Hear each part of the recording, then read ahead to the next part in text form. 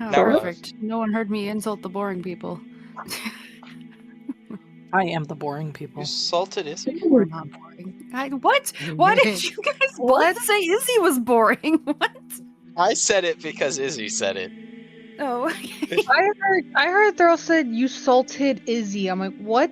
I salted Izzy? Salt. Are you Oh, salty? salt? Oh, God. Is it salt or assault? I don't. Anyways, Sam couldn't already. do Well, that. Where's my remote? Oh, there it is. Why do you have? What do you need a remote for? What? I watch stream on the TV so I can have the chat open. Oh, that's interesting. Because I don't have multiple screens on my computer, so I can't view chat from my computer. Yeah, That's that fair. makes Hello? sense. Hello? Is it me? No, Purple Man? You're William searching Afton. for- I do agree with his child murdering ways. You can't say that on stream, dude. Anyways, before we commit more crimes, probably, let's get into the recap. No, we return. Iskra had let some skeletons out of, well, not a closet, but a bag, as she admitted some of her past to Mare before they eventually left the underground hideout. And split off for the last day of preparations. A few more things to get done and to set up. Muno had a pleasant goodbye, left Samara as he left the secret entrance to the Lunar Sentinel hideout, all before a dramatic entrance into town from the southwestern gate, now in his kitsune form and going by Akihito Fukushima, a different person or personality being taken on. Meanwhile, at the... Oh, sorry, I was being pinged. Meanwhile, at the Buckmore Manor, with Shalwyn and Iskra, you guys met back up with Wilro Buckmore, the elf you all rescued from being killed with Throck, really. And once more meeting with him, you learned of his invite being given to his cousin, Summer Buckle, who you didn't really have a choice but to meet. A lot of energy, even willing to pull Shalwyn aside, very much unwillingly, to show her around the house. You were paid a whopping 20 gold pieces just to take her around town this evening, after you all informed him of his captors being taken care of, and trying to see if you could gain and gather any other information about perhaps what he knew or what he didn't know of, and he didn't seem to know much, honestly, about the inner workings of the higher-ups here in Lunarum. Mare had spent, again, majority of the day helping her new friend, Petal or Nib, with creating the clothes meant for both the wake and this upcoming ball for the 5th.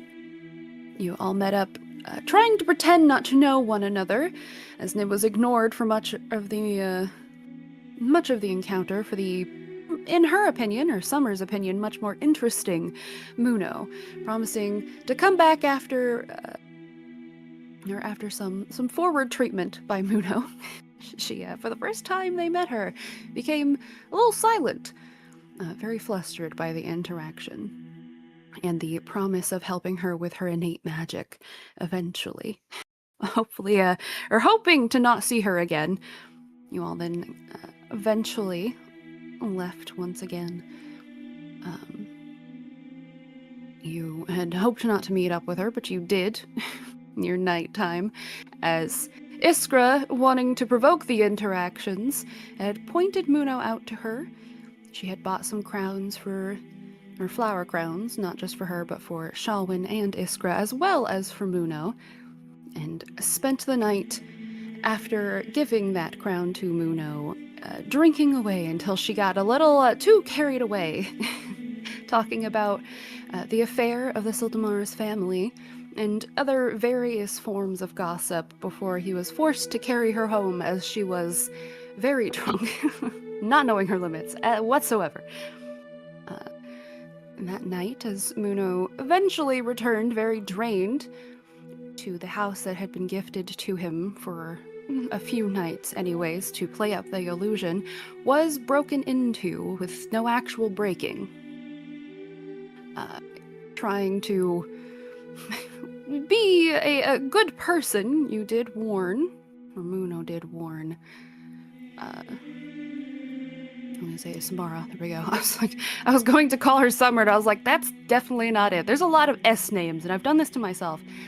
I did warn Samara that there was this break-in and that they seemed to be looking for something, perhaps information, not sure. She quickly dismissed it with everything else going on, saying that she has an idea of who it is, but it shouldn't be anyone else's problems. There, you had also sent Illy to, at the night time, to find out about these rats who keep showing up at the thread and bobbin, seemingly not going to harm anyone as long as you were inside, or not steal anyone as long as you or Illy were inside.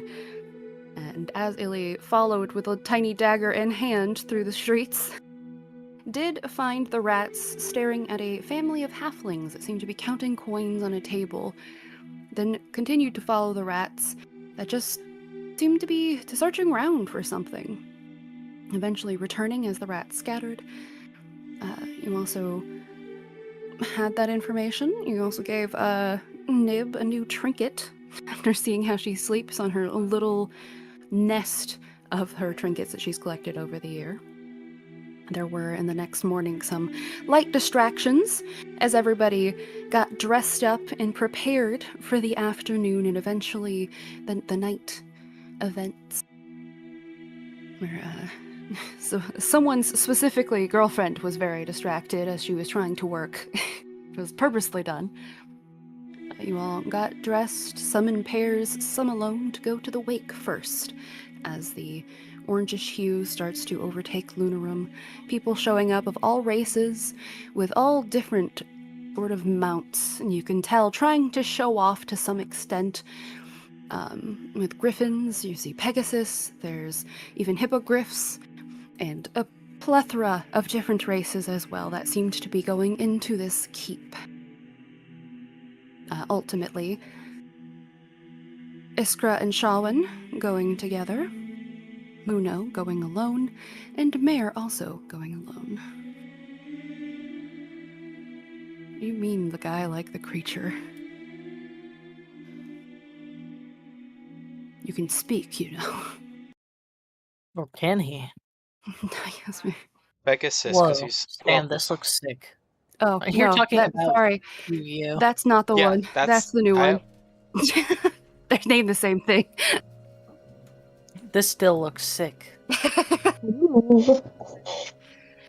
So pretty. That is really cool. I want to eat the flowers.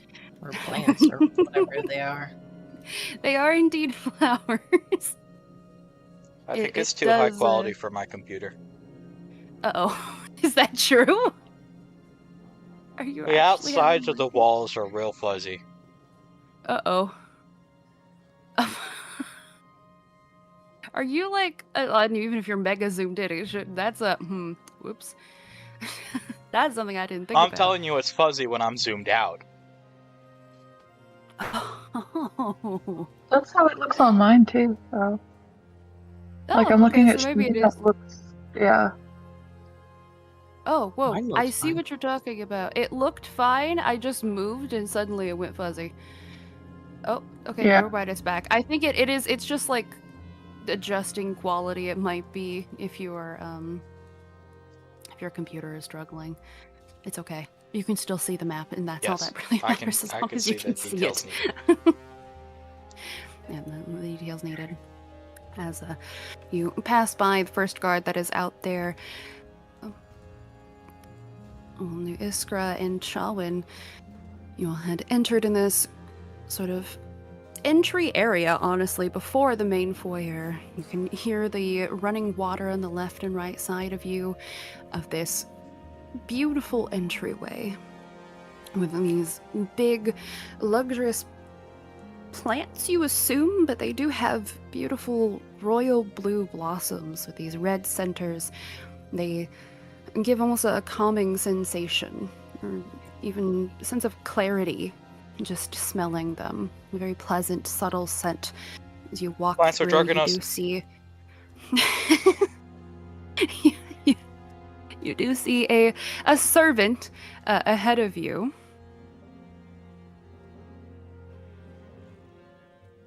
Also, you get out of there.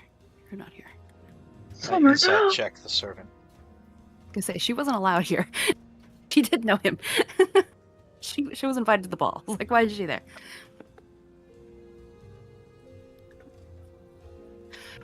But did the servant what? You got cut off, Thorough. I insight check the servant.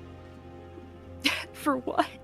Do they What do you- look go ahead. nervous or like they're scanning the crowd uncomfortably? Like, are they just relaxed? This is another wake, or is something going on that they're partial to? Okay. You see her. She is a greenish little kobold. It's okay. I Which don't seem notice to be anything. Acknowledging. Now she, as she looks at, she stands up a little straighter and see in her little servant outfit. She I would be that nervous. insight. With that insight check, she doesn't, doesn't look like this is anything other but okay. another revenge she's holding for. She's The not long count. for this world anyway. She's a kobold. Hey. Okay, that's fair. As you two approach her, she has a smile on her face, her hands clasped in Uh-huh. front of her. Hello, do you have any magical abilities or weapons on you? So sorry, I cut out. Can you repeat that? Do you have any magical abilities or weapons on you? Do we still have our weapons on? If you brought weapons, they hadn't been taken. You were told they would be taken inside. So if you brought Yeah, weapons with you, Yeah, she's the one that takes our weapons, so it's okay to admit to her we have weapons. Oh, okay. Yes. Here. Oh, I- no, you don't actually hand those to me, but I will show you where you will be having them handled, and you can get them there. And she starts to walk off the left, and you can further enter this place. Are those guards? Are those revenant guards? Those are indeed guards. Looking at them, they don't appear to be revenant guards. They aren't wearing what normally revenant guards would be wearing. They do appear to be in some sort of like gear, so you can tell that they're supposed to be Well, guards. We were told there weren't any revenant guards here, so if those were revenant guards, it would have been worrying. Yes. But no, those are not. But she starts to move over to the left there as you guys enter more fully. You see, looks like a nobleman with long, dark black hair, dressed to the nines, with a polite smile. A polite smile on his face. Sitting beside him looks to be another one of the servants, but she is chatting away with him. He does seem to be keeping her there, and because, he's happy, and sure she's also okay with it, because she's not going to get in trouble for it if somebody's pulling her aside like this. But she appears to be an autumn Eladrin elf, you can tell. I'm making sure, but you guys wouldn't, so it's okay. Well, actually, Brooke, go ahead and make a history check for me. Gladly. History, you said? I make one. No, you would not. You would not know this person. With a 13, you feel like you've seen potentially someone that looks like this girl before. You're not quite sure, though. The name is escaping you. As you continue to be led down this hallway, you hear some bickering from inside. So you see two tall gentlemen.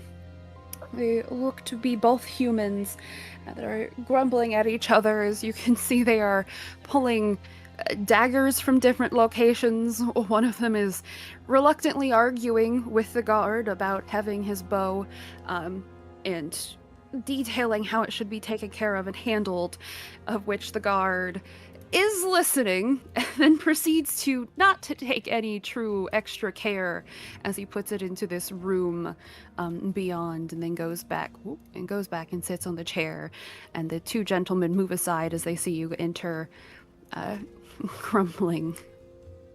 Can I insight them to see if they actually kept any weapons, despite all of their grumbling? Yeah. Let's see. Okay. One of them looks, trying to insight, see if they, the one that was very upset about his bow, doesn't look like he has any extra things hidden on him. However, the other gentleman with shaggy brown hair, of course everyone here is dressed like nobles. You can tell they aren't just normal nobles as well. Both of you wouldn't even need to make history checks to know the family, or the family crest that is on, sort of a brooch that is on either of them.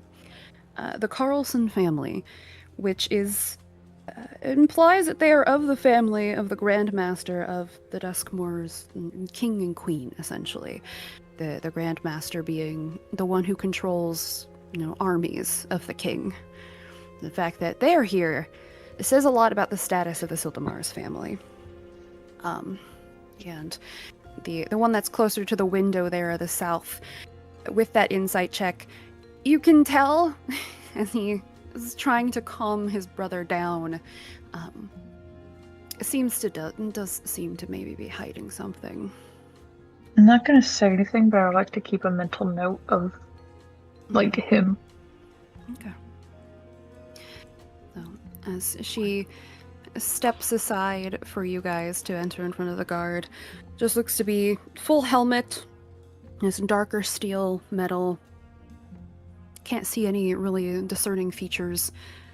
Just kind of holds his hand out expectantly for any weapons.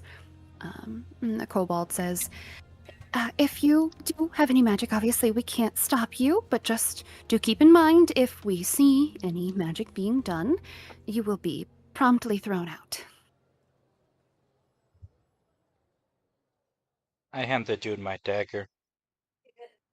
He, looks at you, glances at the dagger, shrugs, and puts it along the, with the other daggers, which almost look identical to the one you have, but does sort of set it aside, so seems to, hopefully he's making a note of who's whose. I mean, it's just a dagger. If I get the wrong just a dagger, I will survive. And then looks to you, Shawin. I'll hand off my hand axe and my longbow, and then my two scythes, but I'll just... Can you please keep these together, the scythes?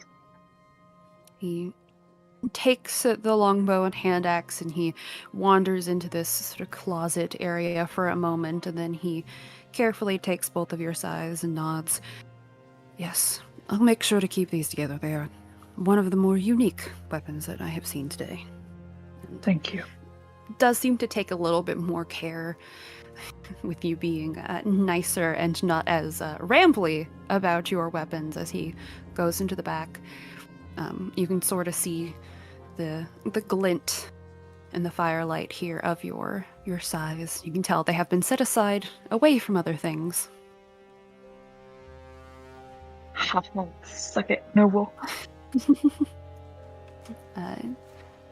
The kobold then looks to you both and scoots past the two, still mumbling to each other in the corner there. And she says, if you will follow me just a little bit more, I will sort of show you where the areas that are off limits and that you can go to. Obviously, anywhere here in the main foyer. Not upstairs. There are obviously guards positioned there for a reason. Which you can use to walk. Sorry, before we leave the weapon check thing, I have my staff on me. And Isra's not Okay. gonna say anything or make a motion about it, but did they look like they want my staff? Is your staff clearly adorned with things No. that look magical, or could it be could it be confused with a walking stick almost? It is a walking stick it is a walking stick, and it was carved as a walking stick.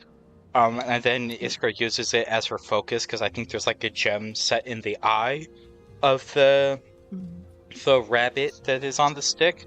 So Yeah. it just looks like an ornate, fancy walking stick, and there's a gem in the eye socket, but given that they're all nobles, it could just be a show of wealth. Like status or something like that, yeah. Is even one of the brothers does have it looks like a walking cane of some sort that is made of some elaborate carved metal. And so they wouldn't pay you any mind if you kept that one. And kept your stick.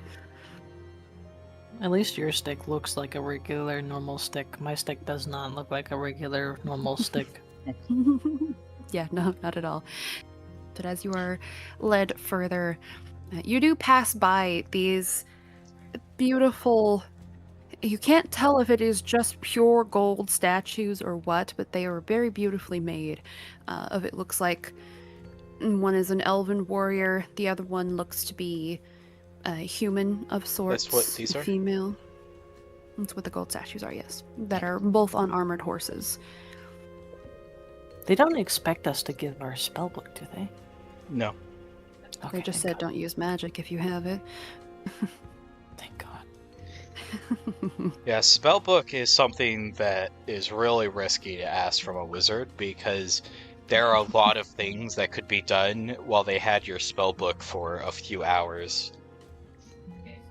Yeah, so they know better than to ask for that.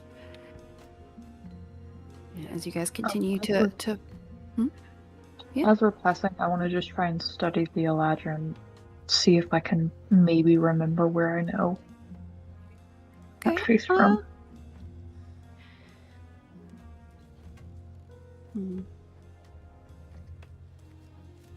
I'll keep that in mind for something. And I'll give you advantage on the next history check that you make for it, as there is going to be. I'll keep that in mind. You guys follow her though, I assume.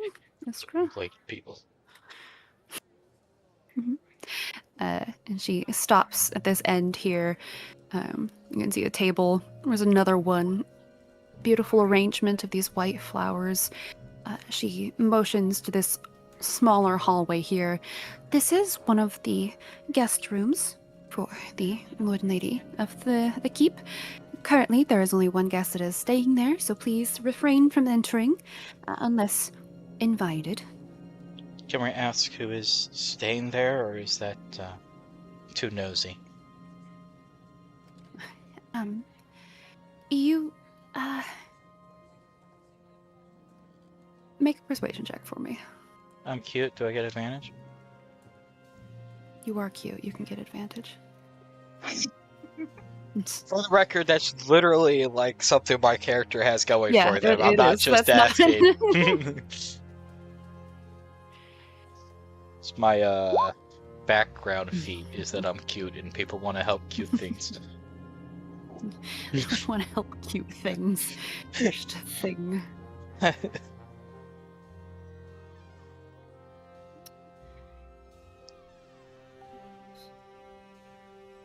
23. Okay, well, at 23, she looks a little bit hesitant and glances back in the room, and there's a small nod. Well, it is Mika. Specifically, Mika I hate Moel. that guy. How dare he kill our Say that out loud. Oh, no, that's not in universe. There's Oh. a guy with that name in a different video game, and I hate that guy. Mika Moao here is currently staying. The elven gentleman over there. And kind of motions to the guy who is talking with the other servant. Do we recognize that name? I don't believe either of you would recognize that name, no. Okay. Wouldn't be a chance. And do I recognize the figure? What figure? The guy that she points out, like, maybe I know him under a Oh, different oh. name or something, or we've seen him in, like, the tavern, like, if I've seen him around, void of the name. You don't, no. You have not seen him around town. You hit that U real hard. Brooke? Brooke doesn't What? either. Aw. Someone else. It's someone else. She points down to the longer hallway. First door on the right here is just a storage. Please do not enter there. The first set of double doors is where the wake is currently being held, and the rest of the party is being overseen. You can go the very far left door, only door on the left, is to the outside garden area, and with a escort you may be allowed to pay respects to the family or can wander the grounds. Everything else beyond there is off limits. Is, the body here at the wake? I don't know how to phrase that better, but, you know, if I wanted to go up to the casket and pay my respects to the man himself, is there a place where I would do that, or is there just like an altar or something that I would pay respects to? She nods. Yes, both of them are here. His Oh. 2 bodies? I forgot the kid died too. Oh, yeah. You're so focused on just that one guy. She then leaves you to it, giving you the instructions.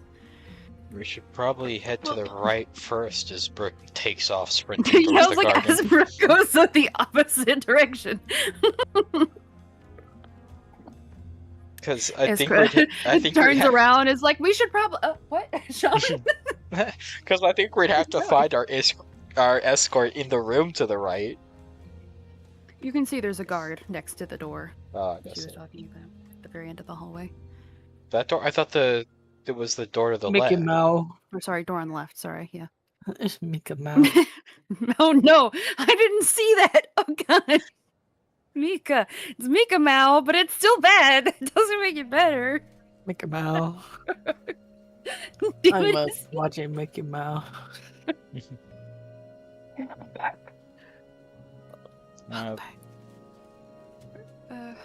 you guys have been left. I guess we head into the general wake room, probably. I'm following after you. I send a message to discuss our plans and immediately get us kicked out. Yeah, that would be a great idea. So which door are we supposed to take to the wake? This door or this door? The The one the double doors that are open, first set of double doors. there. It's harder to see them. Not even a because door I there's- picked. Yeah. I'm here. I'm ready to go in.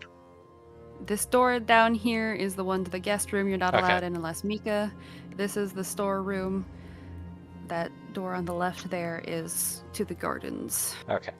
I wasn't And sure. this is the wake room. As you guys go there, Mayor, you enter a little bit afterwards after being checked in alone and see the same breathtaking sights and well, you don't need to breathe, so you know, if you don't breathe or try to take in any smells, you wouldn't have the same effects. Mayor doesn't breathe. But Yeah. But it is still a beautiful sight. You can tell even the floor, and given just your general knowledge, I mean, Shaman, you probably would have been able to tell too. The floors are actually inlaid with gold surrounding even these little fountain areas here. The make and care of everything in here is immaculate, and much time has been spent in both the design and creation of everything in here, from the walls to the very tiles that you walk on. As somebody who's been around Elven, not necessarily royalty, but just nobility, you can tell very much there's a lot of Elven inspiration in a lot of the decorations here. Which makes sense given that you know the family is of half-elves at least. They're just kind of stops, just takes in the scenes. It's very aesthetically pleasing and kind of reminds her of home. And she walks. She stands very tall, straight back, no slouching. Seeing you approach, the kobold still has that polite smile that has never left her face. She smiles as she greets you with a small curtsy. Welcome, madam. If you have any weapons, you can follow me to our left here, or right here. Mare kind of nod. I don't know what happened either. Mare nods kind of smallly and follows her, unfortunately. Okay. And she will take you past the guards as well. As she takes you over here, you do see the two very well-dressed gentlemen start making their way slowly into the main hall, talking as they go. You also don't need a history check to be able to tell the Carlson crest and family of the two humans. You know they are, as far as royalty goes, and specifically nobles, they are some pretty high up nobles to know the Soldamar's family and to be here. So, just keeping that in mind, she stands at that door. The guard stands up, holds his hand out expectantly. Mare kind of gently plucks the flower from her staff and puts it on her hat, and then just hands over the staff. Very gently. Thank you. He nods. There's a grunt of acknowledgement, and he doesn't necessarily throw it at or anything, isn't careless with it as he walks into the back room. You can see he makes sure it's stable as he leans it up against a wall, separate from some of the other things in there, and goes back and sits down, just doing his job. It glows. Oh. He glances back in there as he starts glowing in there. Looks to you. It's just the gem in the middle. He nods. Okay. Thank you for letting me know. Just wanted to, well, be warned if it was going to do something. No, it just provides a small bit of light. Nothing dangerous. He nods, and you can see a small look of amusement or amazement, honestly, on the kobold's face as she then nods as you've left and starts leading you. Yeah. And she will, in a similar location, brings you down to this hallway split here. As you pass those statues, you don't recognize who they are, but they are very clearly, it's an elf and a human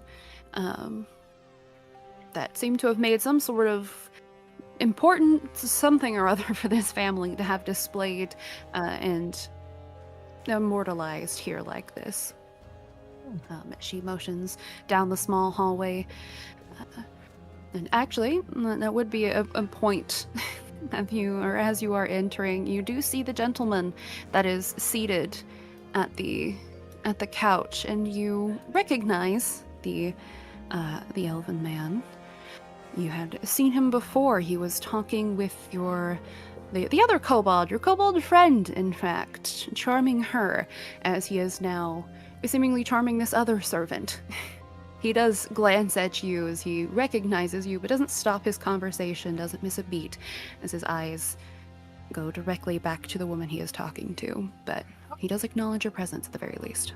Wait, wasn't he give still some- in there when we showed up? He was not. He left as soon as Mare got there. That's why Mare was the only one who knew both his name and knew of him. Mare kind of nods at him, acknowledging him, but also doesn't pay much more mind as she follows the maid. And she points out down this hallway to the smaller hallway. There's where one of the guests is currently staying, so that is off limits. First door on the right here, she motions down the longer hallway. Just a simple storage room.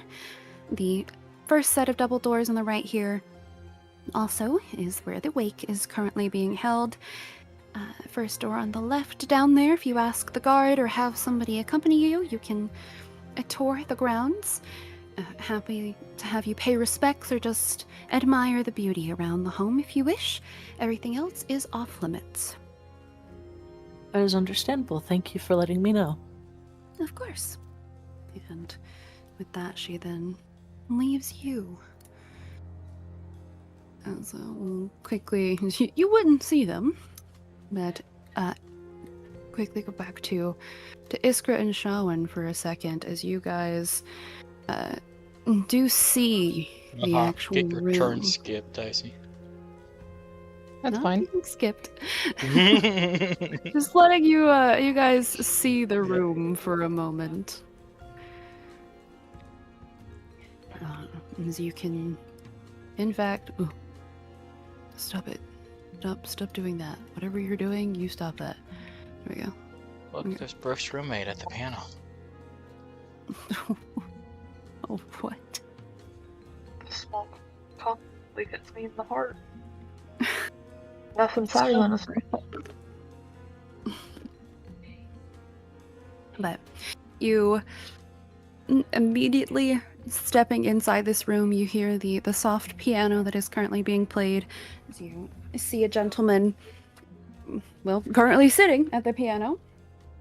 Looks to be a burly dwarf, not a type that you would expect there, but is playing beautifully. A light tune.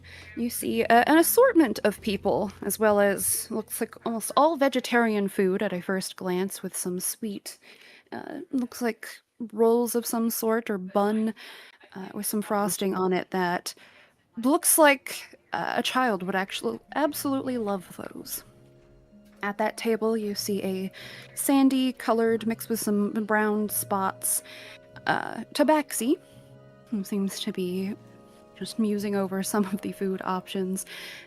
At the other table, the wine table, you see you see two tritons that currently talk to each other, hold themselves with an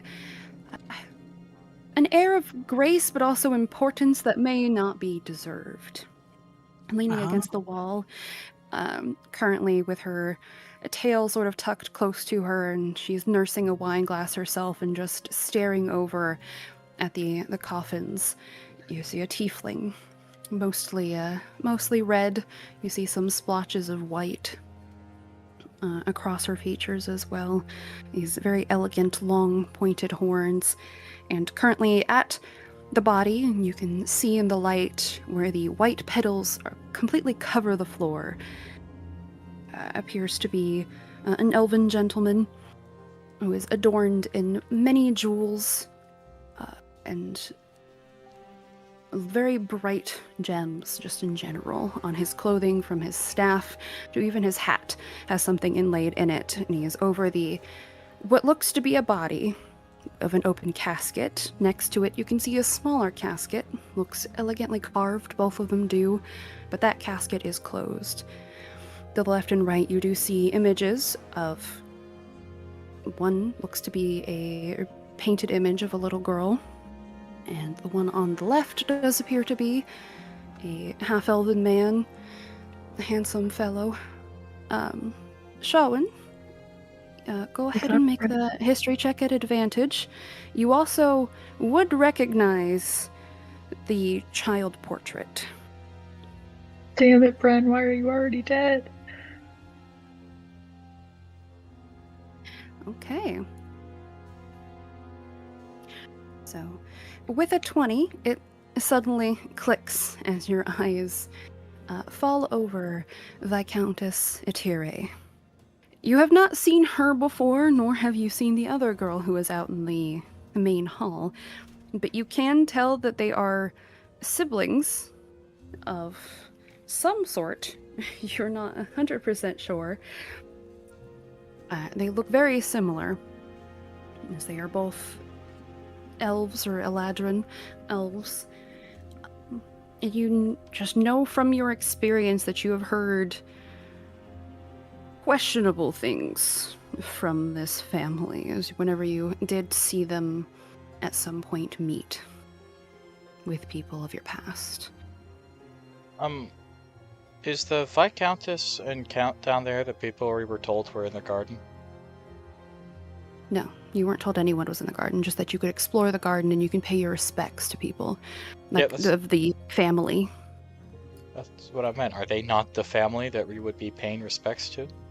They are. She meant it more as in, like, the other dead family that's not recently dead. Oh, so like there's a graveyard Like the out there. I ancestors. thought she meant okay. That's where I was confused. I thought that I thought they were waiting out in the garden, and stuff. So that's why I was confused. That makes sense. Sorry. You're all good. You guys think that the child casket is closed because the child's not actually dead and they just have them locked up somewhere? They're hiding them. Good. Who knows? Shawin looks perplexed. I don't say that in character. Not about that. I guess I will walk up to the coffin. Okay. I'll wait. I think that is this guy at the coffin or is that the guy in the coffin? That's the guy at the coffin. I will. It is the elf that is currently in front of the coffin. I will wait my turn in line to pay respects to the dead. The guy in the coffin is also out of the coffin. I didn't know if Sam put an NPC token down for the dead guy, you know? Sitting on the two chairs, though, you do see the main people, though you have not had a face to put to the name of Count Nilsarin Sildamaris and Viscountess Etire. You just looking at her, completely dressed in black. She has a mourning veil that is over her face. You can still see her brilliant, long red hair still stands out against even that darkness. She doesn't even seem to look up, and just judging by her posture, does not look very happy. Count Nilsarin, as well, seems to look both of you over as you enter, and just kind of watches you. A handsome, tall elf with these long brown hair, partly braided. He just seems to be watching you guys as you enter, perhaps trying to figure out who the hell you are. like a nod of greeting. Like, who the fuck are you? Nods. Just he stares at you. He's trying to remember who the hell you are when he sent an invite to you. But about that time, Muno, you would also get through the first round of checks. The guard that awaits outside motions you inside to continue. You see the similar display that has greeted everybody else. If you're choosing not to breathe, you don't get the calming scent. But you can tell, especially this family and its choice in decor is trying to show off its wealth. It is very proud, and judging by the colors that they chose here, very proud of the nobility that they have as well. You actually go ahead and make a nature check at advantage for me as you see these plants.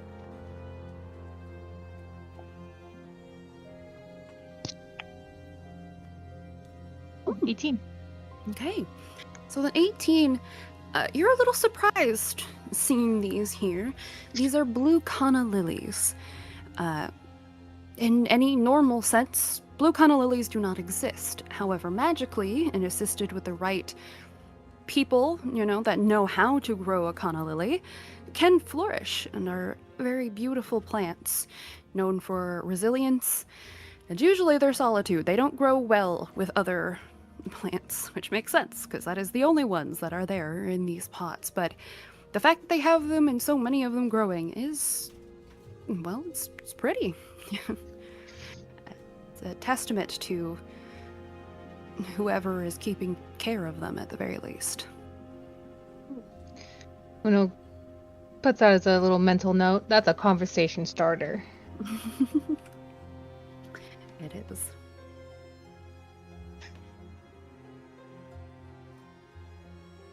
But as you enter, you see the same image of the kobold who is smiling there, waiting. Uno will walk up with a smile on his face as well. I feel like this was not a good arrangement of servants. What do you mean? Well, they put the short one in the role where they have to run back and forth, scurrying across the house all day. Maybe it wasn't her, alright? The elf is being talked to currently, alright? She's distracted. As you approach, she does look a little hesitant. She didn't expect to see someone like you, but she very quickly disguises it, covers it up, composes herself, and greets with a little curtsy. Hello, do you have any weapons on you? Let me double check. No, I do not. Very well, then. If you have any magical abilities, please be reminded if you use any of them, no matter how harmless they may be, you will be kicked out immediately. But if that is the case, then upstairs is off limits. If you do have any weapons or are worried for any reason, that is where the weapons are held. She motions to the hall on the left, kind of thrown off by the fact it's like the first person who doesn't have a weapon she's had to escort. And then starts to walk down that hall. I'm gonna scoot Mare forward a little bit. Also, I'm just saying, looking at Muno in their true form and going, if you have magic, is like, you don't need the if. Muno, as you walk in there, I'll stay at the front door right here. make both a history and an insight check for me. Oh. Do I have advantage on either of those, or no? No. On just history? Due to the fact I am a noble and then to other noble things? I guess it's fair. You would probably they're a pretty well known Carlson family, so I'll give you advantage on the history check. Okay. There's the history, not that good, and here's my insight. Oh, Alright. an insight. Makes sense. Jesus. All right. Even with the 13, you do recognize the Carlson family, the crest that is on them of the two gentlemen that definitely look full of themselves as they are now happily talking back and forth to each other. And you see a rather handsome gentleman that is currently talking to this Autumn Eladrin, who is starting to seem, even with that insight, honestly, just of everybody in that little corner cubby there, you can tell she looks like she is enjoying the attention, but also like, I have a job to do, is trying to look for a way out of the conversation. But also, with that history check and just looking at the Carlson brothers, you are aware of not only are they the least family of the Grand Master of Duskmoor, you know that they are hunters. Good ones. They specialize in hunting usually magical beasts, specifically for Duskmoor and royals, whether it be for sport or because some magical item is needed. Usually, the Carlson family is called upon for those matters. The very least, The one in the back, the shorter of the brothers, does seem to clock you, recognize what you are, acknowledges what you are, is very curious of you.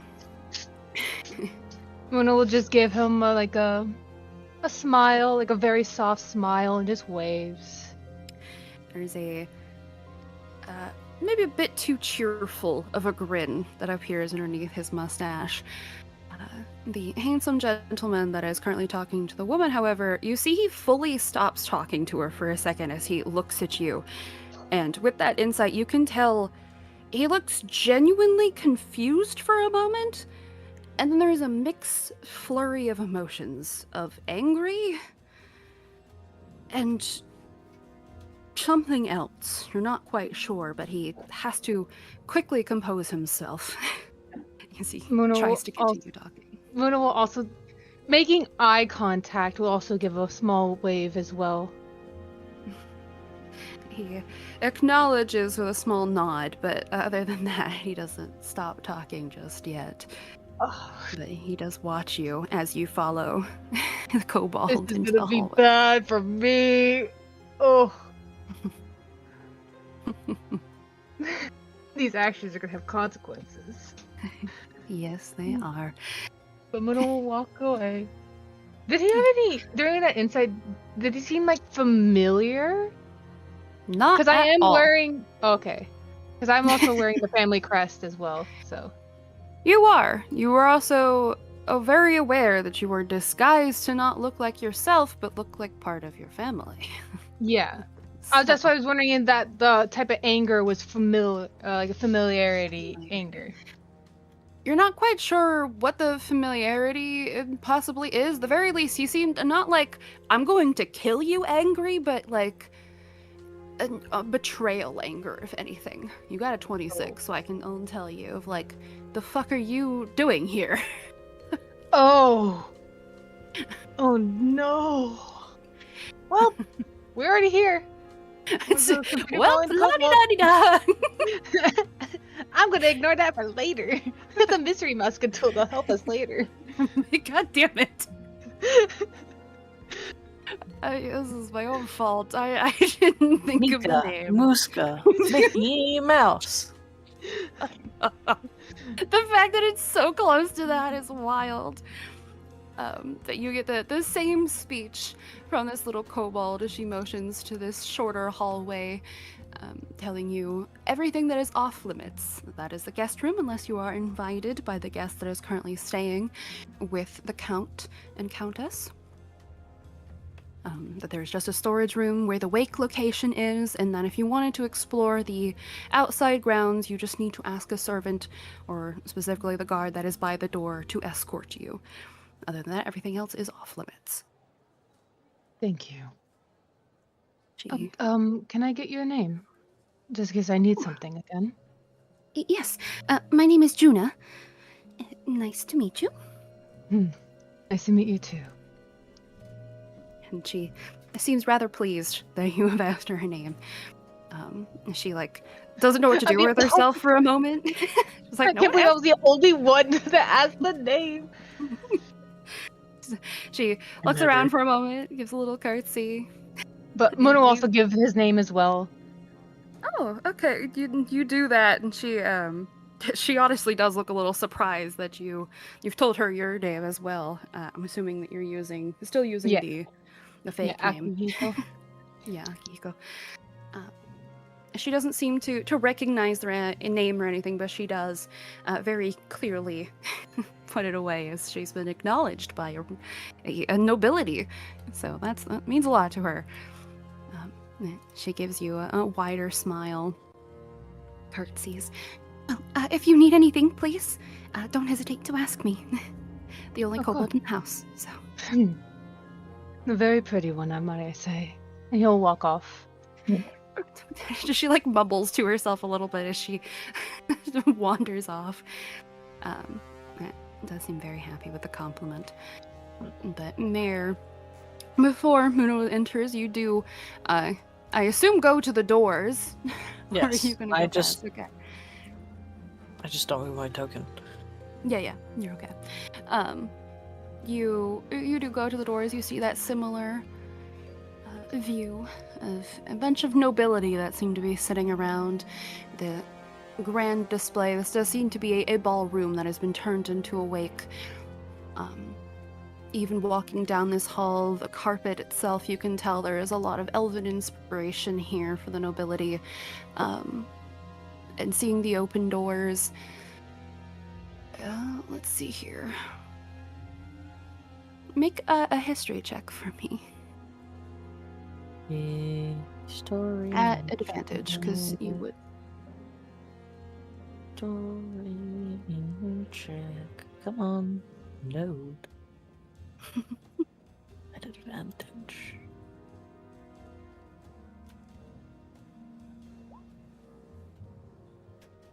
Hey, 25. The two Tritons that are currently talking, the couple there at the wine table, it takes not even a moment as you glance at them. You recognize them as the Maker family. They are very well-known inventors that are more centered near actual Duskmoor. They are usually golem experts and help in the making of constructs. They have visited people that you know, or the circles that you know of, quite often. They don't seem to have noticed you, but you do know they are very knowledgeable in constructs. Yes, Kyoto and Phage Maker. Hips her hat down a little bit more.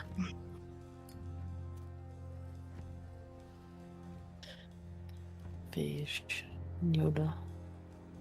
Yoda? Kyoto. I'll make you Kyoto. see that in a second.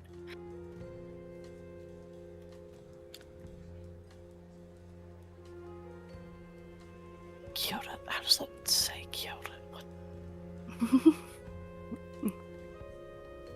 Did I say Kyoto? It's Kyoto, sorry. Okay. Kaitoa. Kaitoa. I can't read.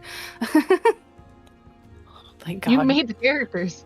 Yeah, I know. There's a lot of names in this room. You can't see, alright? Mayor's just gonna kind of go over to the food table. Next to the tabaxi, who and she glances as you walk up to her, and you can see on display here very well made popular elven dishes, all vegetarian.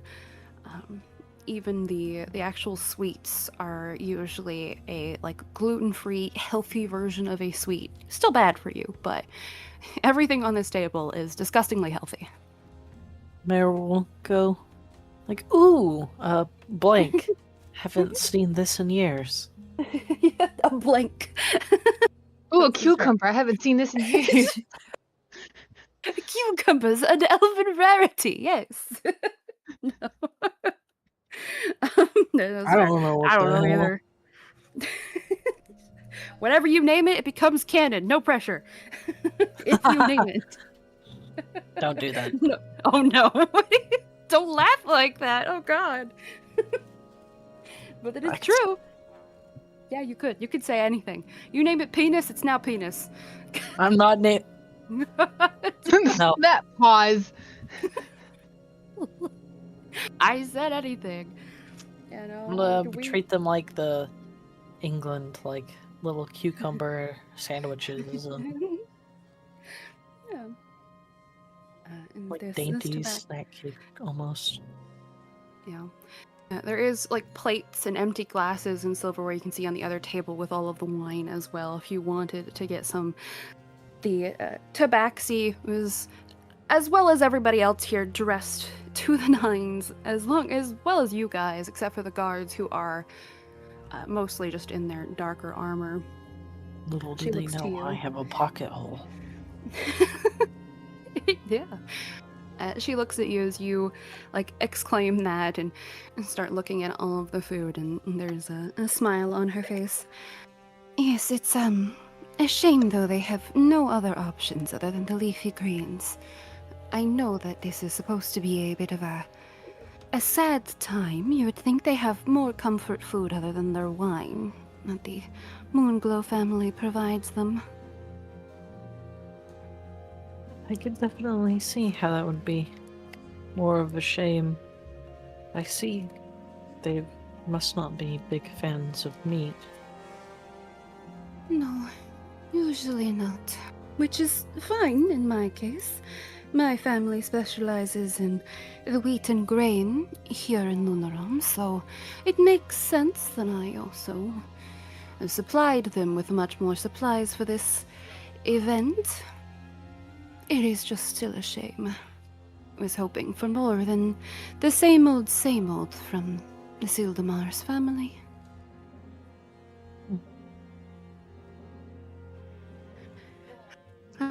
And she...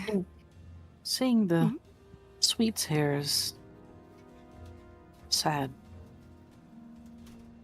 Yes, that is true. It kind of glances over at Lady Atire. I can't imagine the grief she must be going through losing a child and a husband so suddenly. Or maybe she planned it. Bah, bah, bah. I don't say that obviously. yeah. That would be Insensitive. But as you are interacting there, the gentleman in front of you notices you sort of standing behind him, Iskra, and shuffles to the side closer. I was gonna say, I try to stand at a respectful distance. You know, I don't Yeah, want to be yeah, right yeah. up on him. Like, hey, my turn yet? You done? Yeah, just, are you done paying your respects? God. I like try to stand far enough back that I'm showing my intention to go pay my respects, but also like talking to Shawwood and stuff. Like, I don't want to make him feel rushed or uncomfortable. Yeah. But if he steps aside, I will step up to the body, Yeah. And climb into the casket, root around, see if there's any money. put the dead body in the hole for later. There you go. I glance around, cast animate dead. God, you guys are awful. Damn, beat me to it. As you Look, I brought your husband back. make a perception check as you walk up to this coffin. I was gonna ask to do a specific perception check, so Sure. What you doing? I could do both but I wanted to, because Iskra's familiar with like the dead and has done autopsies out the wazoo.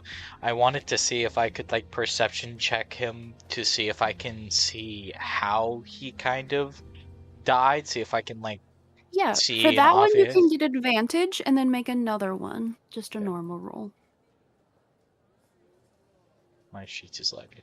Give me a second. It's okay.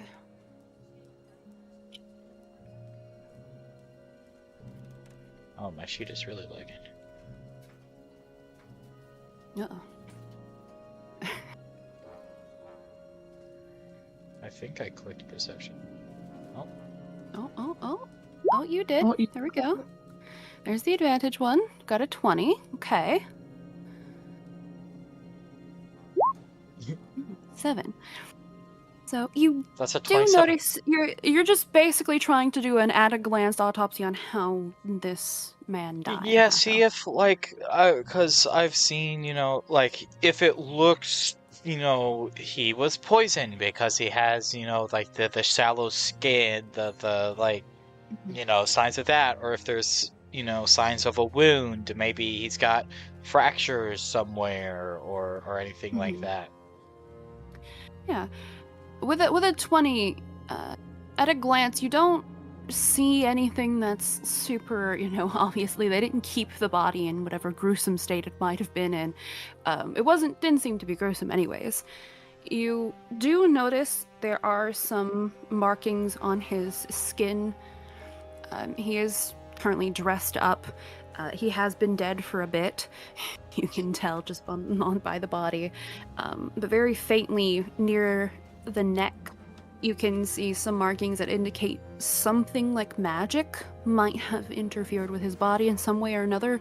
What type of magic or the extent of what happened, you could not do at a glance like this, because they, covered up the body as respectfully as they could, to not make this a horribly gruesome thing.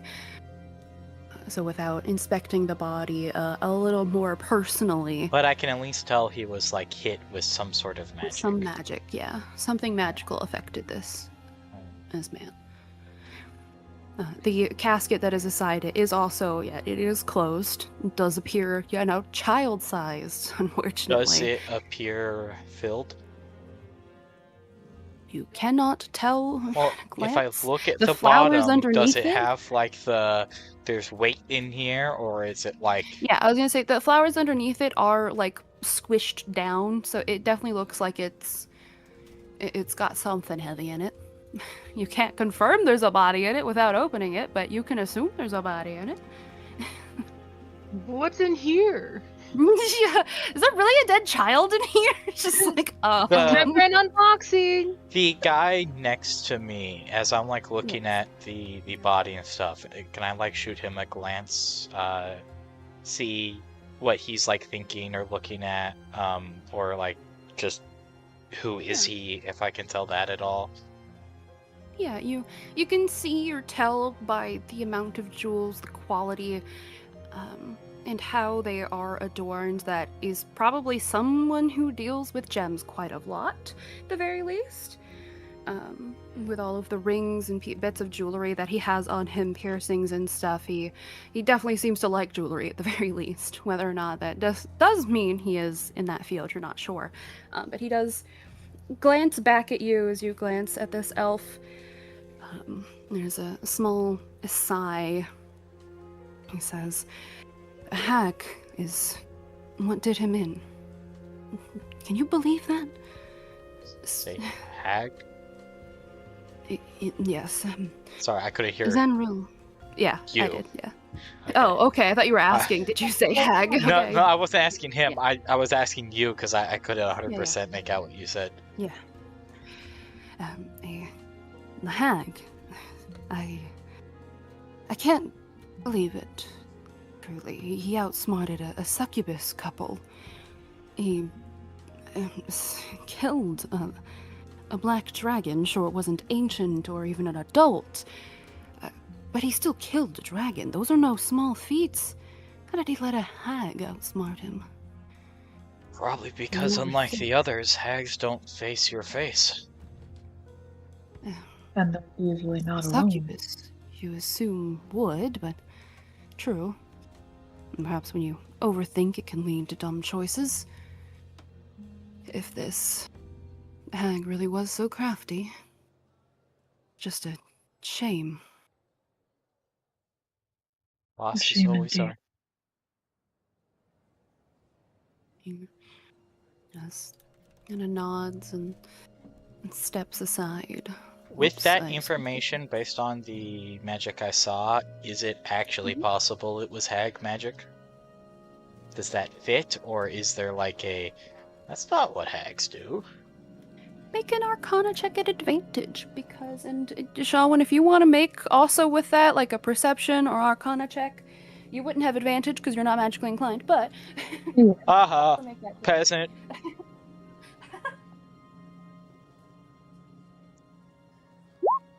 A peasant. Imagine not qualifying for Hogwarts, what a loser. I don't need Hogwarts. I got It's Do you? Because I I got think that another the sides are in the other room. And they're currently being fondled. I still have one of those, and I got muscle. Would they must start with Iskra's 26 Arcana check, knowing that knowledge now, re-looking over the body, your knowledge of magic, you're not super extensive on the history of hags or anything. No, that's my other character. Yeah. was your other character. I'm bringing it back. Just gonna make a return. Sorry. Let me see something really quickly.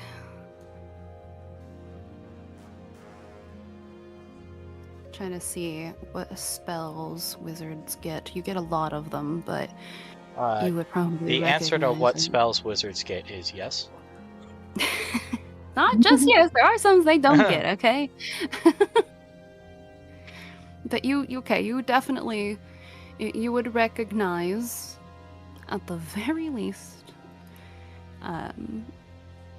some sort of spell that had acid in it, in the particular way that some of the skin seems to be corroded and eaten at, but it had since been healed, at least partially. But there is a way that acid just scars the body. Healed partially means that's not the one that killed it. Can logic that, yeah. With a 23 perception, as you're looking over the body, like having learned that, you're not very good with magic, but also something just isn't sitting right with you.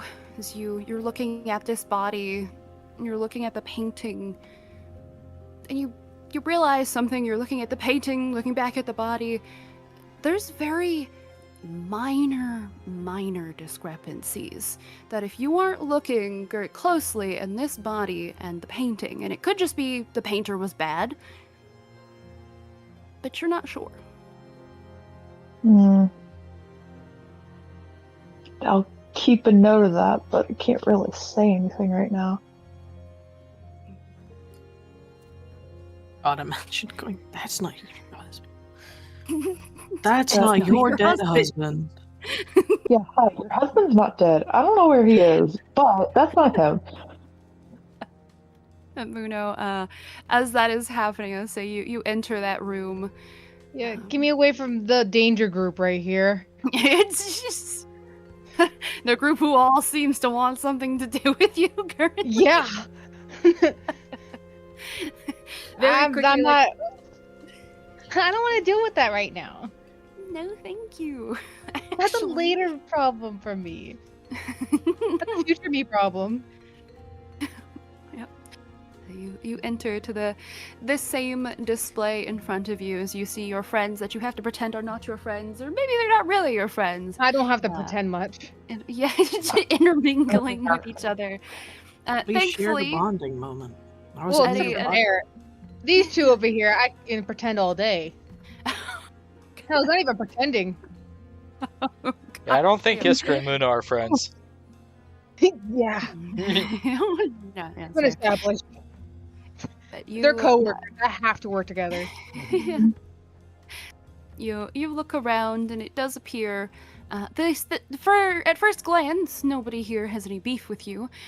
The Viscountess doesn't acknowledge anybody as they enter or anything, as she is sitting there. Count Nosarin does notice Mare. He does notice you. When he sees you, you can tell he does do a double take, and there's just that. He kind of looks away, and anybody who looks in his direction can tell he's confused. He doesn't remember these people, but he is trying to. The gears are turning in his head. He's trying to remember who the hell these people are that he invited. Did the Viscount travel? Viscount or Viscountess? The Viscount himself. You haven't asked necessarily. You would assume so, that he had to travel at least somewhat, because you know that his house where he lived with his family was mean, a ways away. based on the stories we've gotten from him and information, like that there was times when he was moving around to other towns, places, or whatever, not Rarely with his wife. Other towns. If you wanted more specifics, you have not been told, or you don't know enough about the family to know that. You can ask around, though. There's plenty of nobles that appear to have known him. Mare at some point does move over to the coffins as well. Yeah, Kind of just like in a waiting line. Let's get out of the way out of respect for someone else waiting. Yeah, I will scoot on him. Absolutely can. Mare's gonna kind of whisper just like a general prayer over the adult coffin. But for the child coffin, Mare's gonna take the flower that came from her staff and put it on top of, or not on top of the coffin, but in front of it. Just kind of like You should crouches put it down. inside the coffin so we can see whether there's actually a kid in there. Here, you drop this. No. That's wild. And by the way, you dropped this. Here you go. Your child. That would be. Well, what else are you guys doing? Well, I'm going up to speak to the people. Oh, to the Count Nilsarin? Okay, as you do that, he. Guess he's trying to figure out who you are. yeah, he does. No, has an air of nobility, of course, to him. As you approach, they both are in these dark black and even darker blue than you've seen just around the house. Gold accented, sort of matching set of attire. As you approach, he straightens up a little bit, nods. Hello, may I get your name? I'm sorry, I can't quite place either of you. Obviously, I had letters sent. I should know you. It's been a hard time recently. I'll give like a curtsy and introduce myself as Iskra, the bunny witch. And so there's been a lot, and you know, the far acquaintances I'm sure have flown your mind in times like these. Yes, I've been very grateful to Gunnar for helping me with things, and he looks to the dwarf that is playing on the piano currently. His name is Gunnar. I'll bow as well, and my condolences for your losses. He kind of nods. The Viscountess does turn to you guys, and you hear very soft, "Thank you," from her.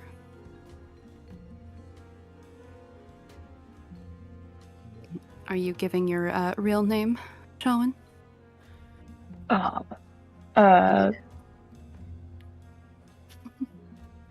Yeah. Okay. Well, but can you answer my question before I say yes to that? Oh, I didn't realize you sent me a message, my bad.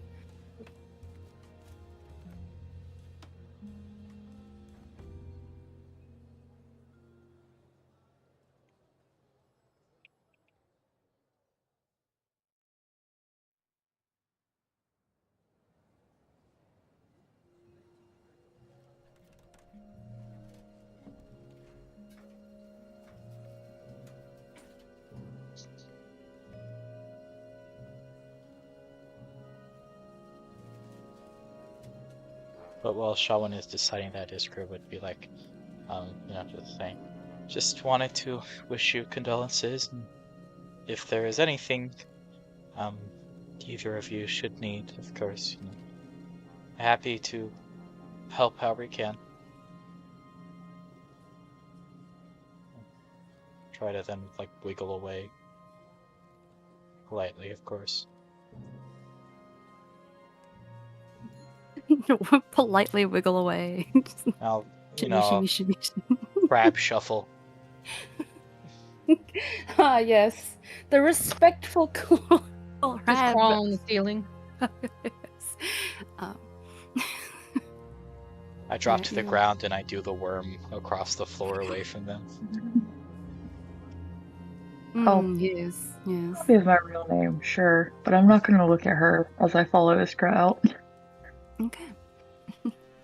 She doesn't follow you guys as you leave, but Nilsarin also just watches you leave and then continues to sort of just glance around at everybody in a melancholic silence of his own. Seeing that they're finally left, Bruno will slowly walk up. But instead of walking straight towards the coffins, he'll walk this way around. Give a Okay. small nod to the both of them. As you you do that, both of them do seem to acknowledge you more than they have acknowledged everybody else. And you walk over. Bruno goes, "Hello. My condolences to the both of you." Oh, Sarin gives a slight nod. Thank you. Yes, it's been rough. I mean, losing someone so young and losing a brother so suddenly. Town's certainly taken a hit for it, as well as our family, of course. And looks to Etire, who nods and seems to acknowledge you more than she noticed she ever looked at both Shalwyn and Iskra. And she says, "Yes, I knew what he did was risky, protecting the town as he did. But he was a smart man to be outsmarted by a creature like that. It's a tragedy." If you don't mind me asking, what creature? He had heard things of a hag attempting to perhaps start a coven of sorts. Feared that it would invade Lunarum and to protect its people, especially those on the outskirts, as he usually did, where my family resides still. He wanted to make sure that all threats were quelled, and unfortunately, as he did so, he didn't expect... Thank you. He didn't expect the hag to outsmart him. You Struck him said with poison. hag, right? Don't mind me asking where? I'm from the Court of Exiles. That's where most Fae are. I don't usually see other Fae travel up down here. Well, it's not unheard of, considering how close we are to the swamps, but it was mostly near Hexfield and the forest northwestwards, too small to have a name. More the darker areas, which you would recognize as, I guess I can just kind of move you up here of where she's pointing out or trying to point out would be this forest. Or I can do something cool here. Ooh, Yeah. pointer. Look at the laser dots. Ooh.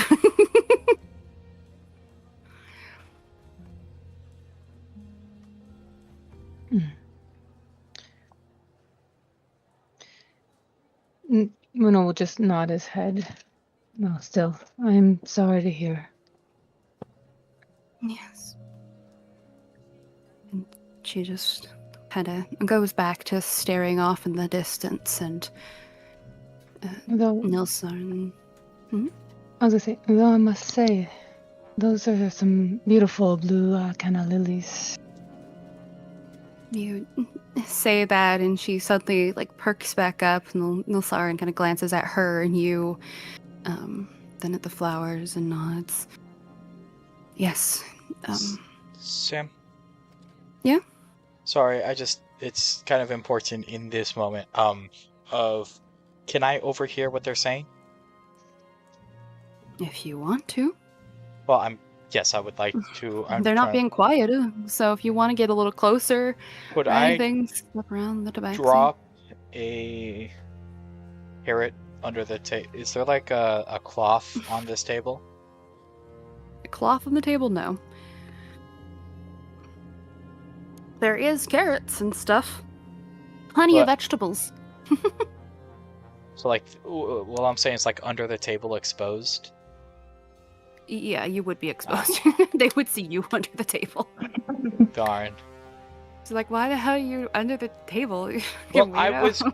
was gonna drop like a carrot and then like go down and bend under the table to pick it up, and while I was down there, cast magic so I could send a message. But I can't do that if under the table is fully open. Nope. So never Both mind tables are then. fully open. They don't have any cloth currently. That's unfortunate. I will not do that then. Okay. But you can still listen in. They're not being particularly quiet Yeah, about but the I wanted conversation that is Muno being to- held like 20 feet away from you. I had a specific question I wanted Muno to ask. Yes. But Muna will continue. Well, I know they are made with magic. That must take a lot of dedication to do, and much skill. It is Atire who nods. Yes, I made sure to spend a lot of time in cultivating, well, any that you see here. My own magic I've honed to make sure I can keep them in the pristine environment and to ensure that they bloom. They're very specific flowers, hard to maintain, but they are resilient, and I believe that they represent our family in a deeper way. It's very beautiful. You can see even under the veil there's a slight smile, and she seems to even straighten up a little bit. Talking about the flower seems to have altered her state a little bit for the better. Like the I happiness. can understand having flowers represent a family far better than a crest could ever. Yes. We do have a crest. Well, I guess you did. He kind of motions to Nilsaran, who nods. And then he continues to say, yes, we did. We had a, just the crest before the moon glows came to our family. Helped expand our knowledge and our reach over Lunarum. For the better, of course. It is the Moonglow Farms that helped, well, Lunarum start to flourish in the first place. It is an honor to have Atire in my family.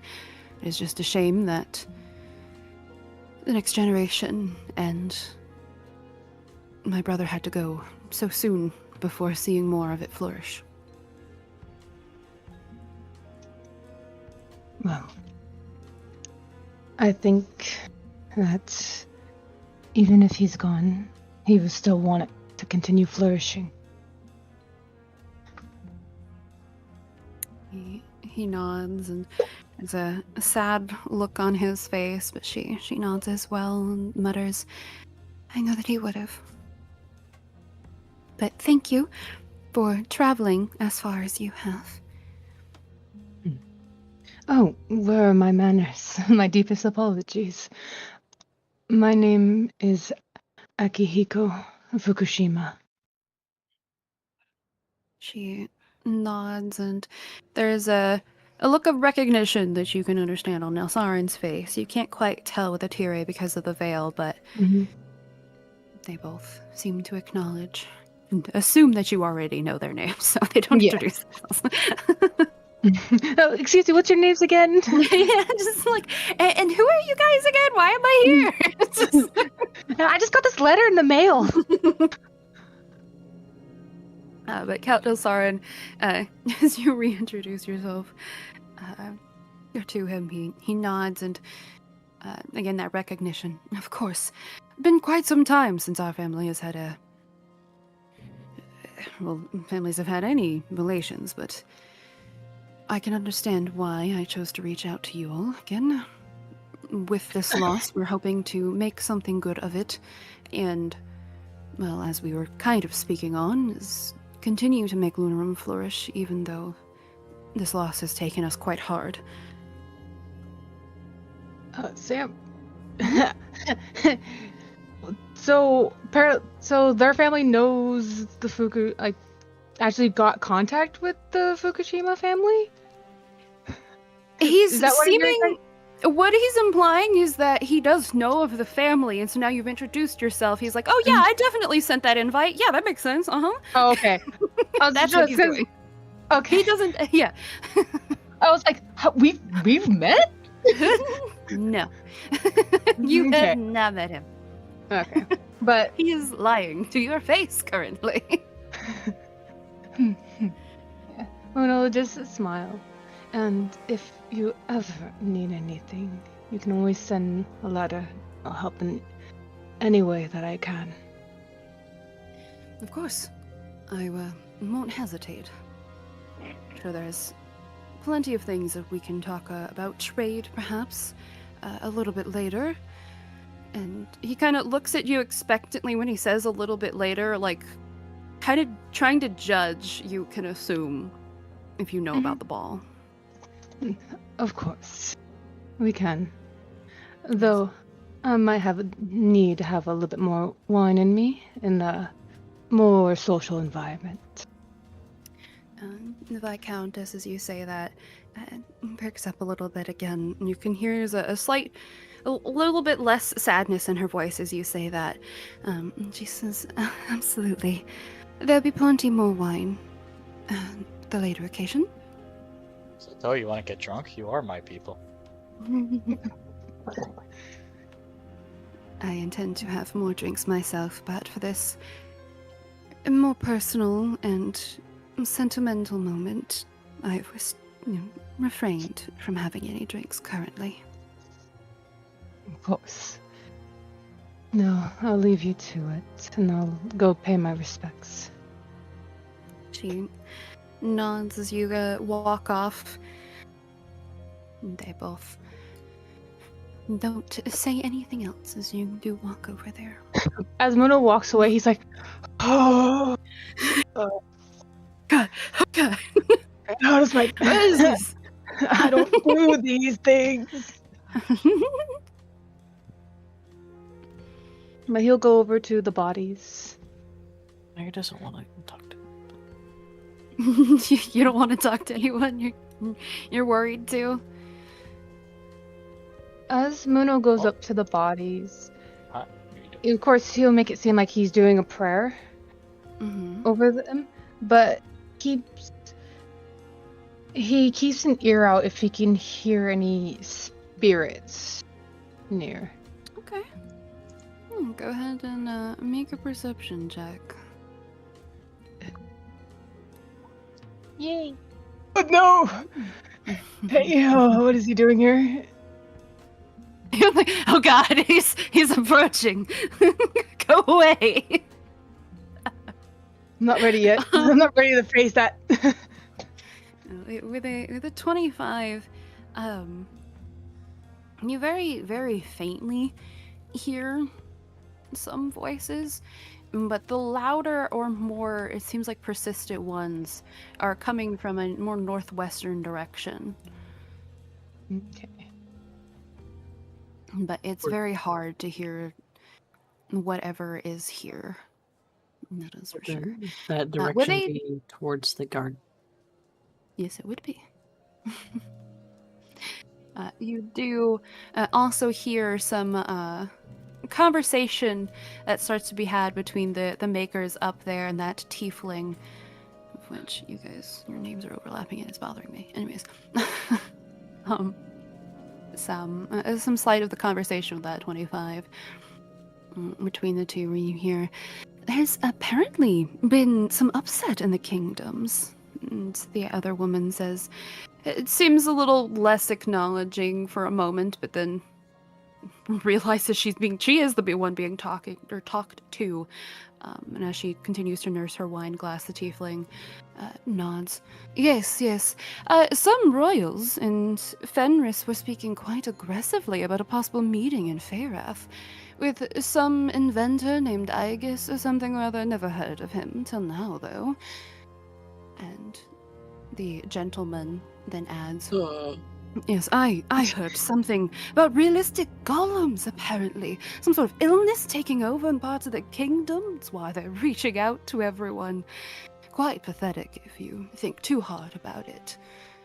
And the tiefling responds, yes, it doesn't really seem like a problem we should have to deal with. The princess is also taking one of those fey creatures. She hushes her voice a little bit, glancing over at you, Muno. From the court of the exiled, we need to worry about a real successor to keep the peace. Of course, Muno finish up his prayer, and of course, not looking at any of them, but looking at the wine, and walks towards the wine table. There's a sudden silence that oversees them as you walk up and approach.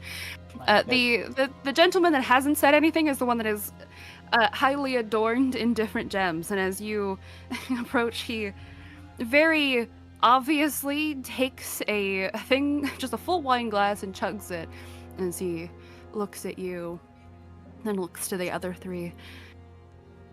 Yes, I'd hate to be caught in a war with the Fae and the Elves should they see that magic is too much for Fenris to hold again.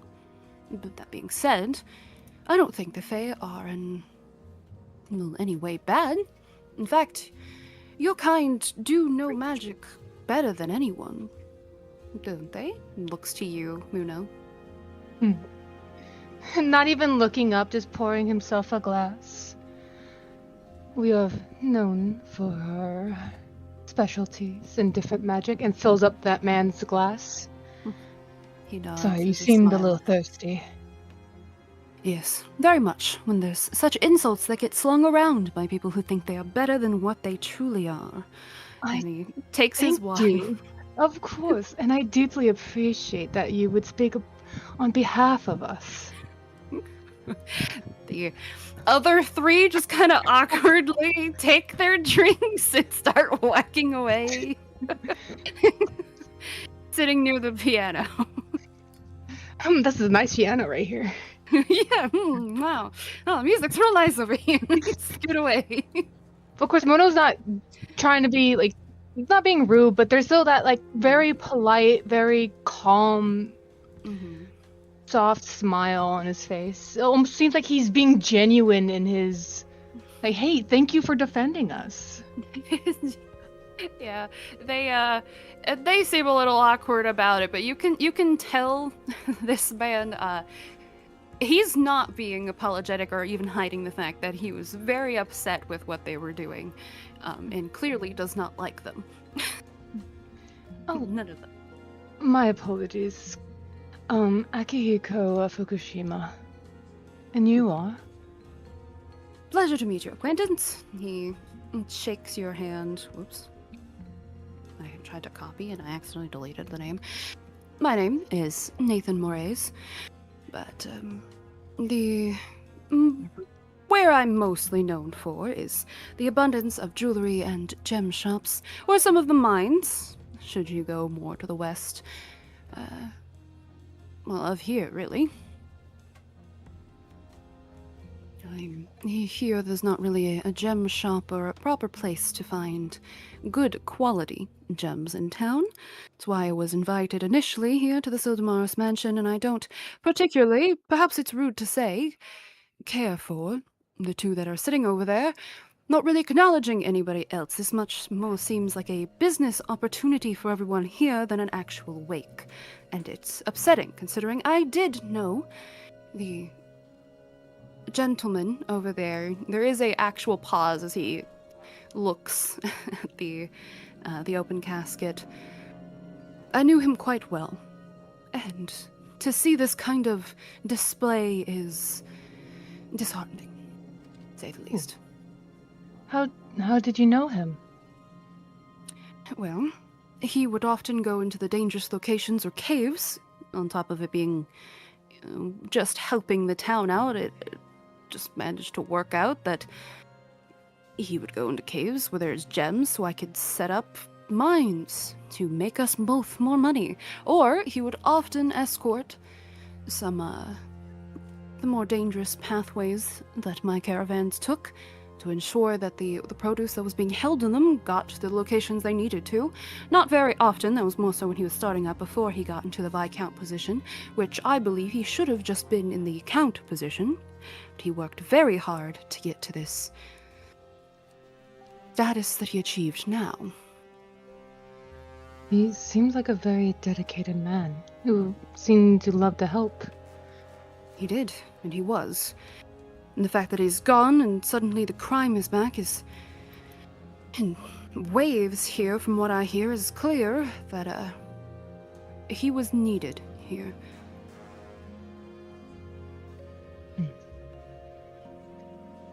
Well, let's take today and mourn. Whether it doesn't matter if this is used for business or anything, there are still 2 laying to rest, and they should be respected. Absolutely. And he chugs the rest of his wine again. He moves like, okay, clock that name. Clock that name. How many names can you get? Yep. Muno looks to Mare like, Help. And meanwhile, Mare's- Mare's like also hiding in the corner, like, they know me, they're talking. Oh, God. Mara's like shrunken in on herself a little bit, just kind of hiding in the table. Mm-hmm. I The know, back like, to try to not be too close to it, if I count yeah, this. the standing on The top of the back. table. just Mare does actually crawl underneath the table. Does not care that people can see her. It's like, I don't Actually, want to Mare might just like walk over. My condolences. Just walks out. Just like, "I'm sorry, I have to leave really quick." I need to use the washroom. Yeah, you say that, they both like seem to acknowledge you. The Viscountess mutters a thank you. You can barely hear Nilsarin acknowledge you, but as you leave, trying to get out of here, Iskra and Shawin, you seem to have both started to head outside as you see the. Yeah, I was trying to head for the garden, Hello and then here. this guy started moving, and I was like, uh-oh. Just, what are you doing here? You see him. He doesn't seem to like stop you or anything, but he is like leaning against the wall, and you can tell he is watching somebody inside that room. And he does give you a polite smile as you look at him, as well as you, Shawin, when you both walk by. I also worked there. The only person who can be watching is the Viscount or the Count. Yeah. Well, because from his angle, the door's Bruno in was the way of talking to everything else. him. Was talking to them when he came over here. Yeah, but they don't know that. Yeah, that's true. Yeah. Yeah, you said I have to he leave. seems to be currently watching someone, and right now those are the only 2 in I will eye be sight. right back. Okay. I'm in danger. You walk up to you currently have a small conversation that is currently happening between this kobold here and this guard that is on duty. You can't see any details of. They both stop their conversation. They look at you, and the kobold has that polite smile, service smile, on her little face. She looks at you. Yes, can I assist you? Oh, we were Anything? hoping to view the gardens. Just didn't want to interrupt your lively discussion. Oh, actually, we were just discussing this. Why don't you go help them, Bruno? And he nods. Well, now we can't talk to the guard. No, you don't talk about Bruno. You can talk to Bruno. You just can't talk about him. Yeah, but if we talk to him, then we can't use any of that information because we can't talk about it later. That's the perfect person to keep secrets. Exactly. He can spill all the secrets, but nobody can share the secrets he spilled. Uh-huh. You know, that's yeah. You don't have to to look up too much. You can tell at the very least it's a shorter person, possibly a halfling or gnome, you're not too sure. And there's this guard here. Immediately like leans off the wall, seems to stretch a little bit, and nods. And Juna there, she seems to assure him, I will stay by the door, make sure nobody wanders past this point, don't you worry. You go stretch your legs a little bit. She takes her stand up there, and Bruno starts walking towards the door. Well, I'm ready if you are. You have anything particular wanting to pay respects, or just look around the grounds as he starts to walk out the door, assuming you'll follow. You both, I assume, are going to. No, I go up this way now that the car's not here. Judah would stop you. She's just like, what are you doing? I Vulcan Death Grip her and just keep going. Jesus. I can't see where we're going. Yeah, no, you're going into the void. You don't need to know what's ahead of you. You just need to know what's behind you. Don't worry, it's just a void. You don't need exactly, Thurl has a good point. You don't need to know. Back. Hi, back. Welcome back. They're going to the void. Oh, okay. I heard it's tasty in there. Tasty. Sure, we'll say it's tasty. It probably isn't. Well, that's I'm attempting things currently, without that you're opening up a whole can of worms. So. Ooh. I thought we were opening the gardens. I guess gardens have worms. Depends on the garden. Where the hell did Iskar go? I'm Iskar underneath going to- Bruno. Iskar's under. He's short. How the hell did you do that?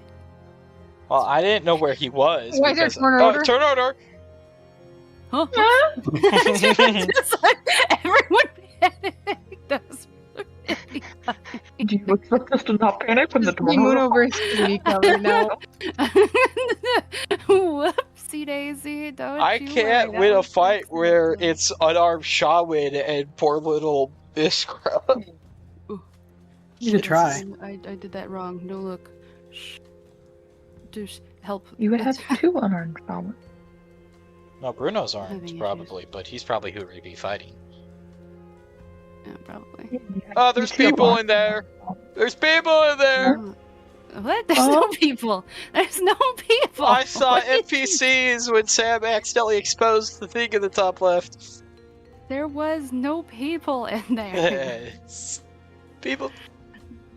There Assassins. were no people. Fucking minor psycho. Okay, there you go. Yeah, that's all you can see currently. Huh. Yes, you step outside and are immediately greeted with the setting sun.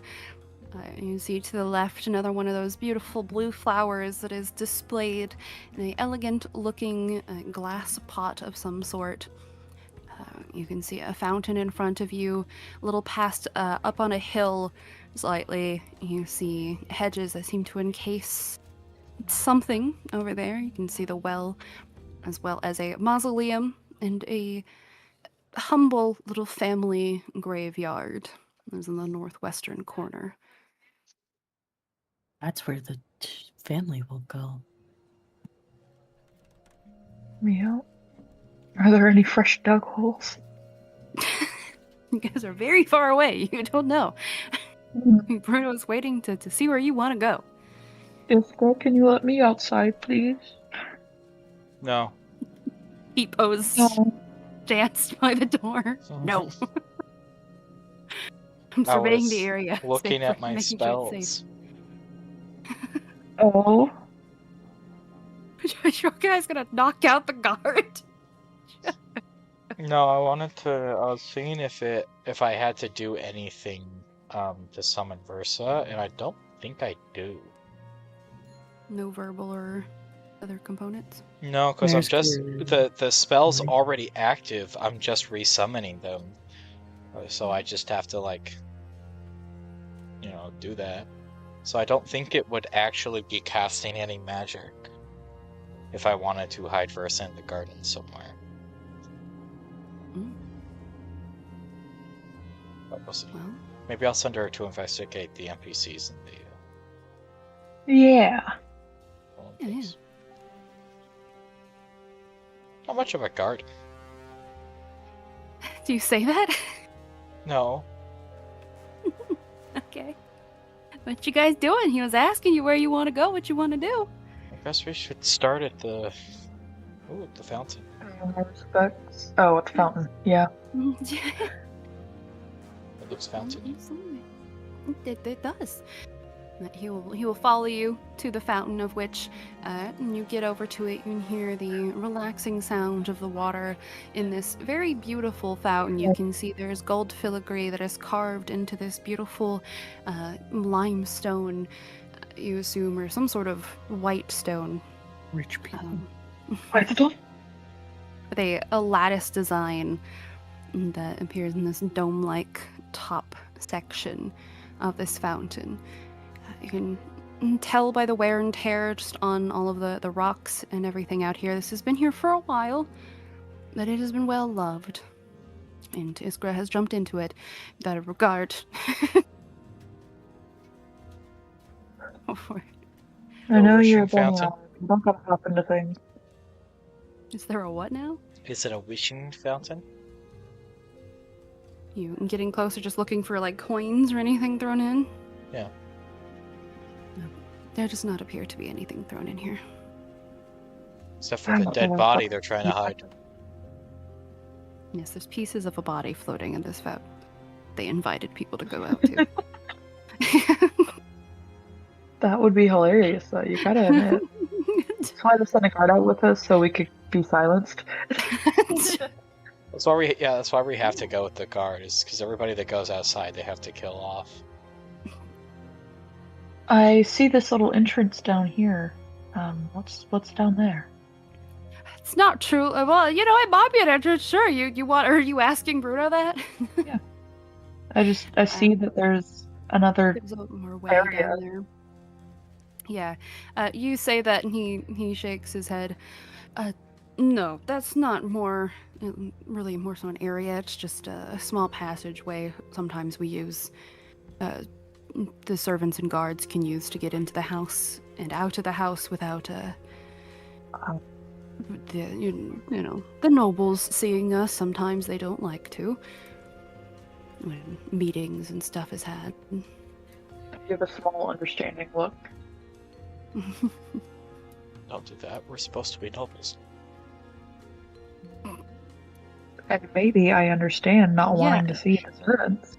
Yes, and as a noble, I understand not wanting to see guards. A small understanding look of, and I'm annoyed I'm having to see you right now. Exactly. Why are you looking at me? I do not wish to be perceived by you. But, is there anything arcane about the fountain?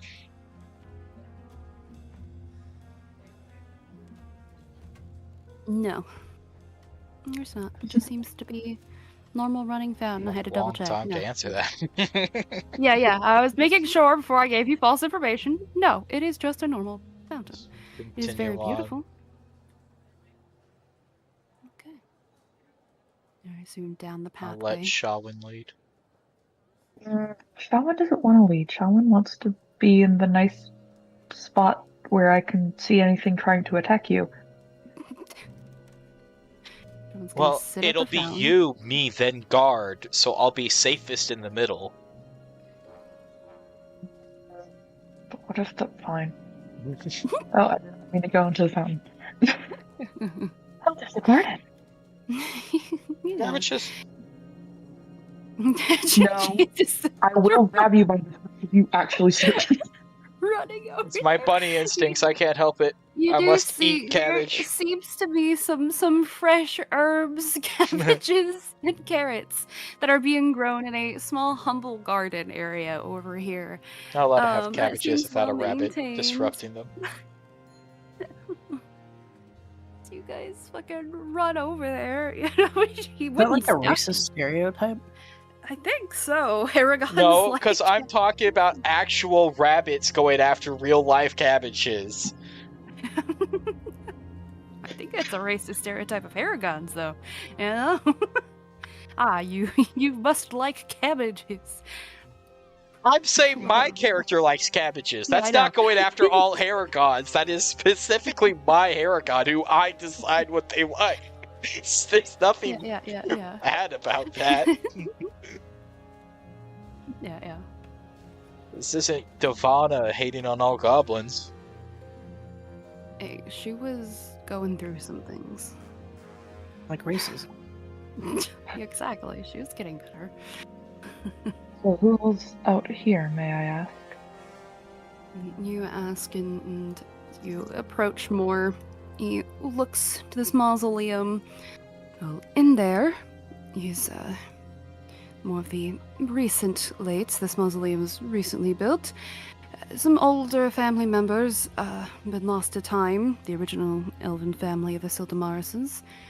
I unfortunately don't know much about their family lineage. I do know that shrine there, and he motions to the it does look more like a shrine or a memorial of some sort, is where any of the household pets have been sort of attributed, I suppose. They don't usually, bury them here, but they do like to remember them and carve new names on the statue's plaque every time one passes. Iskra? Like, looks up, mouthful of fresh cabbage. Hey! Can I No perception? eating the cabbages! Can I perception check as we pass the mausoleum to listen for voices inside of it? You are certain you saw something. You can, yes. Well, even if I also want, maybe somebody snuck out of the party to get up to some hanky-panky in the family tomb. That'd be Uh-huh. horrible. It would be. Teenagers have no proprietal sense. 13. So well, no, 13? 13's basically 27. So you should just count it as such. Don't hear anything other than sounds of nature, the wind rustling They're sneaky through all the assassins. leaves, the slight sound of the fires of the the lit torches out here on the mausoleum.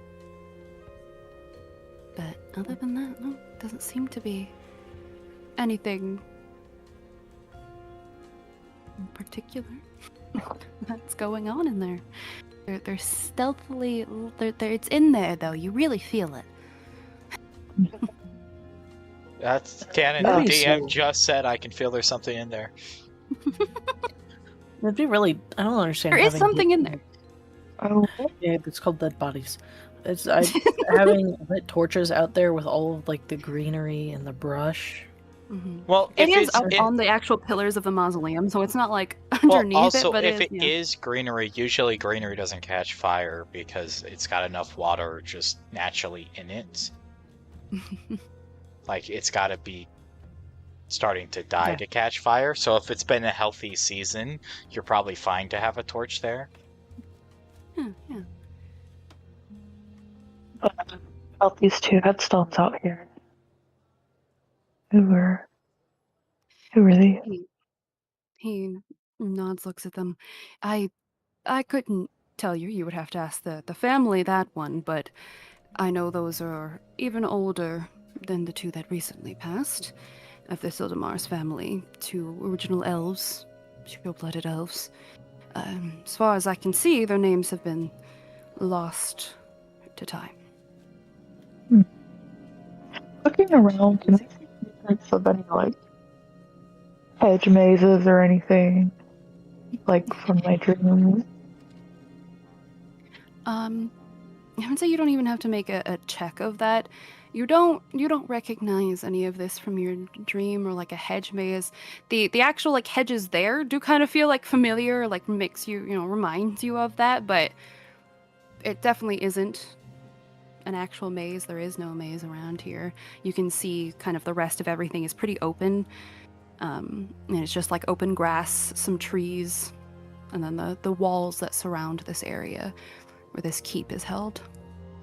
I'm gonna ask the guard so did you hear about what happened to the poor deceased?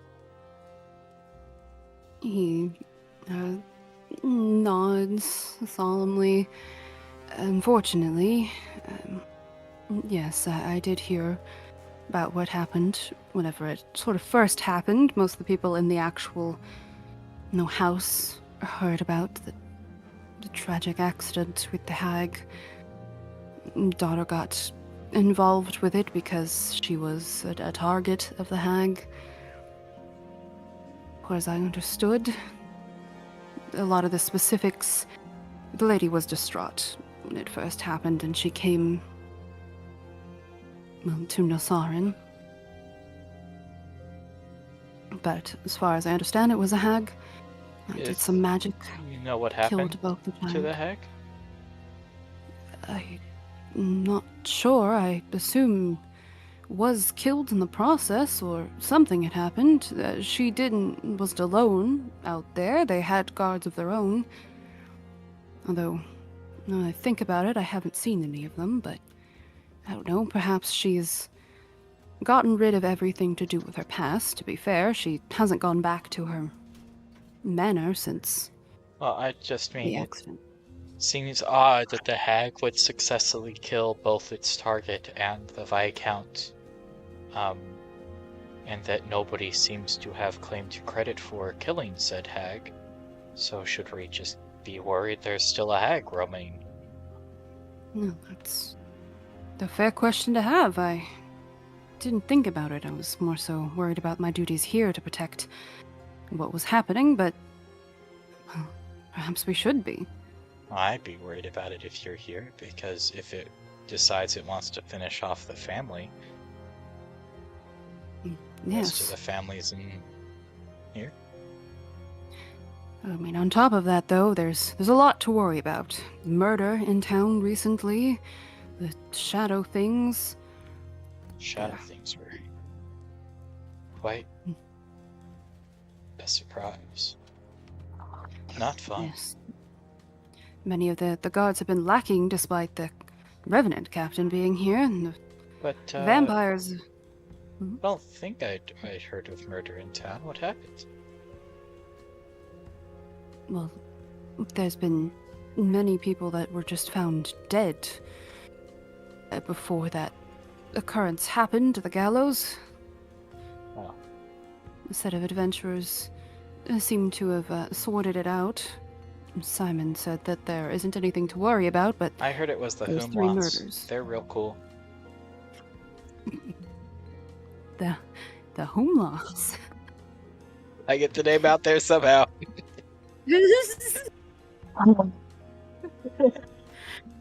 What?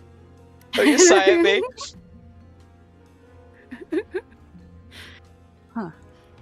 That's an interesting name for a group of adventurers, but definitely appreciate the aid. Without Zanril, it seems this place is going downhill, unfortunately. But my duty is to protect the Sildamar's family. So, first and foremost, I am the personal guard. Are you working the ball later tonight?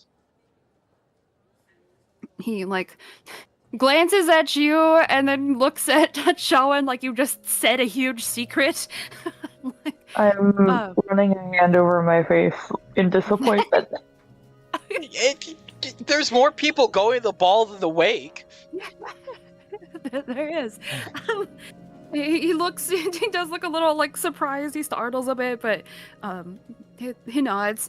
Yes, I will be one of the guards running guard duty, I suppose. There. That's good. As far as I know, we're It's not supposed to just- be super out and with that. There's only a special select few that are going to that ball, and would hate to have misunderstandings between some of the nobles. They can get quite their egos can get quite hurt if they learn they weren't invited to an exclusive event.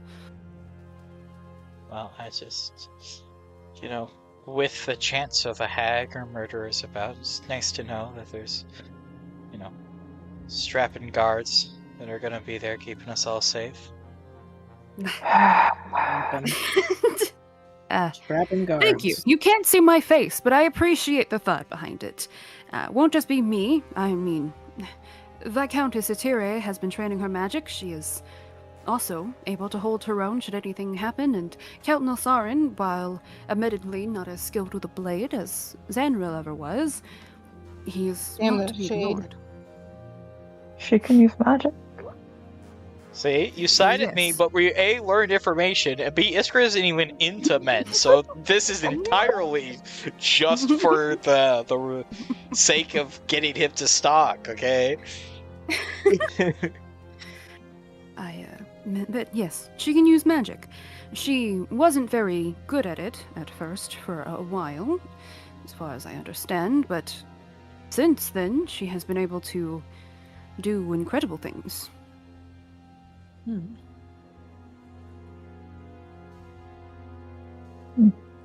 Oh, did you hear? I'm sorry, I enjoy gossip, but do you hear about what happened at the Dione estate? Be honest, I haven't. I've had some friends that are in the Revenant Guard that have mentioned some chaos happening recently. Recently, I'd heard something had happened with him a little while ago. I didn't know there was more recent chaos. Like, it definitely stiffens up a little bit. You can see it's like, oh shit, I should really stop talking. No, Sucked please. into the gossip. Man, I'm so fired. Oh god. Yes, something happened recently, but it's been taken care of. As far as in the past, like I said, unless it had something to directly do with the Sildamara's family, usually we don't hear about it a lot. Usually accompanying either the lady or Count Nilsarin on his meetings that he has outside of town or in town, or again, the lady going to her house, say, about a day's journey away, so. She bring the bodies herself? She was. Well, that's a good question. Hold on. The Okay. DM's trying to figure that out. I mean, did she flee in terror and run for a day, get back, and somebody had to go? Or did the hassle at the manor settle itself and she led a procession of, well, grief? As far all the as way? I understand it, she did come here with grief. I said she wasn't just alone there with her family. There was other guards there. They helped, I assume, establish the issue, and the bodies were brought here after she got here. Well, yes, but I meant, like, was she lucky to survive because they had some guards escort her and they ran for here? Or did she set out after the events? It was after the events. I assume she is lucky to survive, but I don't recommend it. You would have to ask them more of that information. We haven't exactly been told the specifics, and like I said, any of the guard that were directly involved with it haven't been around. And I assume it's because of Lady's grief. I suppose that's fair. Understandable. I just like knowing what I can know. Yes, most nobles are very gossip heavy. Most nobles are nosy. No offense meant. But is there anything else you would like to see around here? This is kind of all there is, but I have to escort you. No, I believe, at least I'm fine to return to the wake. You know why it is they're so concerned and need guards with the guests outside? Is there something dangerous we should be avoiding out here? A pit that we might fall in? Or... I suppose you could fall in the well, or they are just nobility. It's just a general precaution. You never know when somebody might want to stab you in the back. And it's a general precaution when you're inviting many people that you haven't talked to in a while. You don't know your relations. They could perhaps try to steal or sabotage or who knows what. It's not particularly because there's something to worry about. It's just part of the being poor noble. Count doesn't even seem to remember all of those he invited here. Well, he has been under a lot of stress trying to sort all of the paperwork side of things. I'm worried about the crimes that have been recently happening, and has a lot of stress himself that he is going through, I can imagine. including the loss. I hope things in town get much less as they have been soon. But Well, we can assume we'll find out about the status of those things later tonight. I know that the Count and Countess have a speech prepared.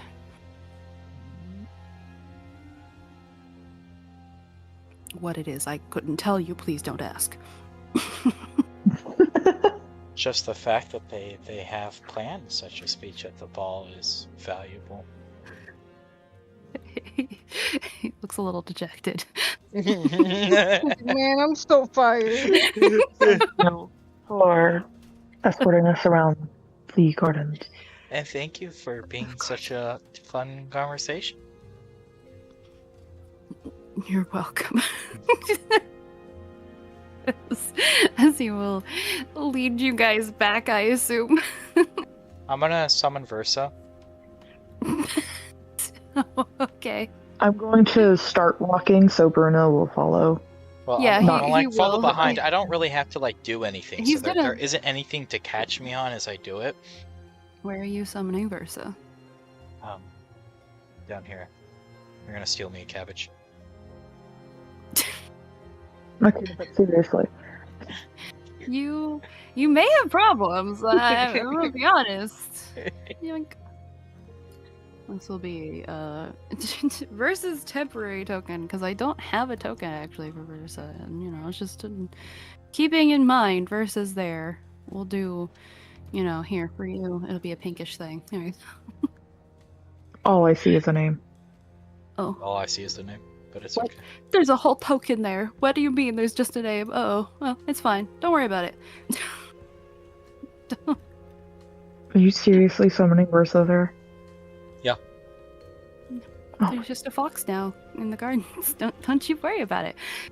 Oh, or actually, Mare, you were just walking away. Is there anywhere that you're walking in particular? Or are you just? No, Mare's just like walking around the door, standing here, and just like with her back against the wall, just like breathes out. You guys are both currently standing against the walls. Like he's observing someone at the very least, but you are. You absolutely do that. He does. Notice that you seem a little bit tense though, and will walk over to you. If you do actively look like you're a little stressed out, no, he'll block the hallway. Why not? No, Mare's like kind of looking at her feet and then looks up and like, oh, hi. Sorry. Hello. It's unfortunate to see such a beautiful woman in such distress. And he bows a little bit, takes your hand the similar way that he greeted you when he first saw you, kisses your knuckles, and as he looks at you, there's a small worried look on his face. Is everything all right? Oh, just a conversation that I was not a fan of overhearing parts of.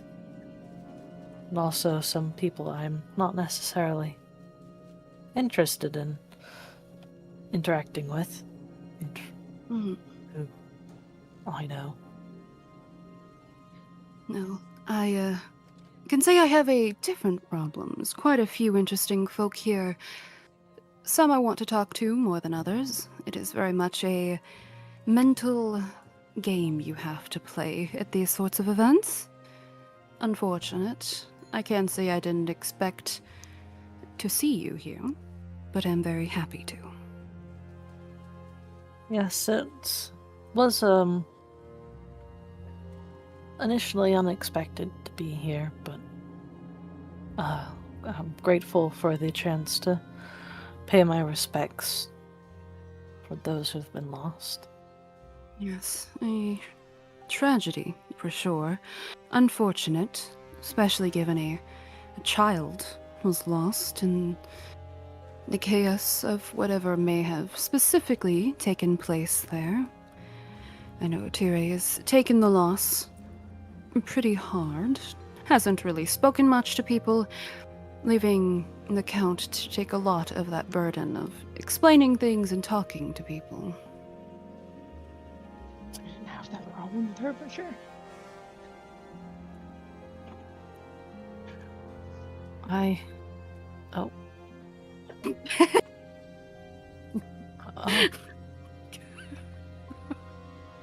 Dear. Summer is haunting you now. Don't worry. Don't worry. Don't worry. If you didn't see it, you didn't see it. I will admit I am surprised to not see as many people attending the wake as I initially expected. Well, it is a small wake with closer people, and as far as I understand it, I have gotten the privilege of staying in the guest room. Was the more expected person reached out a little bit sooner than everybody else as well, considering I'm looking for a place here, looking to start some business. It was initially why I reached out to them, and well, between you and me, I don't know the Sildamaris very well. I don't have much of an emotional connection. I can still recognize tragedy, but this was more of a business proposition for me. So it seems to be the case for a few of them here. A few of them, but it also... I don't think that's necessarily against what the Count wanted. They do speak about wanting to take this tragedy and push it forward to something better for Lunarum. Judging by how they were talking to me in my business proposals, it seems like that is a more focal point than necessarily mourning the dead, unfortunately. Not necessarily in Atire's case. She doesn't really talk much since I've gotten here anyways. It feels slightly callous, but I mean, I am not the one in charge, so I cannot expect to understand the weight that is put upon either of their shoulders. No. Fortunately can't. How long have you been staying here in Lunarum, by the way, if you don't mind me asking? It's not been very long. I think it's been less than a week, right? Yeah, it's been a few days, basically. It's only Less than a been week or two. a few days, unfortunately. Have you managed to meet Samar Gloaming by any chance? The proprietor of the Crimson Library? Huh.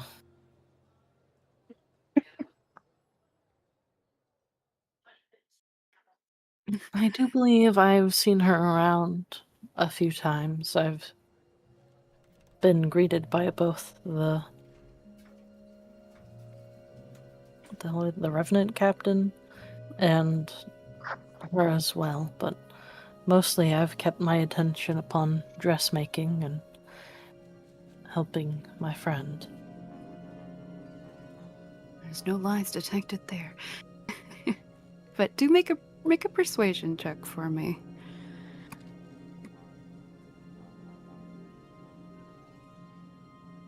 It's gonna be a 13. Hey, it might be better than that. Oh, it's better than Yeah, that. look at that. Better than that. You say that, and he nods. Well, that does make sense. I did see you walk in, obviously, to the tailor there, bobbin, thread and bobbin. Very lovely place. Clearly, little kobold has much skill, considering what I have seen from her. Mare does genuinely kind of smile. Yes, and I did push her to consider more of your proposition of work and for her to be more confident in her skills and maybe taking on an apprentice. Good. While I don't personally have any interest in sewing or tailoring, I do have a reason for being here, and her skills would be very, very useful in what I intend to start up here. So, I appreciate that in the long run could help me. There nods. It was more... I just want her to have more confidence in her abilities. Although, if you do set up shop here, do keep an eye out for rats. Right. There are quite literally rats. There. The night I stayed over to work longer, there were rats that would watch through the windows. He It's- looks genuinely perplexed as you say that. Rats watching through the windows. Certainly a first. But Quite not impossible. intelligent. And Rats in that- general are. That, coupled with the theft from the thread and bobbin and just unfortunate things happening around the town, I think it just be safe. He smiles. Of course. I definitely intend to be. I am not necessarily announcing my presence to everyone, and my intentions, the nobility, I'm not as well known here anyways. So I think I'll be safe, but I can hold my own should the need arise. That is always a good skill to have. Now, I do thank you for checking on me, but I think I'm going to investigate the garden. Very well then. Enjoy your walk. I have a person to investigate as well. See, we'll walk past you. Kind of adjusts himself. Looks like he's preparing for something. Mare looks in and looks at Muno, Gives a thumbs up behind him. Good luck. Runs off. just kind of just like worried, and then just walks, stands over by the door to the garden. So, Muno, what are you doing? Muno, well, while this whole conversation between Mika and Mare, Muno's just been sipping wine, probably have left the conversation to go become a wallflower. Yeah, that's fair. You, becoming a wallflower there, you do see the three that have become very awkward around you do kind of like they're huddled together, having their own hushed conversation. And the Tabaxi, at some point, does join in a light conversation, it looks like, with the elf, the heavily adorned elf. Atire and Nilsarin do have like a quiet conversation with each other, and everybody has kind of formed their own little cliques, if you will, as you do like notice Mika had walked over. You know Mare went that direction, and eventually Mika does make direct eye contact with you as he walks in and seems to peruse the food table for a moment. Muno refills his glass and fills another glass and will walk over. Oh, you're approaching him! I want to get this done and over with, because if I don't do this, there's probably gonna be a scene, and I want to control the scene. That's very smart of you. As you approach, Muno will he hand turns around. hand over a glass. Would you like some? I would absolutely love some. In fact, I would love a conversation with you if you don't mind. Privately.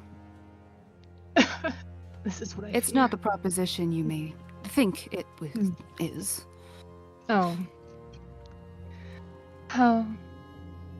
Sure. Good. And he definitely has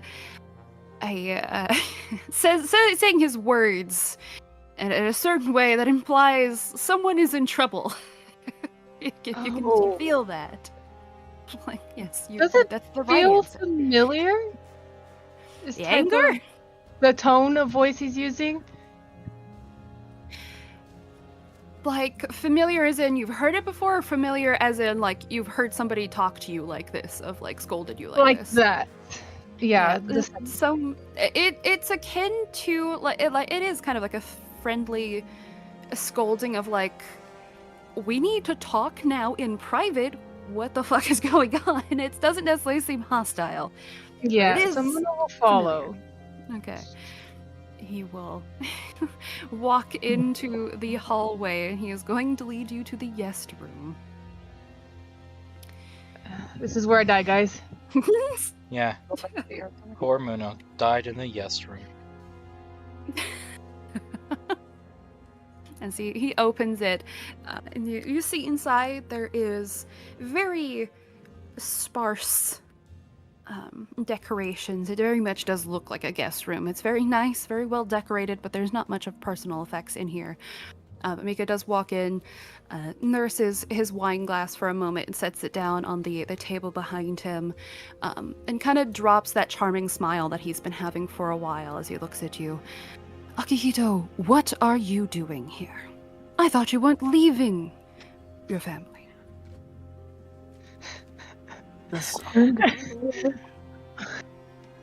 There's does Muno know who Mika is or seen Mika around Nope. Akihito? No idea who this is, why he knows Ah. Akihito.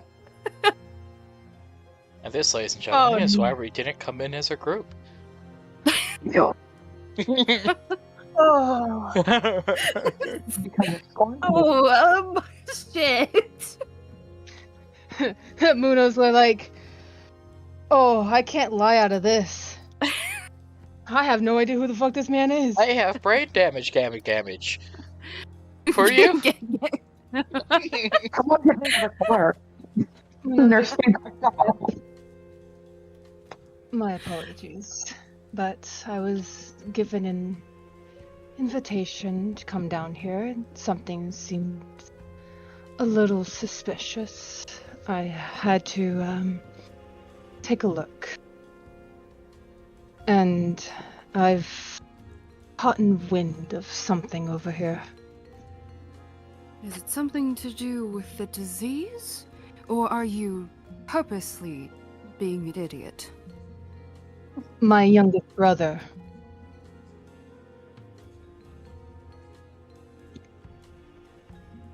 I've caught wind of him over here. That is strange.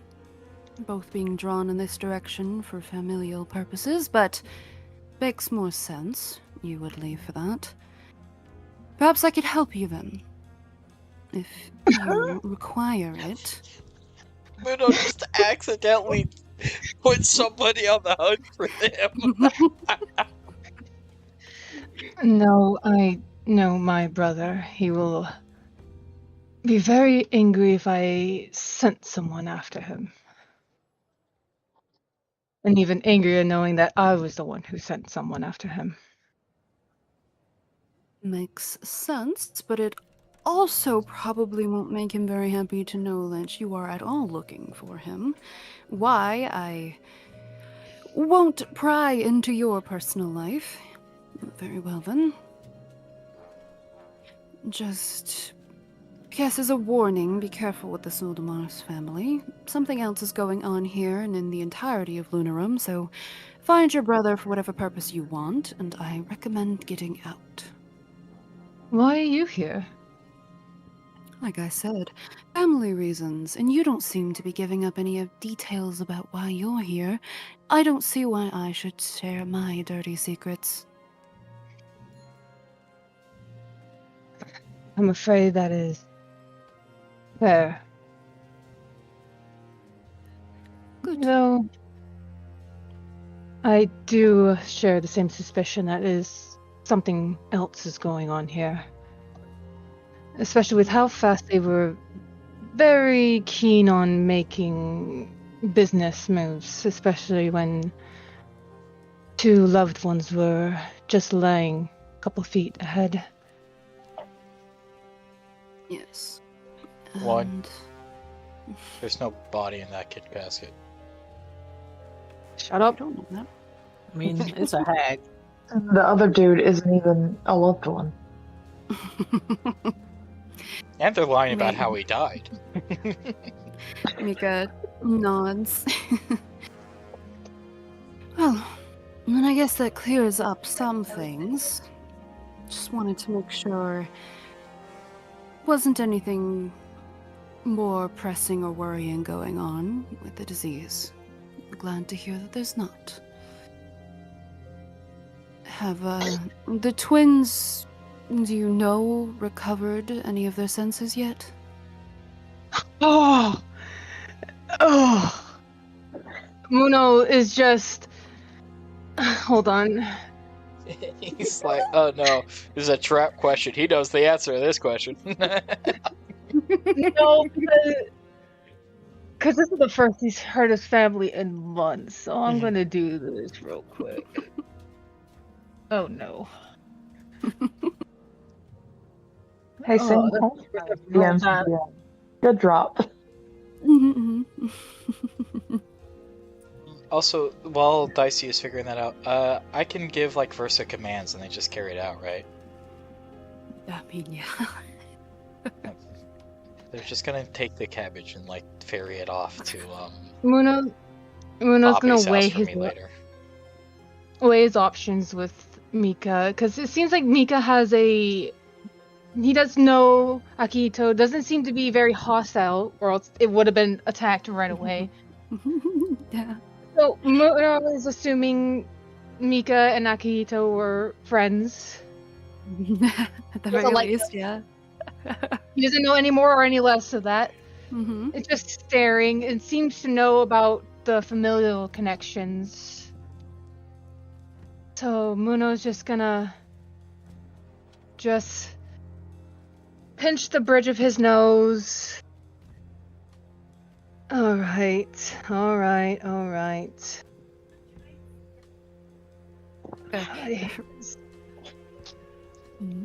Continue. Immediately, the Akihito demeanor just slacks off.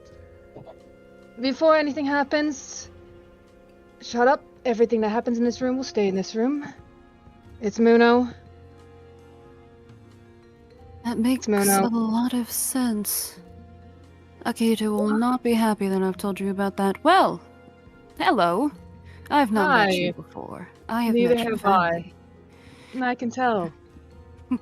just they like a well shit look on his face as well. Just like And a well shit look on Muno's face. We're both in trouble. now what do we do? Okay. How do you know my brother? Well, that's going to require a lot of explaining. I don't have to pretend to be my brother. I need to also, know some things. It's fair. It is important when impersonating somebody to know them or to have talked to them about it, usually, unless it's for nefarious reasons, or to It's not sneak into a nefarious. place you shouldn't be, perhaps. A specialty, I've heard. On a job. Yes, that makes it much better to do what you're doing here, and I won't say it too many times in case the walls have ears, but stupid, regardless. Not known for this type of thing. Being stupid? I disagree.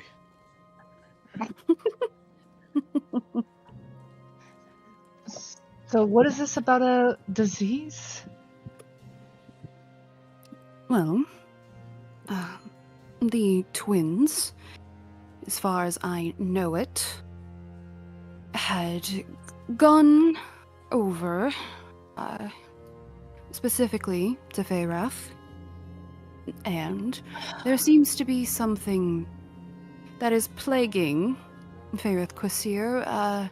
We're not exactly sure what it is. Nobody is. where the source is, magic's not able to really discern it. How people are getting it is also a complete mystery, considering the subjects have started to mindlessly ramble about stuff in general. It's nonsense, complete nonsense. And because the twins went there, upon coming back with their guard, they were exactly that, completely out of their minds.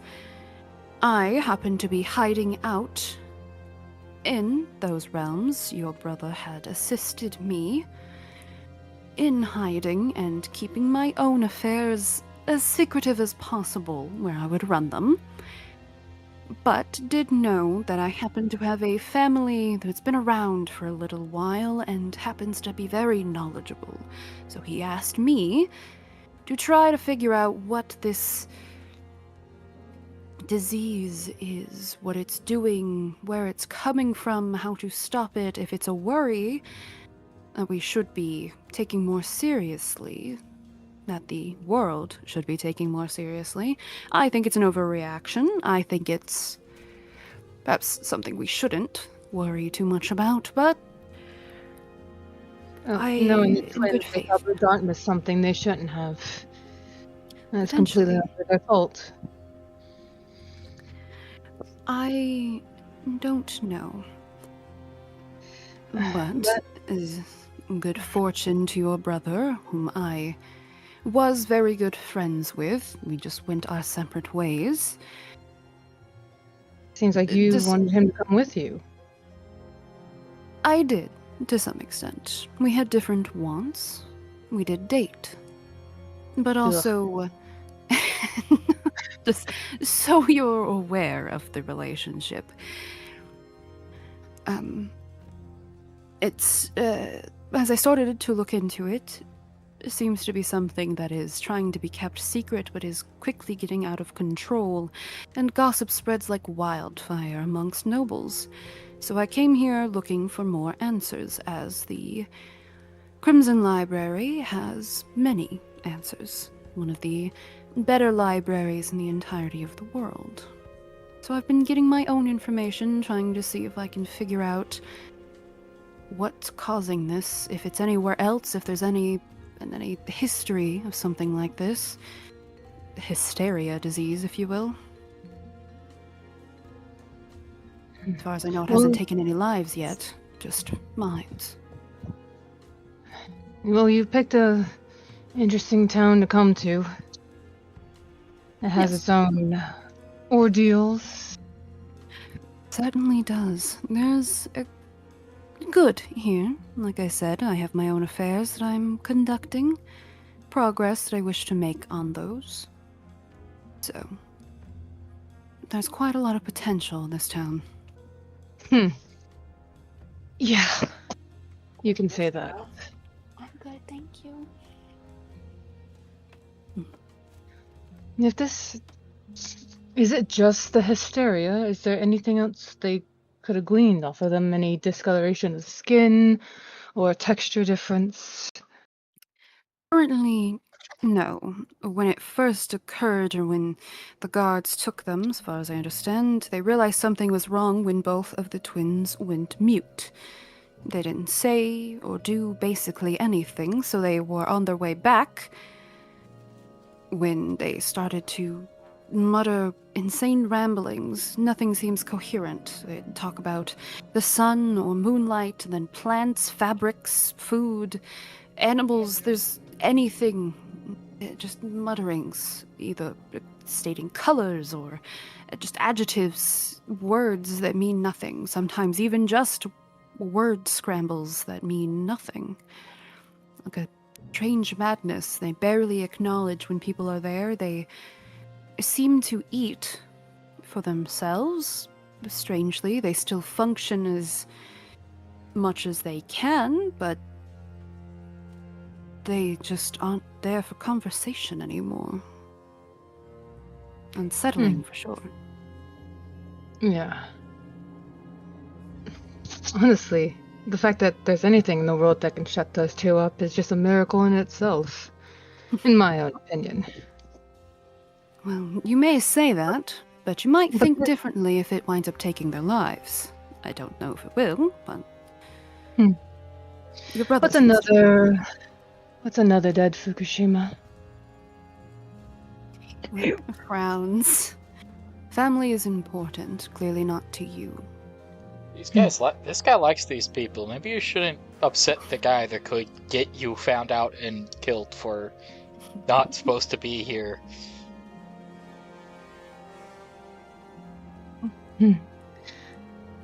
To each their own about family.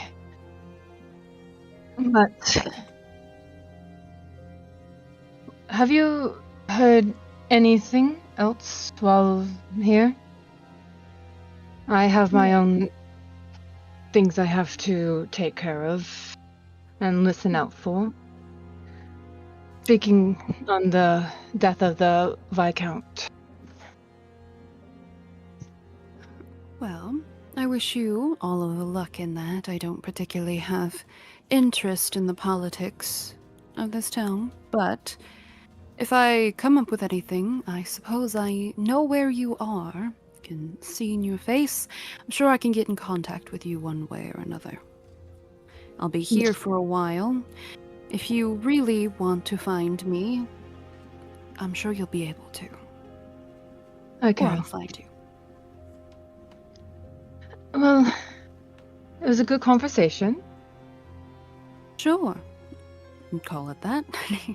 Just Well- takes a big swig.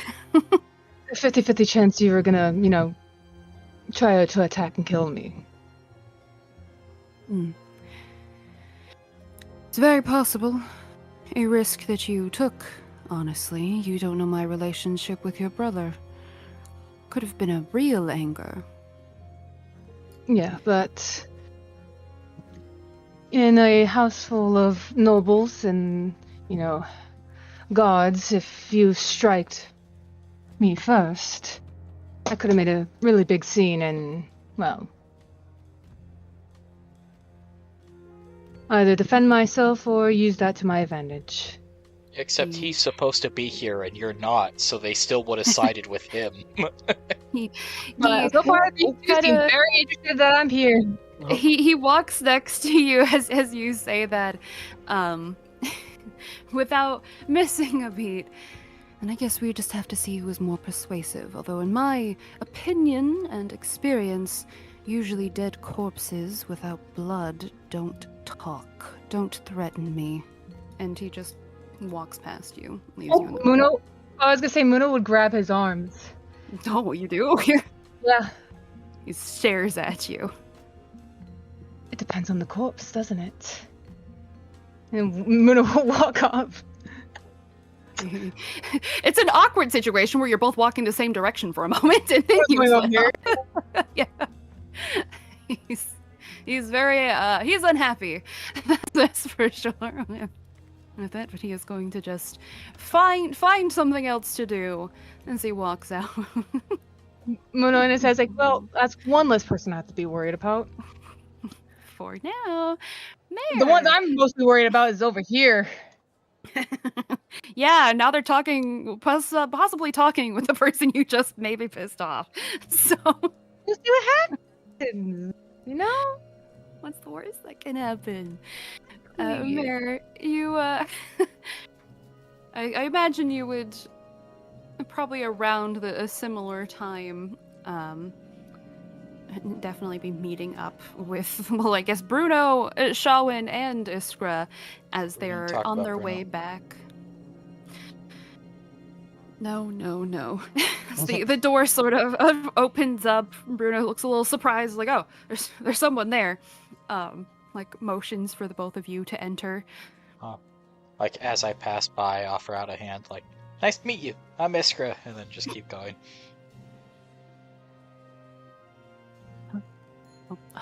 Mayor's confused. Not So supposed to I know can't each other. Well, you could just say nice to meet you too. Like, that's not a Yeah, lie. Meryl You will say be it's like, a lie, that's nice to meet me.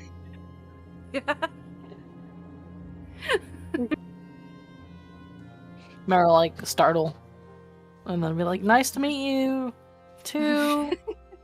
As you walk down the hall, continuing into the room. Bruno walks in, looks at you, looks past you for a moment, then looks at at the kobold. Just for my sake, if this lovely lady wishes to go outside, you should probably be the one to do that. I think I should sit here. And the kobold looks a little confused, but nods and walks past him and looks at you, Mare. Lady, would you like to explore the grounds, or is there something else I can help you with? I would appreciate exploring the outside if you wouldn't mind. Some fresh air would do me some good. I think it would do me some good as well. A lot of walking back and forth inside there's a lot of commotion in here. Anyways, she will walk past, motion for you to follow as she steps outside. And you are greeted with a similar experience. However, the sun is starting to set even further, so there's a darker orange hue that is overtaking everything. It is an absolutely peaceful garden, if it wasn't for the fact there's stress everywhere around you. You can see up the hill the mausoleum has a bit of an imposing, I was gonna say stance or structure to it, given, this is supposed to be a private cemetery. She sort of starts walking down the stairs a little bit, and then she hesitates, turns around. Oh, I guess I should ask, do you want to see the whole place, the grounds, just going for a walk? I can talk, or I can stay silent. Whatever you prefer, madam. I would prefer to see everything. It seems quite well taken care of, and I don't mind if you talk. Well, perfect then. Yes, it is very much taken care of. The flowers are usually the ladies doing. All of the greenery is usually taken care of, as well as the actual farm past the garden here. This fountain was also built very long ago and has been since maintained through means of magic. It is not magical itself, though, but the garden on top of Itire's, or Viscountess Itire's doing. Oleana and Wilmar, our cook and resident groundskeeper, do take excellent care of everything around here. She kind of motions around. Everything from the trees, the grass, heck, even the dirt, Oleana insists should be taken care of. She is probably right, considering how well everything looks and is kept. It's also why all of the fresh food that was made today probably tastes so good. I do appreciate the fact that the vegetarians don't really like meat myself. Strange, probably, for a kobold. Anyways, keeps walking up the pathway. Not strange at all. I prefer sweets. Oh, I do like some sweets. Although the sweets I prepared today were a little, bittersweet, if you will. Favorite rolls from the late Bryn. Unfortunately, she used to adore those things, would constantly demand that Wilmar make them for her. He, of course, obliged and loved to make them, but definitely had a bit of a somberness in the kitchen today when those were being made. And this mausoleum has been recently constructed, although the tombs inside are not recent, or not as recent. Few hundred years they have passed away. The mother and father, if you will, not if you will, just is, of the family reside in there. You can pay your respects, enter, of course, as long as you are comfortable with those sort of places. They do tend to be a bit dreary. I wouldn't mind paying my respects. No, of course then. And she ruffles through her pocket, and she'll pull out a ring of keys, and you see one that's particularly a thicker key. She unlocks the door and walks in. And indeed inside you see two elegantly carved tombs. Beautiful stone. The details on it are immaculate, and you can tell they have been very well kept. There's not very many nicks or cracks in it. Even in the actual flooring and walls around it all seem to be purposefully either very purposely built. Very beautiful. In the shrine in the back, you can see two, or not two, but a portrait of it looks like a elf and a human that are, one of them, the human. Hold on, let me double check before I made this. Yes, the elven human or elven woman is the one who is sitting down with the human behind her. Nair kind of stops at one, clasps her hands and lowers her head and a small prayer in my mind,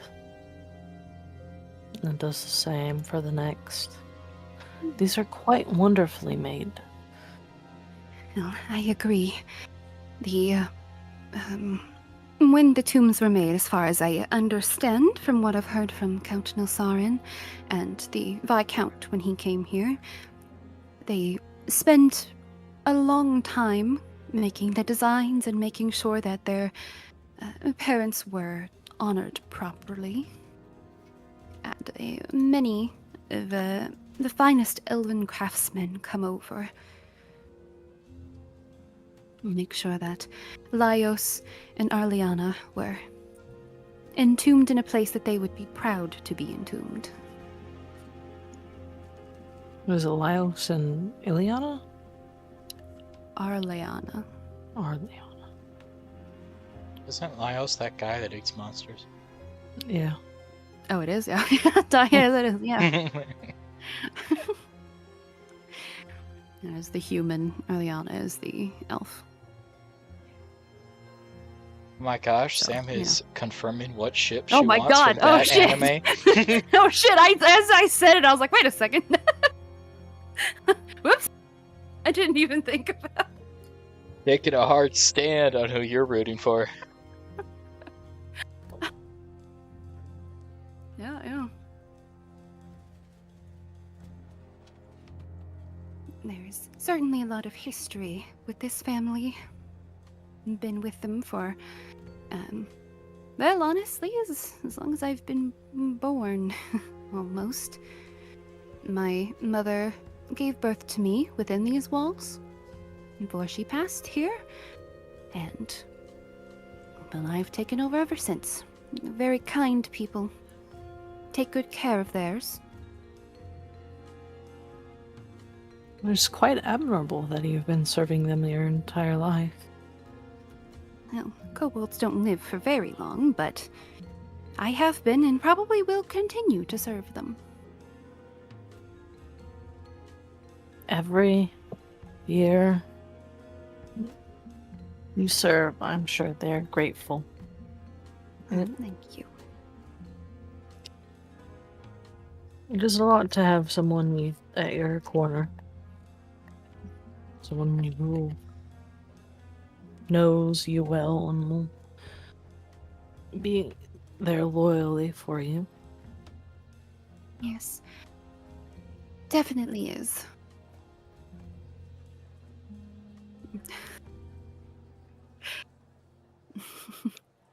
Some kobolds. But, yeah. They do get themselves killed early, yeah. My one-shot kobold became a dragon. He's gonna live forever. Sure. My one-shot kobold probably tried to become a dragon.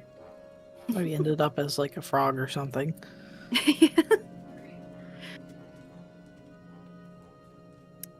But go ahead and actually hold on. I can do. Yeah. Hold on. I'm having issues. It's paper. I need this. Get out of I here. believe. Need to see something. There's a much easier way I could have done this. I just didn't have this open with. Okay. Alright, never mind that. Sorry about it. But after that prayer, she then waits for a moment, waits for you to be ready before she will step out, relock up the. I kept calling it that, and I can't remember the name of it. It's the M word, mausoleum. There we go. There you go. Thank you. say like a good night and then leave. There's a smile on her face as you exit with her. She's locking up. She looks at you. You're much kinder than a lot of the other nobles. The last group that came in here, I suppose, has been a lot nicer to me. It's refreshing. Appreciative. I myself have come a long way.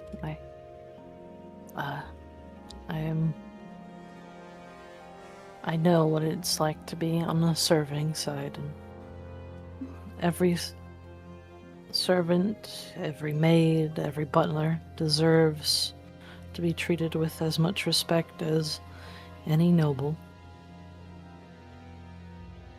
She smiles at that. She looks over to the humble graveyard here. Oh, I'm very happy that you believe that. I'm sure your servants are grateful as well. I'm happy to serve you. And she...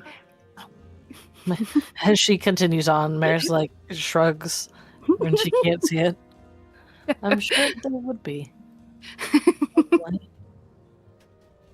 No, Illy she in doesn't... my like bag. Just like, She's like, it's like, what the fuck? Who is that? She shows you to this humble graveyard that is their family one. She motions to the two older gravestones that are near the tree, the gnarly-looking tree. She says, "Those two, are presumed to be the founders of the Soldamar's family. Both elves. They lived a very long time, as far as I understood, well beyond me and my mother, anything that have been talked about, unfortunately. The Count didn't really talk, or the Viscount didn't really talk much about them, but the bigger statue there, with all of the interesting names for some of them written on it, is a memorial to all of the pets of the family who have been lost to time, unfortunately. I don't think there's ever been a tragedy, thankfully, in this household with a pet. All have been well loved, and so this was constructed in their honor." It's sweet. She I'm glad to know smiles. that the pets are just as loved here. Of course. Well, when the family had a little one running around, we were probably going to have a new one, but unfortunately, since the passing of Bryn, the stray cat that was wandering around here consistently seems to have vanished along with her. Oh. What did it look like? It was a small, scraggly-looking thing. Mostly grey, probably some normal stray tabby. Nothing particularly strange about it, but haven't seen it on these grounds ever since the little one started no longer coming around. Couldn't. That is quite sad. Mary's gonna file that information away.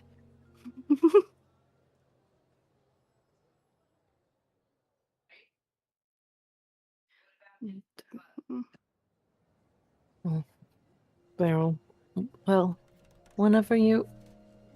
Dog, do you want out? I have to look. She's bothering me. But Okay. I'll start walking. Back. Yeah, ready whenever you are. Right, yes. She will start escorting you back. And before... well, I guess, Muno, are you gonna head back into the actual room with Iskra and Jawin? Muno's gone. Oh no. So sorry about that. I was eating It's okay. something and I didn't want to carry over my mic. That's okay. You good enough to share with the class? No. How dare you? Muno is gonna go outside, but he's not gonna go to the gardens. He just wants to sit out here. Okay. So He, as you go outside, you will still. He's just gonna like sit outside, and he's gonna call for somebody else who does stand out here. He's like, I'm so thankful you're not a talker. Yeah, he does seem happy to just lean against the back. Muno's just getting some air. Yes. It's very nice out here. As you can see off in the distance, Mare talking with a little kobold. They start This- making their way back. You said there was a loud, like one of the undead voices around this direction, right? Or this area? Yeah, and this area it seems to be a lot louder. Since now Muno's away from the gathering, now in a more quiet area, can he try to listen in? Or does he have to get closer? Yeah, I'd say you can try to listen and go ahead and make a perception check.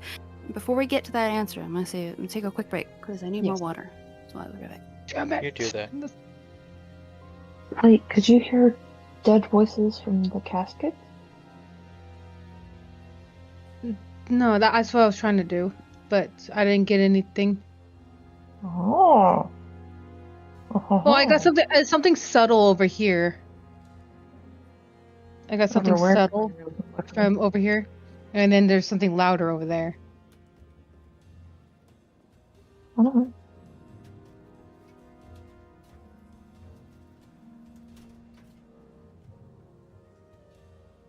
I guess I should maybe go heat up my dinner, huh? Yeah, you should go eat. Yeah, it's 7. I'll be right back. Brooke, But, say hi to the roommate for us. okay.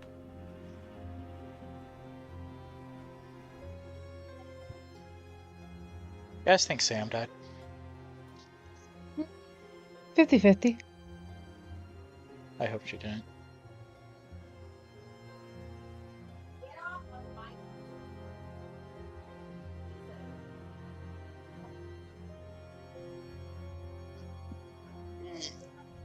Oh.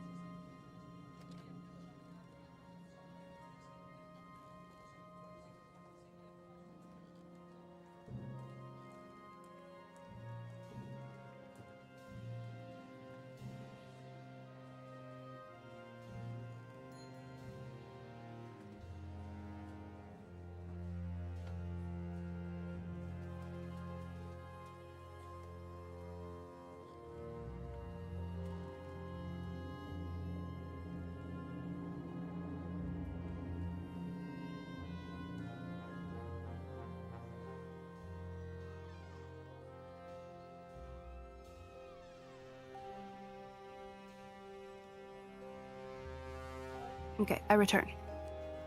Sam, what's down this hall? Yep. Then what all? This hall, because we've now passed it like 7 times. Oh yeah. Oh no, you're right. You're right.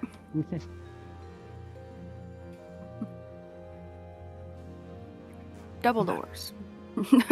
That's what's down that hall. Dumbledore. I said double doors, not Dumbledore. Dumbledore. Sam can't catch a break. No, I can't. It's okay. Can't catch wouldn't be a Dumbledore. It wouldn't be a D&D session if I wasn't being mercilessly bullied for a name or something else. Dumbledore. Sad Dumbledore noises.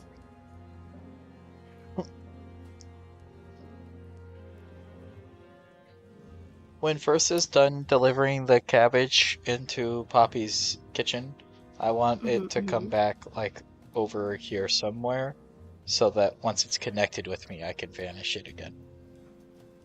Okay. I have to check something really quickly before I give information for Muno. Where is it, though?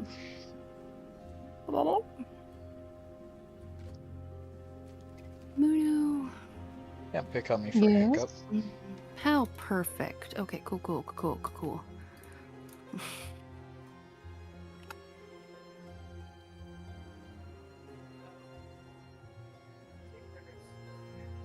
guess I could just tell you that actually, because you don't you can't understand it, so it's fine. So as you are listening in more, that 17 perception, you do hear the whispers. I don't think everybody's back. Oh, no, they're not. No, Brooke's still gone. Oh, Brooke's still gone. Okay, never mind. Oh yeah, I guess it doesn't truly matter because Brooke doesn't know about this anyway. But I will wait. It just feels wrong to resume without them. Yeah, it's okay.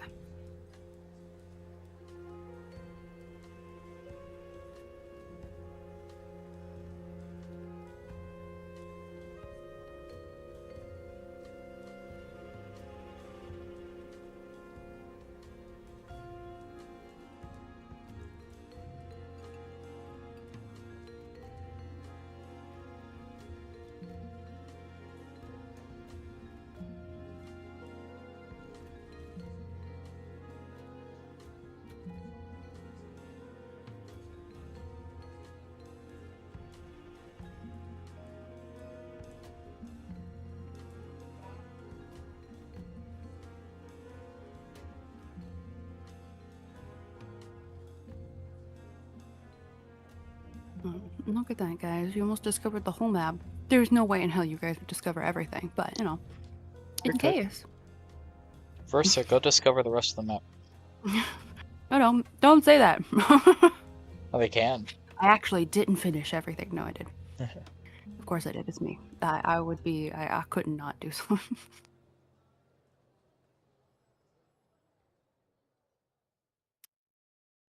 Can you guys better see the doors, by the way, with how I did them whenever they're blacked off? Other than the open one, obviously, over here. But, like, the one down this hall, you can better see it? Okay. Because I did them a little differently. To where, like, the side that they open is thicker. So that way, whenever I do block I'm gonna move them off... to my computer real quick. One sec. Okay. I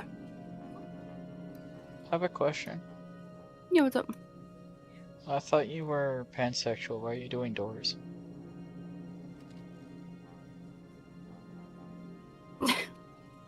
I wish that was me.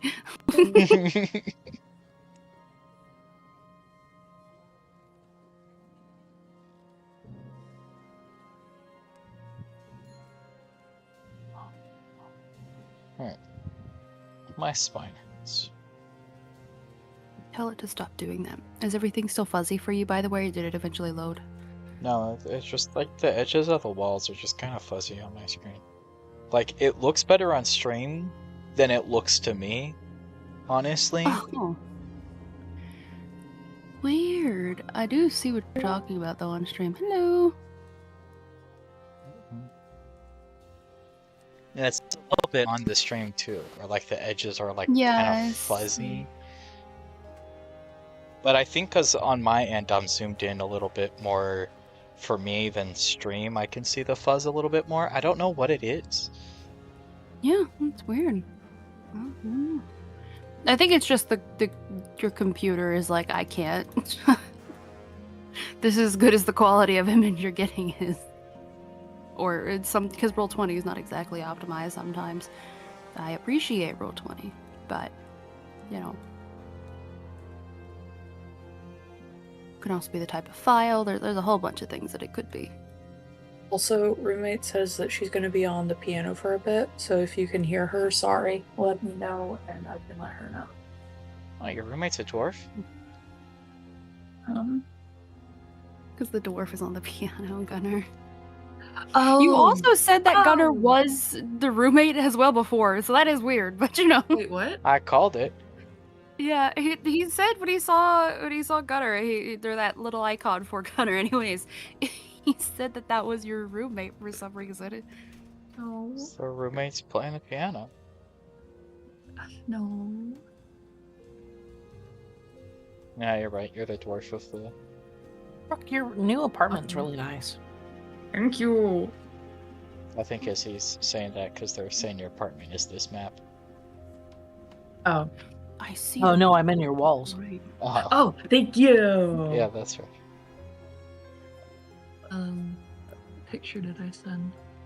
Oh, I'll Sam, make I sure to s- keep The any boxes pets moving in your in. apartment. There's so many cabinets, though. Oh my god. Yeah. I guess The it's storage. late, but I sent you a message, Sam,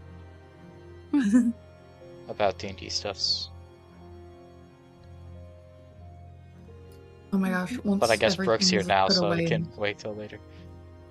No. Once no, everything's this put is- away and decorated and all that, I'm gonna have to send you guys pictures because roommate is doing an amazing job. Yes, please. Mm-hmm. Uh, And I'm I gonna see. have to show you guys Earl. Oh my gosh, we have Earl on our couch. it's Earl. I see there's an added It's a flaw. skeleton. Oh. I didn't know where else to put it. Well, I guess that's fair. If you believe that that's a flaw, that's a flaw. Well, it is if they go too hard. Huh? Not a What? drug. You might want to explain to them what's No. happening. Okay. They'll learn BDSM. eventually. it's a new flaw he's added to his character. Oh no, I think Brooke finally saw the stream description. What? No? Huh? Oh, wow, that's a Oh. coincidence and a half. Oh. Huh. Alright, well, anyways. Muno. Yes. As you start to listen in, you do not understand quite what they're saying, and I don't believe you would probably still recognize not necessarily accent, but you could recognize the language, just do not know what at all is being said. It is Elvish, but you don't know Elvish. So you can tell that there is a lot of Elvish, and it seems to be angry Elvish. But that's about all you can get from it, is that Married, there's puppy, couple. Oh. I don't There have the spell is- anyways. I can't do it. Yeah, there's quite a few Elvish voices that are angrily.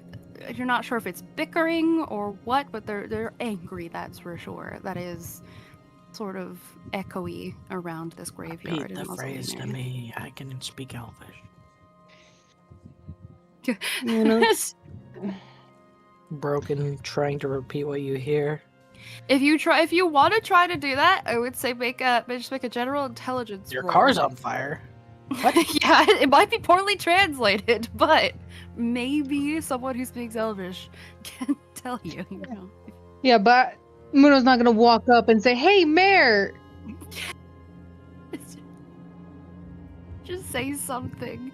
Yeah, it's fair. You can't Rain from pretend- the kobold too. Or you could just say it out loud. just randomly as Mare passes, bad elfish. No, Muno's just gonna keep that to himself, but Okay.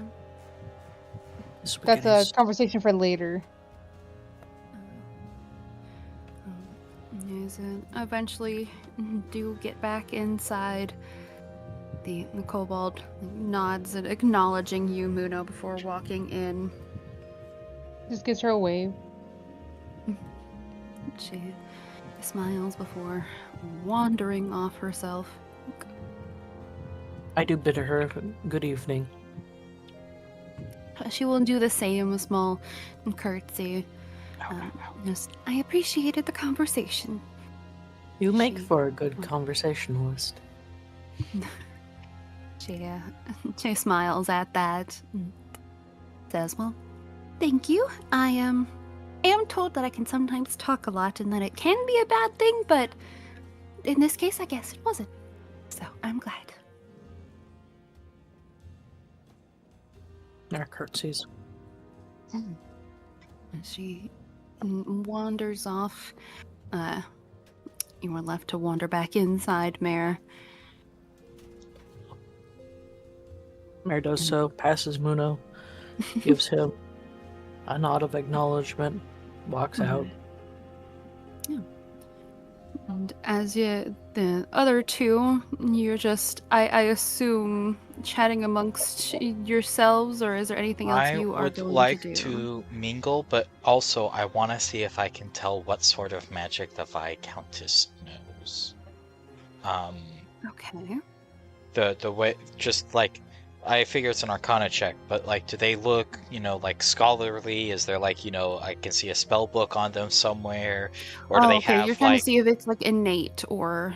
Yeah. Like, are they Yeah. a sorcerer, or like, do they have like an innate magical aura about them, akin to like a sorcerer who's got natural magics? Is it got like kind of the creepy feel, maybe a warlock who has potentially, a demonic patron would have, or like, where's their magical powers like stemming from, Yeah. type thing?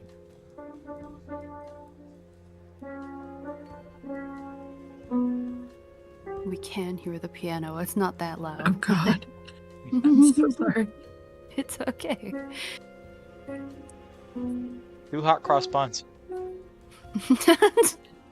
She's trying to learn a song right now, so I'm not going to interrupt her with hot cross buns of all things. It's hot cross buns. Yeah. It's fair. It's going to. Okay. But do you want me to roll an Arcana check for that? Arcana, yeah, I was What's gonna that? say you can do an Arcana check then if you're trying to figure out if it's innate, learned, or what magic she might know. Yeah, I'm just trying to tell, like, basically what class of magic is she knowing? Arcana. 24. Okay. With a 24, how do I want to describe this? She So knows you definitely- specifically poison magic that she used to kill her husband. I would appreciate that description immensely. Oh, well, considering you saw acid on that one, anyways. The body that we believe is A, not the husband, and B, the acid it's supposed damage to be isn't the what husband. killed What it. are you talking about? Anyways, looking at her, it's really hard to tell because she doesn't have, she's not battle ready necessarily right now. But I don't know how to describe how you would know this or acknowledge this, but it's almost a case of like, kind of how you vibed with Mare is like, you recognize the amount of effort that had to go into a magical talent. Well, that's where I'm saying, like, just there's no innate magic feel that she has, or maybe like she doesn't like emanate magic. Maybe or she has a anything. book in a holster. Yeah. she doesn't have a book in a holster or anything, but you can just vibing off of what, like, she doesn't seem to have any innate magic flowing through her veins or anything. So either it would be like divine or wizardry, but guessing on how she just holds herself and the fact that there's not a lot of like religious iconography, probably not a cleric sort of type of magic.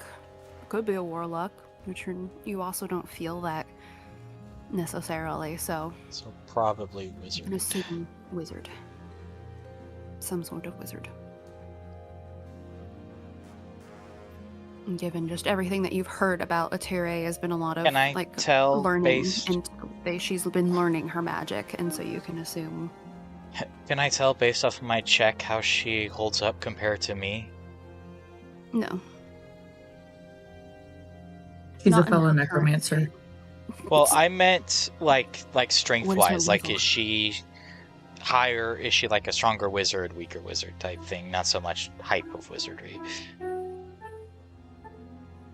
Uh, uh, mm, well, this is what I get for rolling for it. You can tell. It's a little difficult to tell because of just her whole. Right now, she is a mourning mother and widow. Right, this is a sad event for her. On the outside, so. It's still hard to tell, but she's probably higher than you. What type of magic she does or anything, you cannot discern that. She's But high at her child's given her- funeral. Given her the fact that she is an elf, Maybe she can she's an stand older elf. It's been mentioned that she does have, and I mean, most, especially Eladrins, do kind of have like a residual magic, but just in them. But you can tell there is a difference between an innate like nature magic and whatever she has. So you can assume she's probably pretty powerful. Powerful enough Given to kill her everything that you've been husband hearing. and blame a hag. She's old enough to be a hag herself, just not the D&D kind.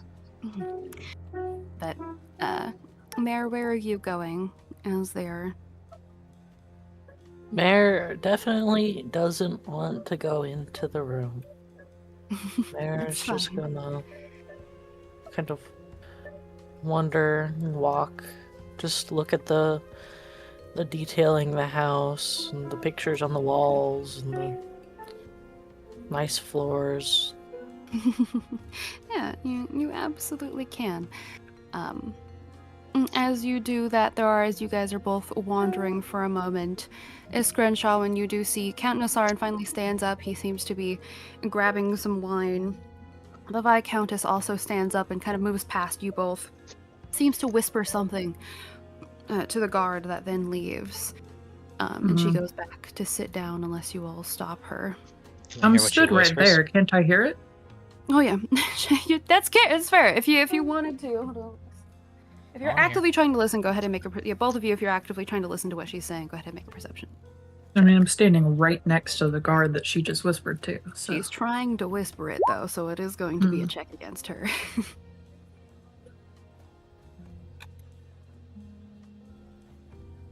And Sam didn't say she doesn't care because she rolled low enough, which means she might have rolled formidably.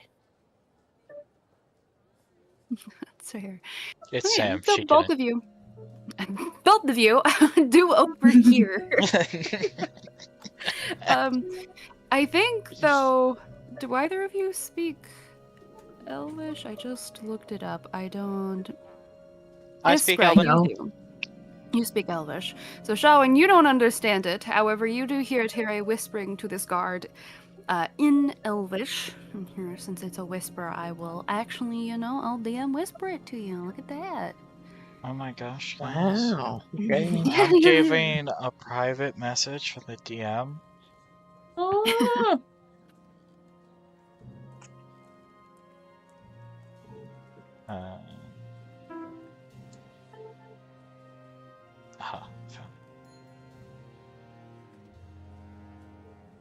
That is what you hear in Elvish. That's. I'm not worried. you're not worried? Definitely not. Muno, as you're sitting out there, one of the guards kind of like peeks in, kind of motions to the other guard, and looks at you, Muno, and says in common so you can hear it. Sir, if you will, the Lord and Lady wish to have a final toast for this evening's event. I didn't see any toast. I'm not drinking that fucking wine. I can drink it. Nothing. Been left. drinking it. No, I haven't. Mare, you do, as you're like admiring everything, you do hear a bit louder this time because there's a lot more people throughout here. The guard will announce in common the similar thing, saying that please make your way to the ballroom as the Lord and Lady have a final announcement that they wish to give to everybody.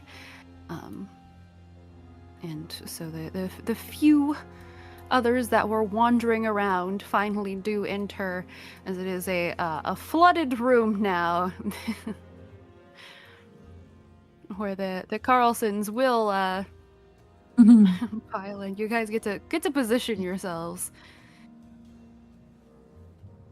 Hey, Muno, buddy, I'll make you some room over here, and I'll just stand behind Iskra. Oh, no, you're not getting in the casket. It's empty, and I want to prove it. I know it is. We'll prove it when we find Bryn, all right? It's empty, and I want to prove it. So Mare will just stand directly in the doorway as well. yeah, Miko will kind of stand next to you. Yeah, the Carlsons will stand in the back as well as the tiefling. Who's kind of not talked to very many people, other than insulted Muno. As she also just stands over there in the back, expecting, someone to make a toast. And once he sees everyone kind of gathered, as the Carlsons would probably actually approach a little bit more openly, because that's just I would. But upon seeing everybody finally has gathered around, Nilsarin does stand. He uses one of the silverware there to tink the glass a little bit, making sure to get everyone's attention as the room hushes. He projects his voice. And Atire will also stand next to him, as she does, and he says, "First, I wish to thank you all for attending. It truly means a lot to me and Atire that you all have come for this gathering to remember the lives lost, lives taken too soon from our family." He lays a hand on Atire's shoulder, who nods, laying a hand over his. "Though this loss is tragic, and though Zanra's loss has been felt by more than just us, I want to assure you all that I will be working with the Revenant Captain Simon to ensure the safety returns to Lunarum. With my own hands on a blade, as Zanra once did, if the Divine should aid us, and the gods allow, to honor my niece and brother, to protect them and the family that I have left here." And Atire moves her hand from his. Inside She that. also that he wishes to protect people, or which part of that? The general speech. First off, still don't think the niece is in that coffin, so like that part. But just in general, that is he putting on good airs, but has other intentions, or is he meaning what he's saying? Yeah, go ahead. I would like to insight check her. Well, I was going Okay, to insight just- check her too, but she hasn't spoken yet. Yeah, but I want her general vibe. Like, is she genuinely distraught right now? Okay. That seems so So, fair. I got a nat with the 20. Why is 22 yours better? Less. Mayor Muno, are you guys wanting to insight anything? No, we'll just stay over here. Muno wants to insight the bottom of their drinking glass. Mare's trying to like sink. Yeah, Okay. I'm in danger right now. A nat 20, 22. So you're trying to suss out if he's being genuine with what he's saying with this speech. And also, he didn't, like, say, like, and my niece's dead body is in here. So what do you mean by and that the body is there? He just said to honor his niece and protect He the said family to, he has to left. like honor his niece and stuff, but is his when he says that, you know, like, does he glance at the coffin or give some like emotion in the direction like that's actually where his niece is, or is it like, and my niece, and you know he's got like shifty eyes because like my niece is definitely dead and in a coffin nearby. Okay.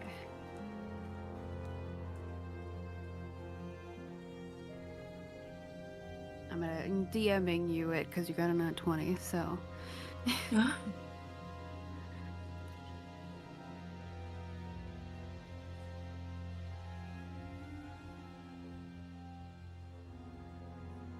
Just putting it out there, it's gonna be hilarious if there's actually no body in that coffin. Or if it's at the very least not the niece in the coffin. Oh, it's for sure not the niece. Yeah. I was sent to find and protect the niece. It can't be the niece. I just like the idea that I walked in and like, it's shut. There's no niece in that coffin. And I would They have couldn't turned out find to a be right. lookalike like they could for Dad, whatever yeah. the other dude's name is. Yeah. Actually, And you're trying to, as she's talking, you're trying to suss how she's feeling about the whole speech and everything, right, Shelwyn? Yeah. About the speech, about the event. What's her general vibe? Like, is she genuinely sad? Like, oh, I'm getting a whisper too. You are. my whisper just said, "You learn the coffin is empty." That's not what I said, but you know. Well, you don't learn anything, then you already knew that.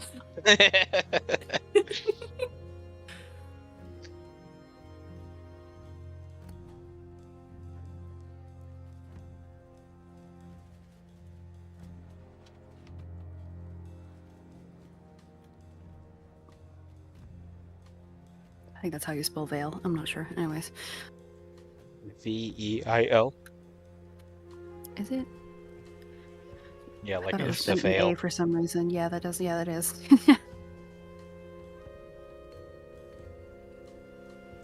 Did you spell veal like the lamb meat? I I think almost she did, yeah, because I think Yeah, veal yeah, is yeah, yeah. V-E-A-L. She has veal intentions. She's wearing a veal? She's just wearing meat, Lady Gaga style. It's her meat dress. I still don't trust her, but okay.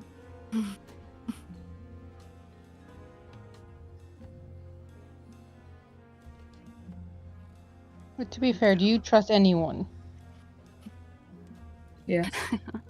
So as Itire does like move her hand from his, she takes a sip of her wine glass, just not even thinking about the formality of usually after a toast you take the drink. And she walks over to set it aside on her chair.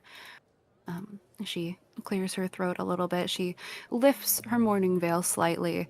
Not just slightly, she just lifts it off her face. And you all can see very obviously the redness around her eyes, the tiredness in her expression. Her skin doesn't look as vibrant as anyone's honestly should look. She speaks. Losing both of them has been devastating. But I agree that with Nilsarin to honor my daughter and late husband, we must fight back stronger. And it is clear that the vampires alone cannot handle the evil blooming in the dark around us.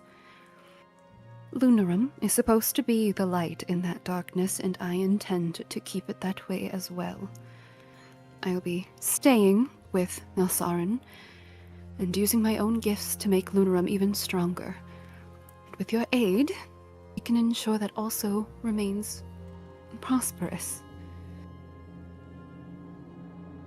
And she takes like a deep breath, and Count Nilsarin sort of indicates that that's the end of what they had to say as he raises his glass and takes a very long sip. And Atira doesn't pick up the rest of her wine. She just kind of sets it aside on a side table, sort of leans against the wall, not necessarily, she just kind of stands there.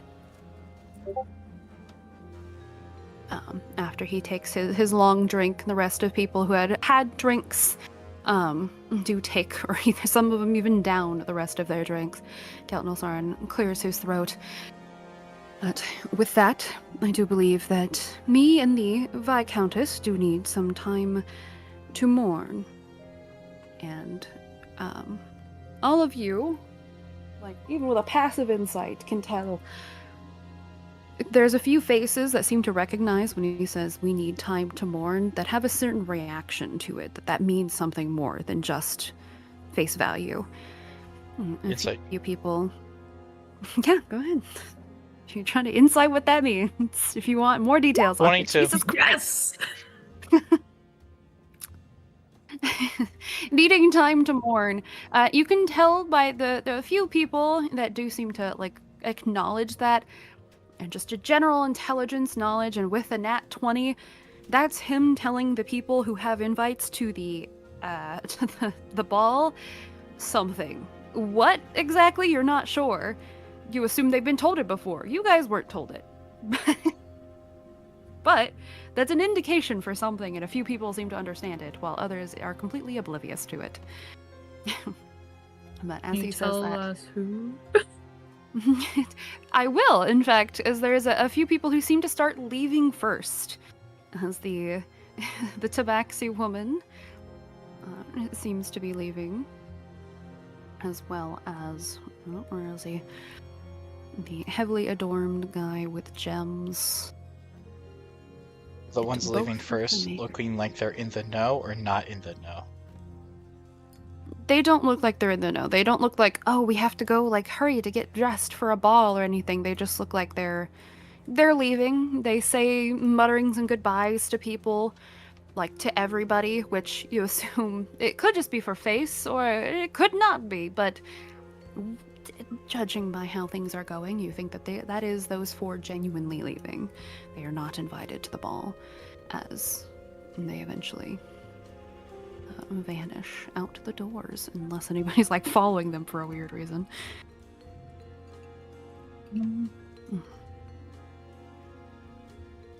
But for a moment longer, as the dwarf does leave, eventually kind of walks next to Nilsarin, seems to have a slight conversation, nod and understanding. He just kind of stays by him.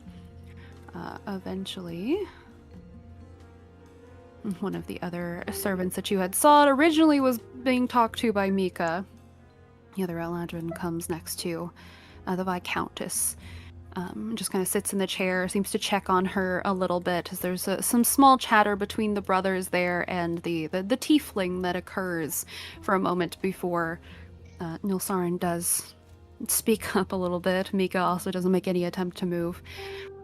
Looks to the rest of the people that are still here. And you, along with a few others, will see you as soon as you all get here, truthfully.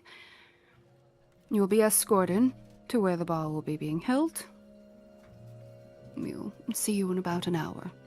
Maybe less, depending on how quickly you get ready. And with that, he will leave with Gunnar in tow, as well as the Viscountess and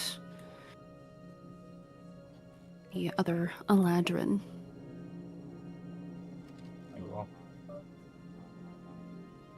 Skedaddle, I suppose. Yep, let's go.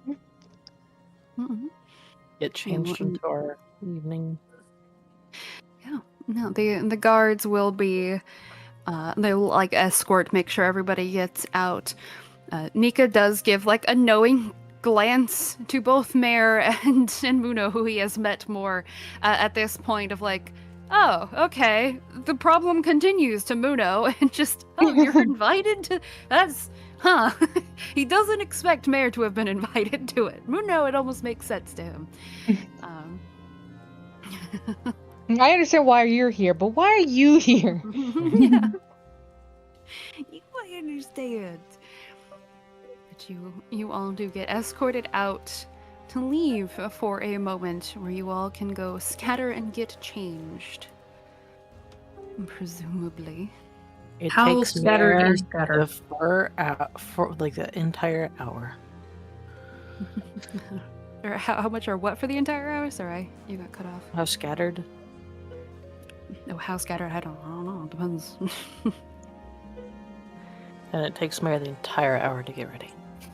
All right. You absolutely can. I take my time putting the pearlescent powder on my petals, and then I want to try and find Iskra before we have to go back. I imagine we're Isra will in get the- ready and then be continuing to bug the girlfriend afterwards of like, I'm in a new pretty dress. Absolutely. Mare carefully folds the wake dress. Absolutely.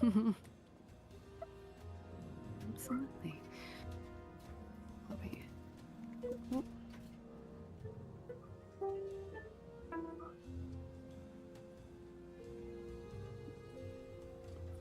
Um,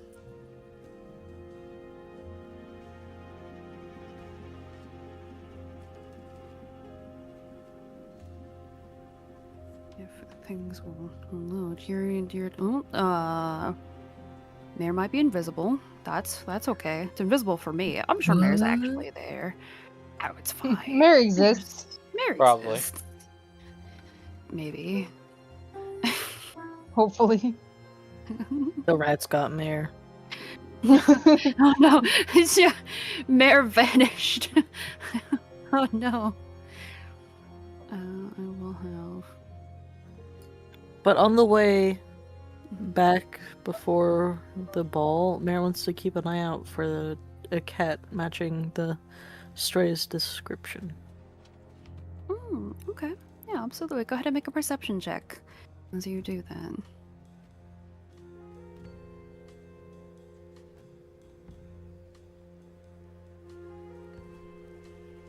Yeah. Jesus Christ, guys. 22. Wow, broke Damn. broke the chain. Shut up. The chain of nat 20s that seems to be The happening here. nat We're 20 22s. chain and the 22 chain. Yeah, broke both. Yeah, I couldn't have gotten both because my plus is too high. Yeah, but you could have gotten at least one. If you really wanted. Nah, I didn't really want it. It's fair.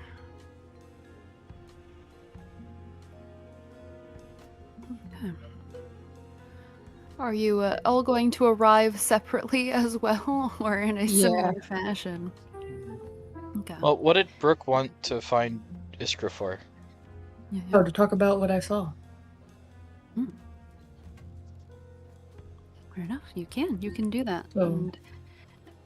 And then I'll get Mare that information after you do that. You see. Cool. I want to find Iskra. Where are you? And please tell me that you're dressed. Well, we're both going back to the same room to get dressed in it so we could talk Oh. while getting dressed, and Mare is also getting dressed in that same room. So, Oh, I didn't know that. yeah, the three of us are still out working out of the tavern, so all three of us are getting dressed in the tavern, and then once I'm dressed, I'm going downstairs to mess with Poppy while I'm waiting on you guys to finish up. Ah, okay, cool. This will be easy enough then. I don't think that was the Viscount's body. It didn't really match the painting. I think they might have found a double for him. I also think they're lying about how they died. Oh, for sure. one thing, if they did die to poison, my guess isn't Hags. I'm guessing it's Diani, given his love of poison and his disdain for the man who died. And also hags tend to travel in groups, and they kept referring to a singular. Well, they said it was looking to set up a coven, so it would be singular getting into a group. Ah. I think there was a Even hag. then- I just think he handled the hag. But because there was knowledge of a hag, they're using that to hide the truth. The real question, I think, is whether they know the truth, or whether Dione tricked them into thinking it was the hag that did it. She seemed genuinely depressed or distressed. I think her husband and child are genuinely dead. Or at least the husband is genuinely dead. But I think the truth of what happened is being hidden.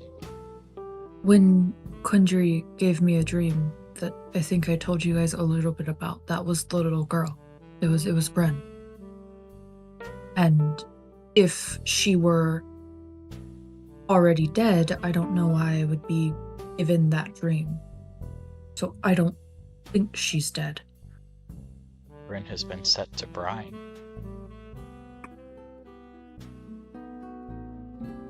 Not as good. The silence of like, no, it's not what you thought it was. But This isn't a time to joke, Iskra. that wasn't Iskra anyway. But I agree. I think there's more going on here. I don't know that the child is dead. The fact that the coffin was empty is telling, but the damage on the body, whether that was the man or not, was definitely not poison damage as they claim. And I think that's pretty telling, but also it was starting to heal, so it would have been an old wound, and we haven't heard, there's been no tale of what could have caused that damage to the Viscount, which I think aligns with what you were saying about that's not the Viscount. That significant of damage that has started to heal would have been noticed before his death, and so the fact that wasn't discussed at all probably means that's a wound received by somebody not the Viscount, And also, I believe Mare should be in here, even if you're taking longer to get dressed, so... Yes. Mare would be. The only one who's not in that room would be Muno, who is off in a different house currently. Yep. Oh, that's why there's Moonglow fields. I just put that together. Maybe I'm not. No, Or it could have just been that the painting was bad. But I don't think they would have hung that painting. If what I'm saying, it's not even just the painting was bad. Is that because I'm agreeing with you? The damage, he had some sort of acid damage. It was severe enough to be poking out beyond the clothing. And acid damage that severe that started to heal is acid damage someone would have noticed the Viscount had taken, and it would have been long enough before his death we would have heard rumors about it. So the fact we haven't means that's not the Viscount, because whoever that was took an attack the Viscount did not. Something else in the dream, it might help us potentially find them if they're not dead. It might be completely unrelated, I'm not sure, but there was a rose hedge maze. I feel like we've heard about one somewhere, but I can't remember where. But that's also what I'm saying too, and I think is the thing we most have to look for at the ball. I am unsure if the Viscountess and Count are in on it or not. Because like you said, their sorrow is genuine, although the Viscount doesn't seem to have cared about his brother that much. I mean, well, not the Viscount. The Count doesn't seem to have cared about his brother that much, which kind of checks out, honestly. Well, because his brother was just the Viscount and was constantly out showing him. So But it was still his brother. Well, yes, but we're talking in the lives of nobles. Is it may be your brother, but let's say your younger brother who isn't even supposed to have any authority, and you're constantly hearing around town that the people in town wish that he was the one in charge instead of you. You may not personally hate him, but when he dies, you may feel, even if it's like a guilty feeling of pleasure, you may be happy that he's no longer there. Because remember, in his speech, one of the things he said was, I'm going to do what my brother did and take his place, because he wants the people to support him over his brother. So I don't think he is as sad about his brother's death. I do not like nobles. But it's also worth... I don't know if they're aware that the body in there is not the Viscount is too. Like, maybe the Viscount is alive and held prisoner somewhere, and a fake body was placed in there. Do you think the Viscount could have been raised? Similar to the other Shadow Riders' shadows?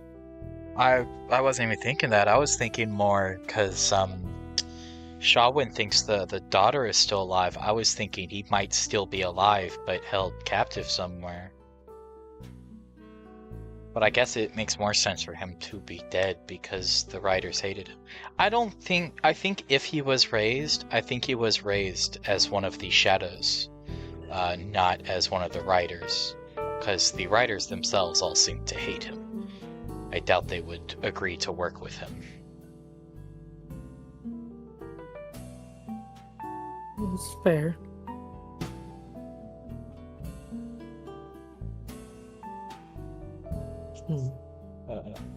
But the two of them clearly have a plan for this ball. And I think that's one of the things that worries me most is they clearly have a plan for this ball, and it may be that they were working with Dione. And that if that is the case, you know, we're definitely stepping into a trap. Mm-hmm. Like, it might not have been Dione was planning to interrupt their ball. It may be Dione was a cog in the machine they were going to use to interrupt the ball. Question, Sam, if I can find the note. Oh, where did it go? The jasmine perfume that was on the note, was that something I noticed when in the keep, Count Nasarin's keep? Like, no, you did. Well, no, you didn't. Okay. Sorry, I just remembered that. Yeah, it's okay. It's important.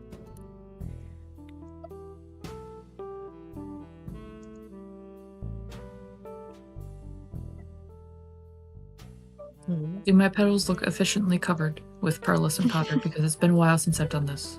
Did I miss a spot? It is very beautiful, especially in the sunlight that catches part of them. It's very beautiful. Is there still sunlight? Is there still sunlight? Very little. I guess it would be more moonlight, I guess, you know. And maybe not sunlight, so it's the candlelight, you know. That would make more sense. Well, whatever we go in for, we expect the worst, hope for the best. I know we're not supposed to all know each other, but try to stay decently close given you're our arms. Or, well, I guess stay closer to... Did we get our weapons back? Shawin. I assume so. Yeah, as you guys left, you would have been like, people would have been piling up in that little corner, getting their weapons and everything back. Yeah, I assumed as you left, you would have gotten into. They just silently stole all of y'all's weapons. No, Mare grew that goddamn staff herself. She'd be pissed. Yeah. You guys would get it back, yeah, for sure. It was assumed as you left, you got your stuff back. Is your staff your focus? It's primarily Because can't you cast from your book or your focus? Well, no, the focus is what lets you not need material components. Your book does not naturally work as your spellcasting focus.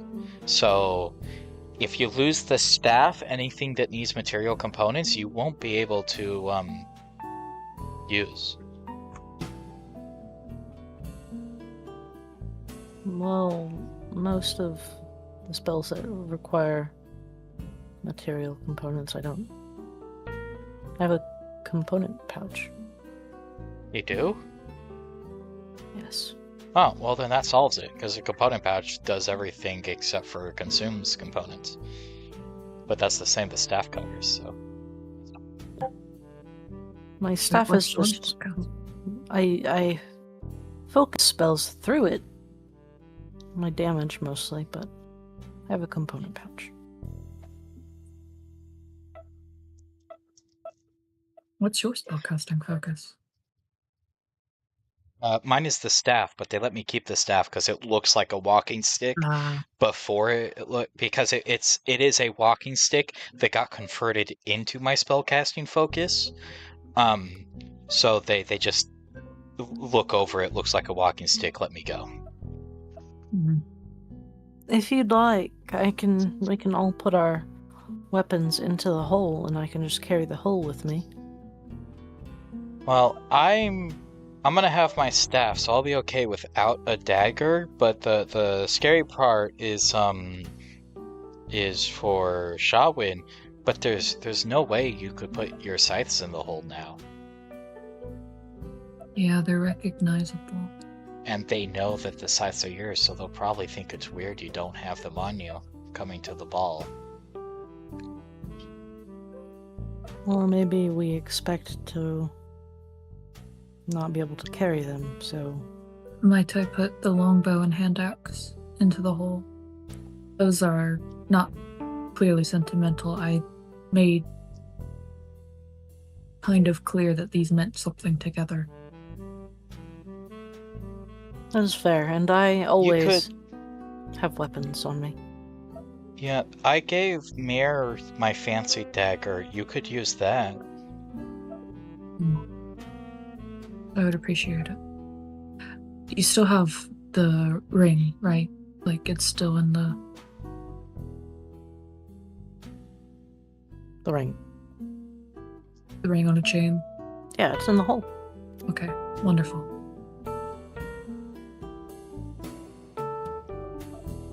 I haven't shown, I don't believe, any of you, but Merrick, before, she puts on her undershirt that cuffs, you see wires kind of very thin and almost silvery drop from her joints at her wrist. And she kind of pulls it in one hand. They're very sharp, but I do always have some weapon on me. That's smart. Oh, that is simply just a part of me. Yes, it's very clever. Anyhow.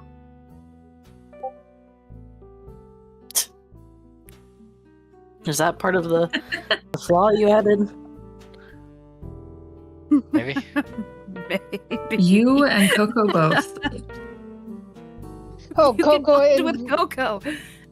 or Coco's gonna fucking fight. I'd win that fight. Coco is gonna hoard cabbages. Aye. You'll win it until she drops you from heights. Until you get Featherfall. I have Featherfall. Oh, damn.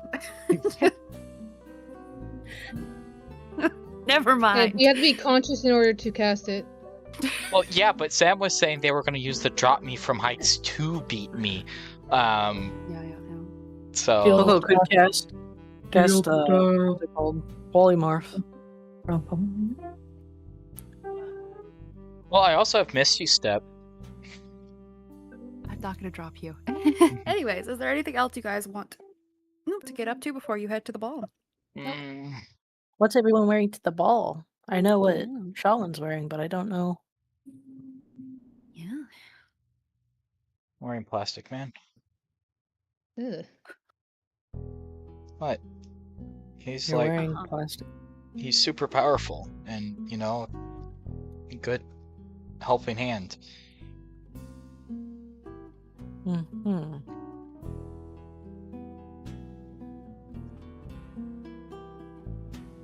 I have a picture somewhere. I'm trying to find it. I am wearing a very orange dress for no reason.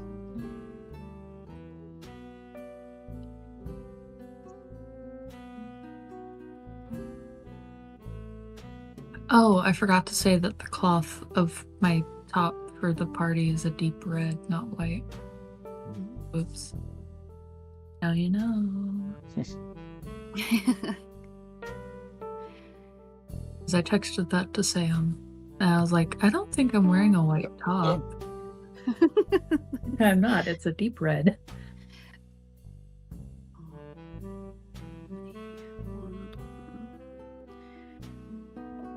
What is Muno wearing? You'll eventually see it. What is Nothing. Liz Mare wearing? I don't have a picture or anything. No. It's okay. You get to Describe it. it. I know. Have fun. There does have a picture. Muno is wearing a very form-fitted dress that's white, but it fades to a deep orange that fades down to black towards the feet.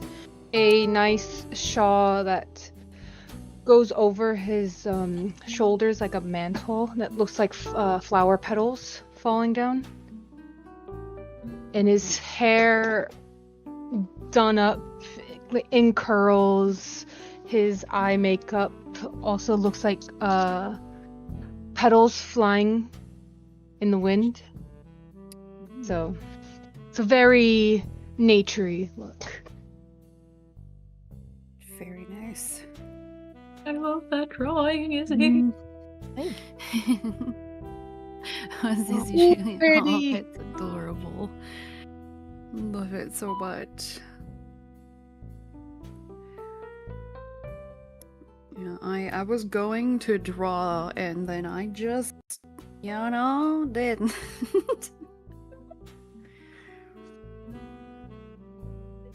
Sometimes it happens. Alright. Is there anything else you guys are getting up to then before? Or is that it? I'm I'm ready. good. Don't think there's anything else. Me too.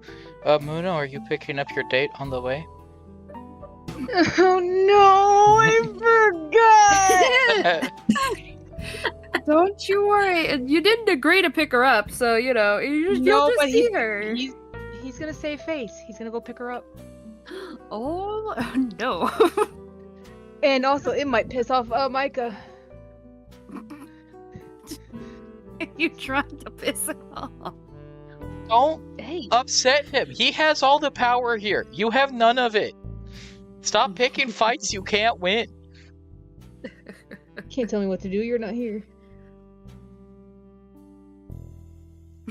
We also don't have to deal with it if he gets fucked. Yeah, I was gonna say, if Micah starts a fight with you, I am not coming to your aid.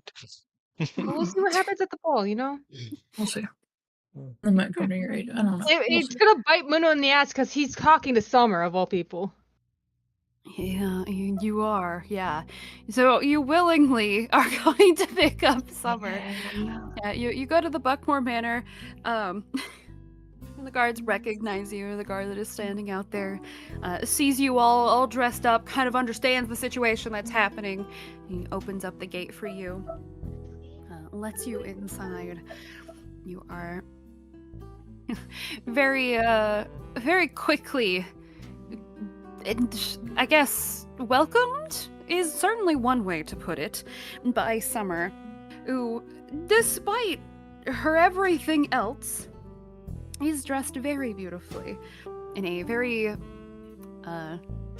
unapologetically vibrant orange ombre into like this red color with sparkles dress that is completely overdone. You can tell the amount of detailing work that has been done on the parts of her chest. She has a long trail that you cannot imagine would be good for a ball and will be stepped on, but she is very happy about it. Her hair is done to the nines with little gold adornments. There's flowers, there's even metal flowers that seem to be holding her hair in places. Very beautiful jewelry that adorns her neck. She seems to have even like a gold collar sort of situation that she has going on. She is very excited also when she sees you. Like, she, on top of like doing a double take, definitely it makes the highest pitched squeal you can imagine that I will not do to spare you all, and runs over to you. Beautiful heels. Doesn't miss a beat, though, as she hugs you. Hello, Summer. You look very Hello. beautiful. Thank you. You look incredibly handsome, too. Are you excited? I'm super excited. I haven't been to one of these. Yes, I am. Oh my gosh. Okay. So, do we... Well, I haven't been to one of these. Is there any, like, etiquette that I should know? I assume you've gone to them. I mean, you're you. Usually, if some people are looking to be in a more serious conversation, probably stay away. They're trying to do business. But, usually I've never been to a ball after a wake before, so I don't know too much, but it's mostly going to be either discussions about either mourning or business. But there might be other stuff. I don't know what's gonna happen. But judging by how you look, you're gonna have a lot of eyes on you. Well, I hope so. I did pay a lot for this, and I'm super proud of the design that I kind of helped come up with. Not a lot, though. My tailor really did most of the work. But it's very beautiful, and I'm very proud of what she did, and I would love to show it off. So I can't wait to talk to everyone about it. Of course, I will try to keep it in because I have been told by my cousin that I should try to rein it in because I am also kind of going to represent the family. So I should be a little bit more subdued is what he said, but you know, they speak a lot on a lot of things, and they also haven't been to a lot of parties, so you know, he can say what he wants.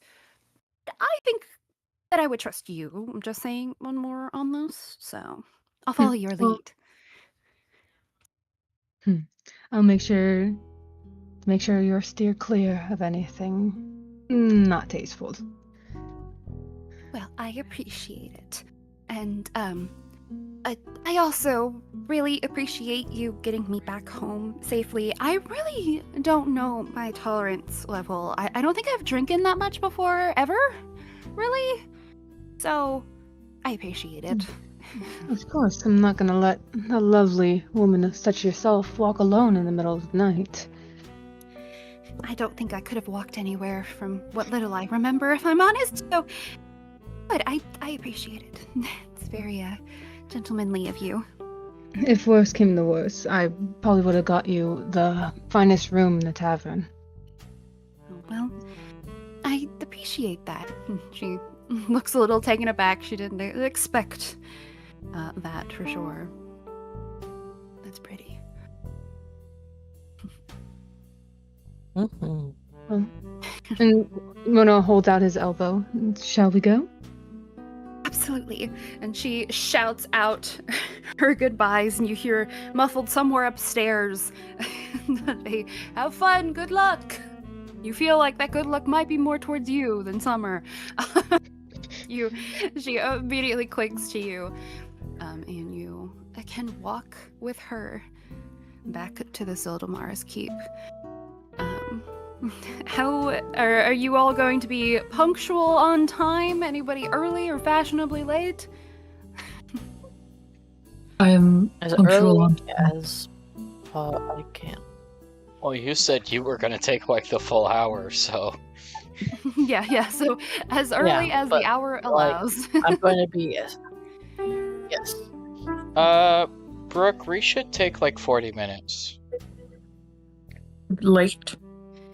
No, they said in about an hour. 40 minutes is still early, but I don't want I to thought you show meant up. we should take like 40 minutes late.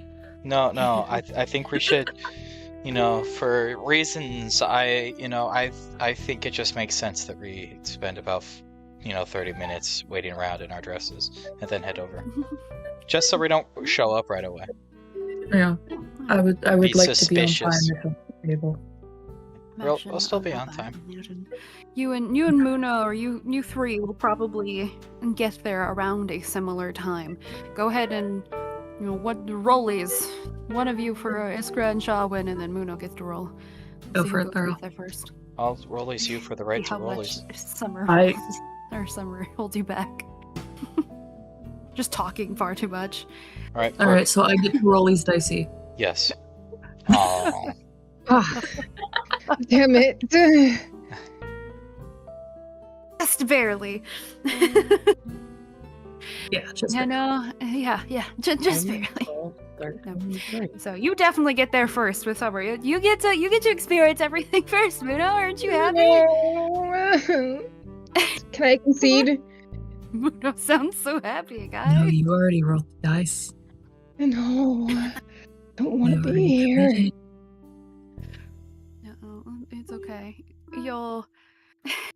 I believe in you. You'll be able to survive this. So you are led inside. You see the guards that were more aggressive about their checkings are not there. In fact, you see a lot less guards as you are led in. Okay. You are led in by one of the familiar guards that have been walking around. Don't see Bruno anywhere, but a different one. Yeah. A flame genasi that was guarding one of the stairs instead guides you. Not many words. It just says, "Lovely to see you. Follow me." And you are led through the keep back into the backyard where you see nothing looks out of the ordinary. Just like it's been cleaned up. The ballroom doors are now shut as you pass by. You are led into the mausoleum where the doors are indeed open. And inside, you see a staircase that leads into a large circular staircase. And he motions down it. That is where they're waiting. What in the cold shit is this? Muno will go down. Yep. Summer just gives a small polite bow, but you hear the faintest little squeak of excitement as she has to contain herself as she is following you. Doesn't get cult vibe at all from this, as she is oblivious. And you're realizing you may have taken on a little bit more responsibility than you at first intended. Yeah. It was either I pick her up early and have her, do the whole excitement there, or come here, have her do the whole excitement in front of everyone. Yeah. But you do immediately start to hear the people and the talking, and very quickly you realize it is much more people that showed up for the wake, and a lot more of a lively experience than you expected. As you step further and further down, there is some sconces that are leading the way down, so you don't have to stumble or anything on your way there. Here. Oh, no, not that one. Stop. Cease. Here we go.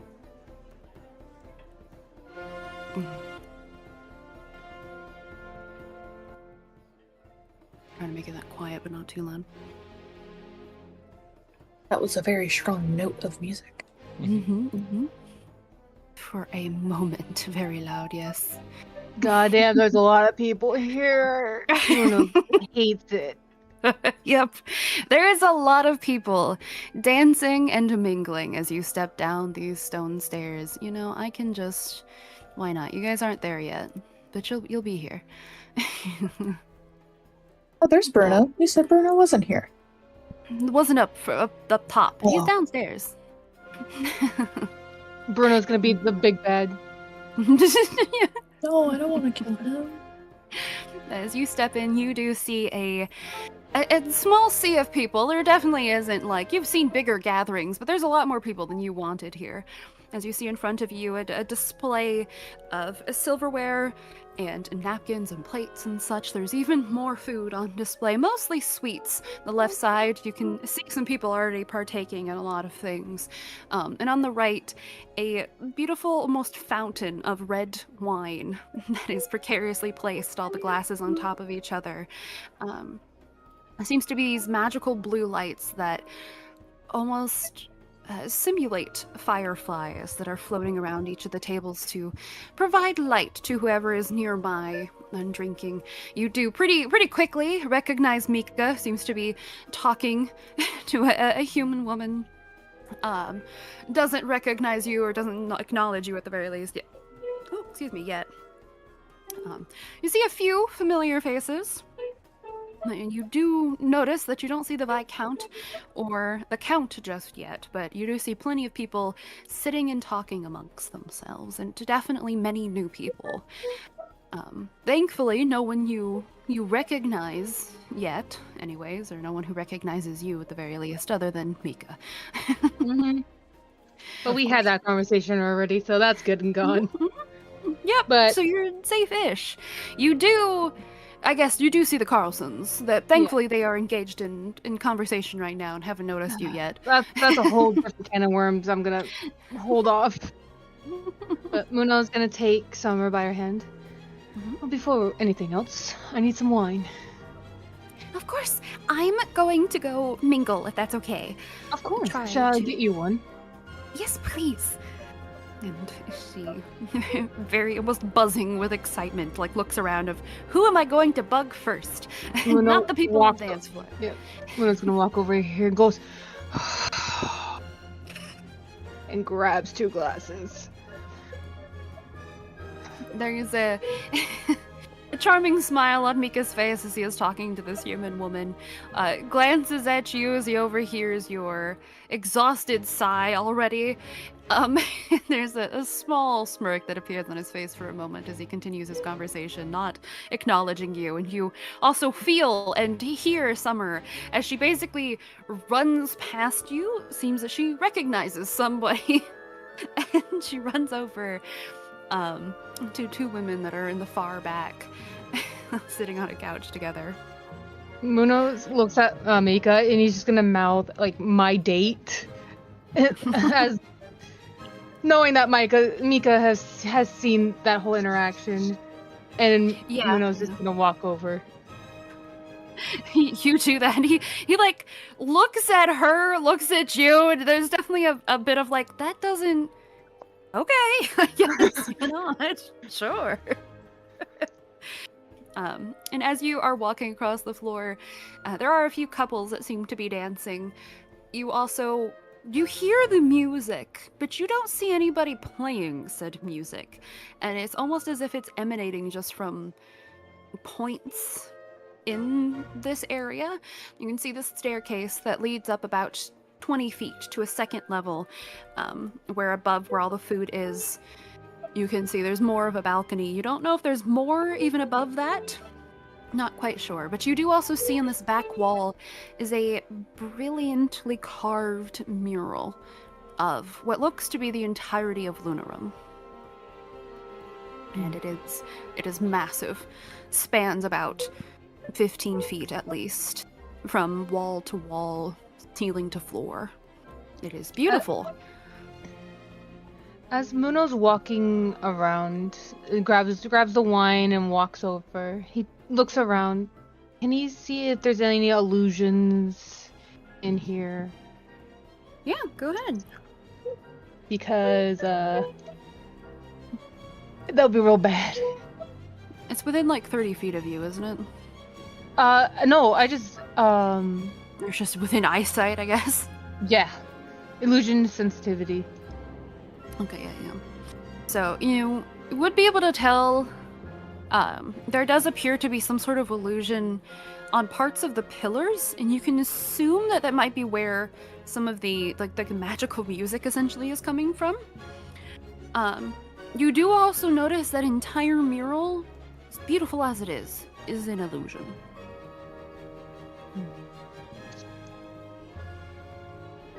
How disappointing. Muna thinks that, but walk over to Summer. Your drink, my lady?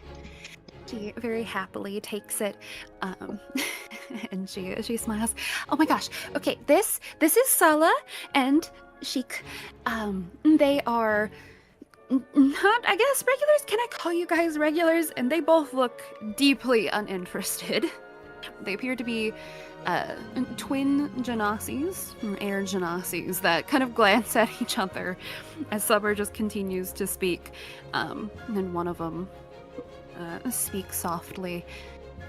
Suppose we enjoy horse riding and you are the best, yes? It is nice to see you, Summer, and we have not met you before. Looks to you, Muno. My name is Ahiko Fukushima. Well, it's a pleasure to meet you. Not every day that we see Fae around here as spectacular as you. And the other one just nods. Well, it's rare that I leave my kingdom.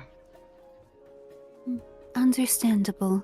Most of this world is dreadful to be in. The other one nods again. Summer frowns a little bit. As there are some light that are worth looking at, and Muna will look over at Summer.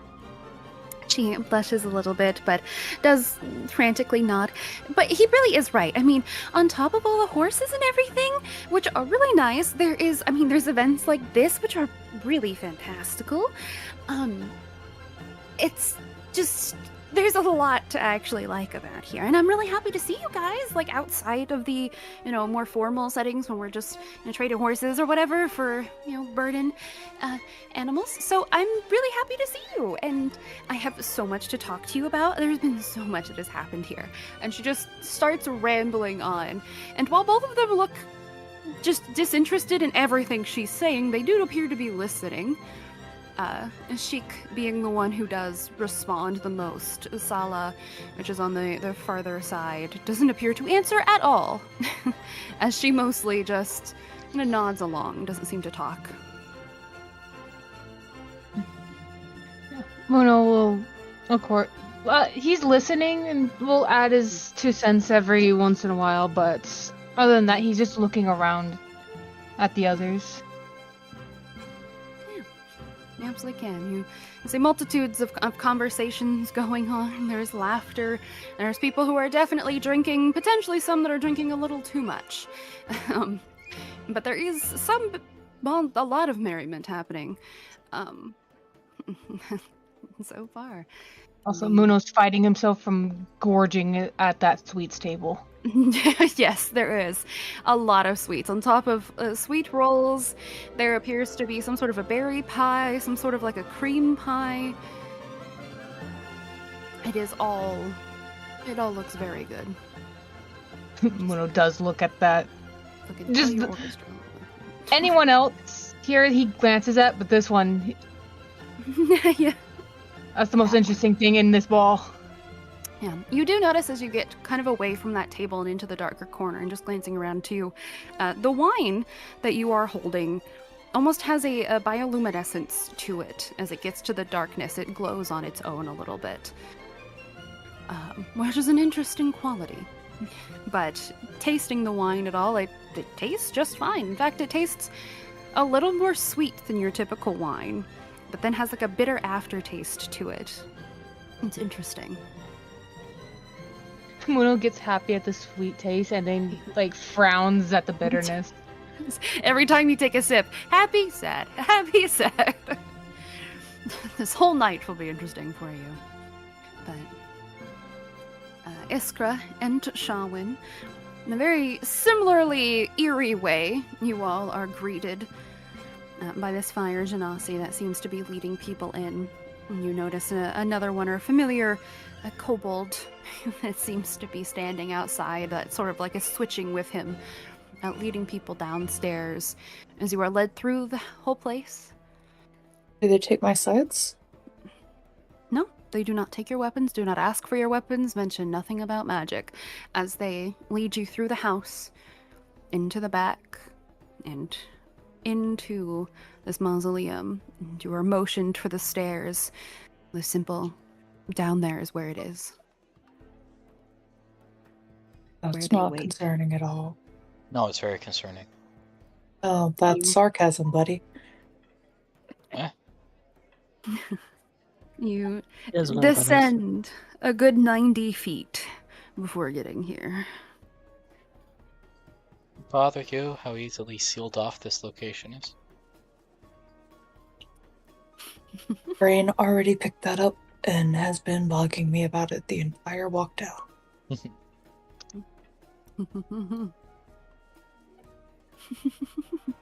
I would like to, once we're down here, look for like any secret exit or anything on these walls that could be a way out.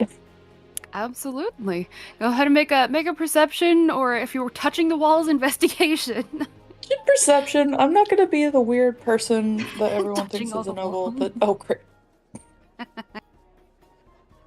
Should I There's touch a lot of walls? people moving around. You cannot tell if there is any sort of exit without being the only one who's walking up those main stairs in the back there where the mural is, going up to the second floor. At the very least, this bottom floor, you just descended the only exit in this place. That definitely has a feel of being new. Very well put together. It's beautiful down here. But something is also slightly unsettling about this secret party in the family's tomb. But you both are free. I'm definitely not drinking Not- anything. Oh yeah, for sure. I would like to not eat anything either. Also, Sam, I did Yeah, same. message you. I will look at that. You don't want the I glowing would- wine? What's wrong with it? I would like to look at like a, I don't know if this be perception or insight, but just see who's like on edge and who's just like comfortable.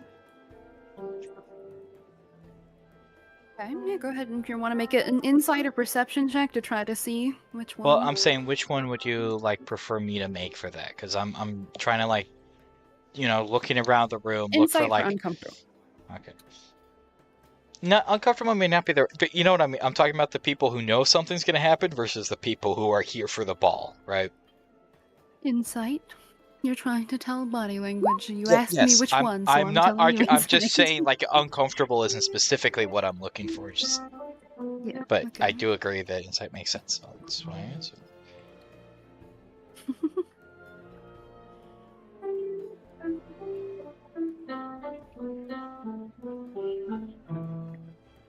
$16. It's not a natural 20. You ruined the streak. How dare you? You get 7. Yeah, but your streak. Outta Got here. 2 22s in a row. It happens. I gotta give you guys some wiggle room. So, with a 16, no one seems like there's no anticipation or anyone who is tense. Everyone just seems to be having a good time, talking to each other, drinking, chatting away. Do I see the people from earlier? Well, you see a few of the people from earlier, yes. Good. You recognize Mika, who once again seems to be talking to people before he leaves one person and seems to be meandering, trying to find somebody else to start talking to. You do see one of the Carlsons that's over, seeming to have an intense but cheerful conversation with a man against a pillar over there in one of the corners. And one of the very far back corners, you recognize one of the servants as well that is currently talking. with one of the noble ladies and another Carlson that was there before. Summer is someone you definitely recognize, who is currently next to a Amuno who you recognize. But a majority of the people here, you've not seen them before. You Well, do yeah, not but I know. was just making sure, like, the people from the wake weren't in a secret other ball. Yeah. It's the secret ball. Well, like, you know, they're behind, like, because I don't know the Murrow's fake, but, you know, they're not behind the Murrow at, like, this other ball, and we've walked into the death ball. You know. Where there's an explosion that happens in this ballroom. No. I would They all- also just like to say Shawin is actually tense and is not happy. Looking around with no exits. Just figured since you were looking for body language.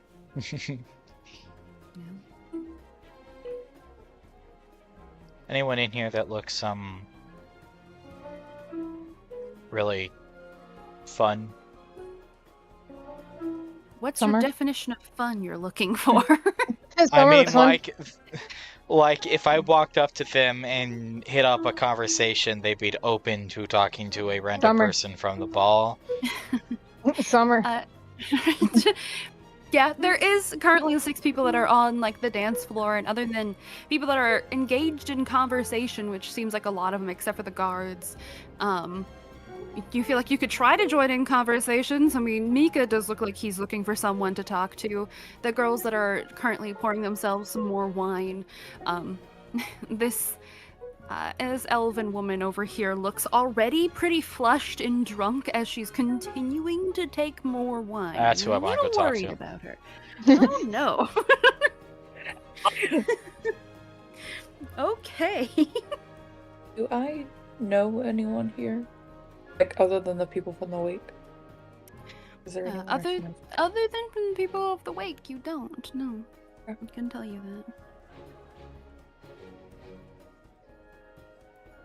But you approach her, and she doesn't even seem to notice you, or she just kind of like shuffles out of the way, assuming that you're going to get a drink. With her, she grabs a half-drinking glass of wine and has another one in her hand. She double fisted. She is. That's my hero right there. What a goddamn legend. She is in a skin-tight, dark black dress, blonde hair that is very immaculately done, but does not seem to acknowledge you unless you're saying something to her. I won't bother her if she's not initiating. It's not like initiating as in she's ignoring you, she's just like very looking into her cup. Yeah. And she just doesn't think you're trying to talk to her. So I'll leave her be. I will She's- grab a glass of wine just to hold and seem like I'm, you know, part of the party. All right. I'm not gonna drink from it. Okay. As you two start to meander around the party, Mare, once again in a similar fashion, you get led through the entirety of the house. They don't ask for your staff, they don't ask or warn you about any magic. The Buyer Genasi just leads you through, and you're led to the mausoleum, where you were very confused because there wasn't a staircase last time. And now there is a staircase leading into a larger spiral staircase, and you're very confused, but it's there. Huh. You are told the exact same thing of their wait downstairs. Mira finishes walking down the stairs and makes like just a brief eye look around, see everyone. You recognize Brunho is there, kind of does acknowledge those of you that have seen him before, but stays at his little guard post. And you see the brilliant display before you of people talking, dancing. It's definitely sort of a secret society ball that is happening underneath the wake. Or where the wake was had, you know? But are you guys getting up to anything you want to do? I would like I to just- generally mingle and hear rumors. Same. Both of you go ahead and make perception checks then. At advantage? Because I'm also wandering with and listening. Trying to help? Sure, you get advantage because of that. 14. 19. Okay. Look, I rolled a 14. Well, that clicks. Mhm. Yeah. Okay. Now, I will say, let's see, with your 14, as you're kind of wandering past the food there, Mayor, I'll start with you. You hear a conversation between the two gentlemen over there. Basically says, and without Zanril here to act as guardians other than the vampires, who's going to watch over us in the day? The rats keep piling up, and suddenly with the theft, gruesome murders, missing people, the stone dragon in the autumn light forest. And the other man waves his hand. Hush, dear, it seems bad now, but it will be all right. Worst case, maybe we can move to the north like you were really wanting to. The other one kind of glances, notices that you're kind of listening again, but just looks a little hopeful at the other man and says, really? And they kind of meander off to the side, continuing their conversation about where they're going to move if they do move.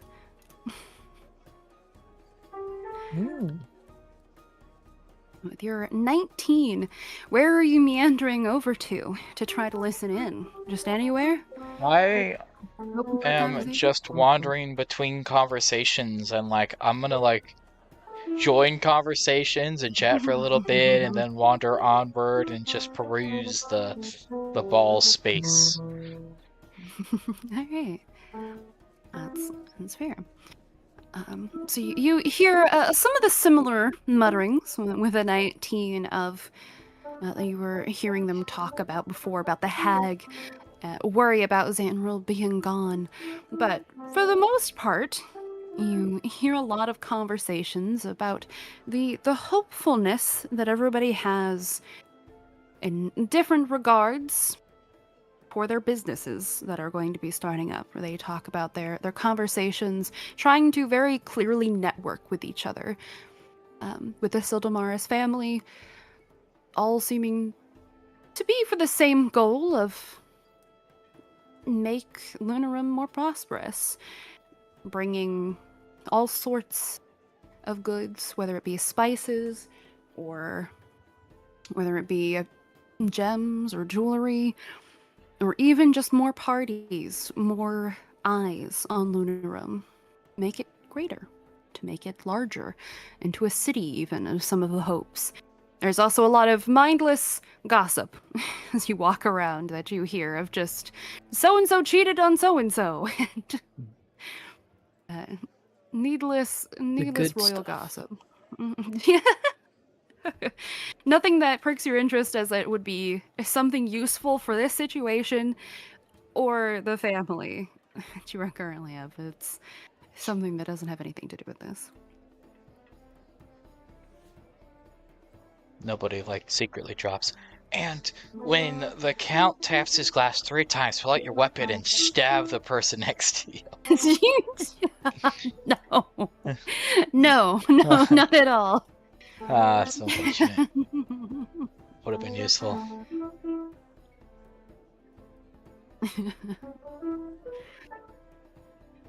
No, you don't hear that.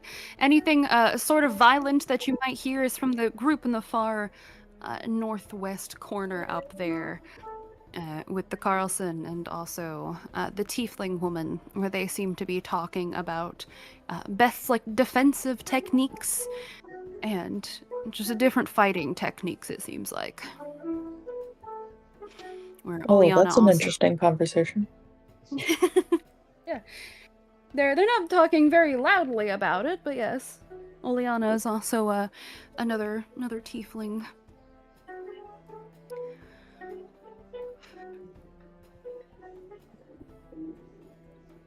But Muno, you can stay there for as long as you want. Summer is going to. She's found her people.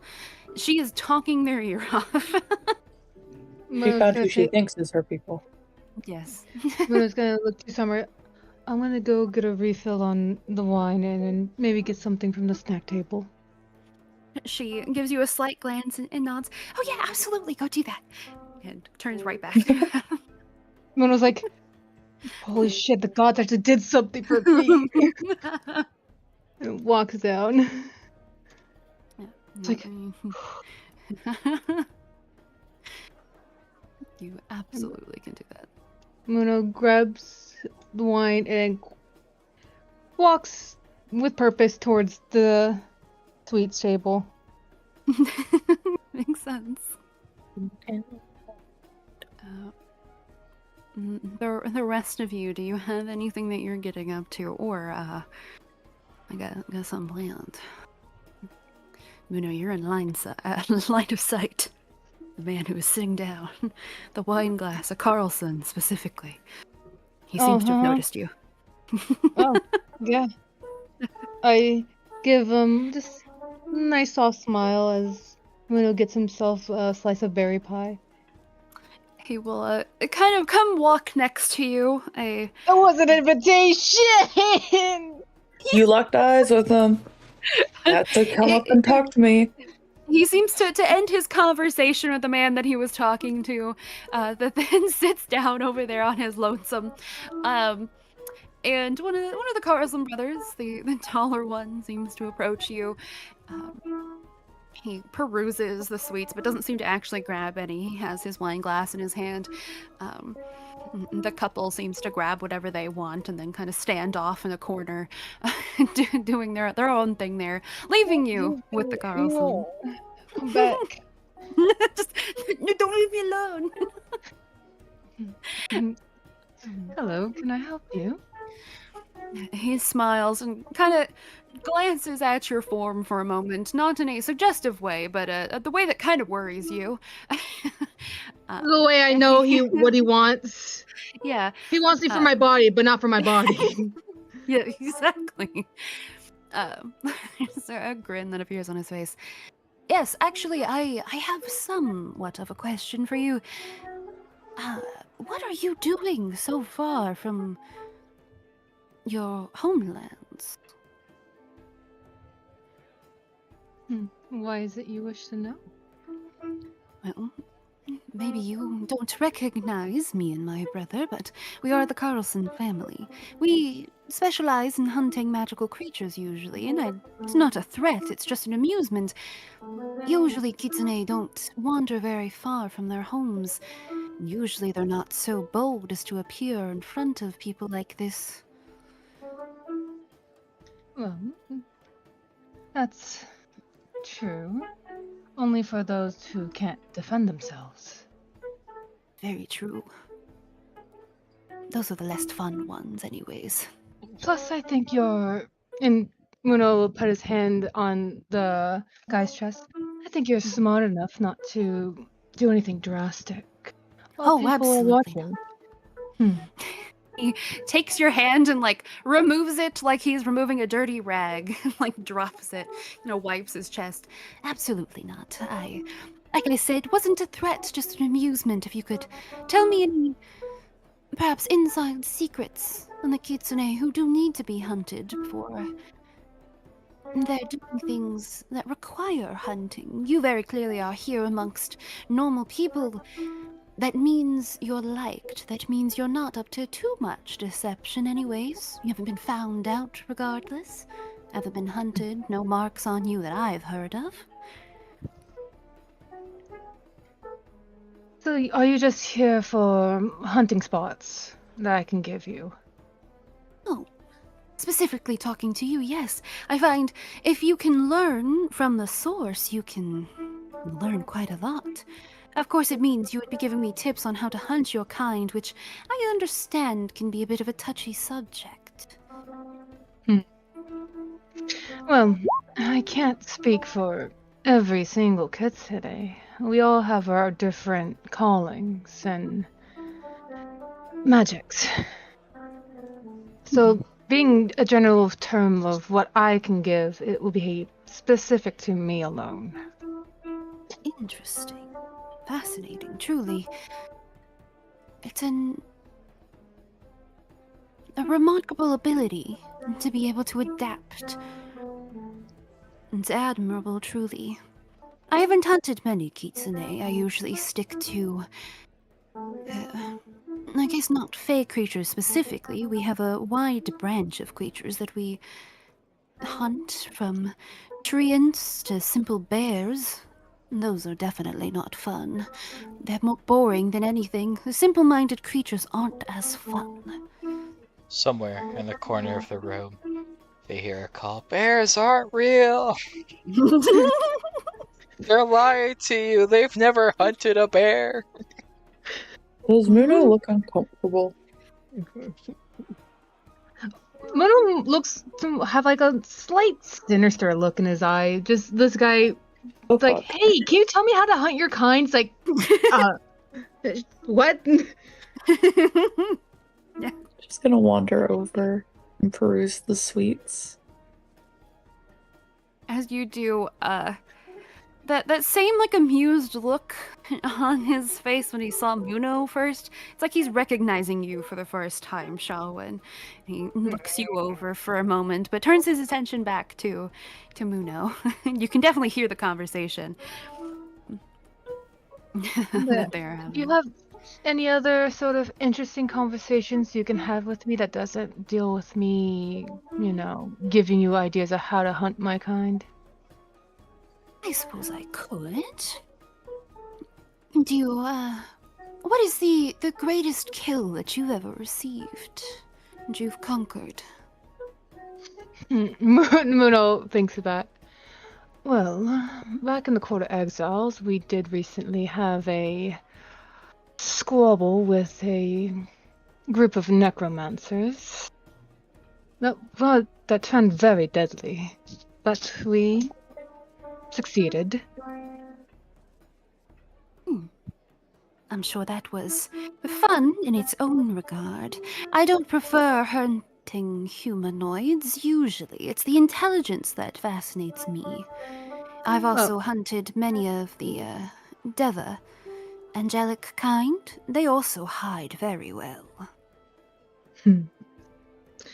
What's, your greatest hunt? One that you find the most pride in, the most memorable? I would say my sister. She hid very well. What? Can I insight check? Because Yeah. that could either be cool, he killed his sister, or there's a weirder undertone to that. Yeah. Good insight. You're just like trying to what exactly are you inciting? I'm just like, I want to know what does that mean? the tonage she's using on "I hunted my sister." It is not something that's like creepy, weird, or potentially like a sexual thing. It is very much he murdered a family member, and he had fun doing it. No regret, not even a slight hint of it. I'm assuming... Why? You're not quite sure. You could ask, but you know. Huh. Hunting a family member. I'm assuming she did something to you? Slept She with a did. fey creature. She attempted to insult the Carlson name and was doing a lot against us. Then she crossed a line when she was working with a local group of bandits in an attempt to kill me and our other adopted sibling. You see, I may look human, but the Carlson family are Azamar. We have angelic blood in us, and we have a duty to uphold. And she tried to go against that, and there's only one answer whenever somebody tries to have a hit on you. I'll give her the utmost respect, however. She did put up a fight. Like I said, she hid very well.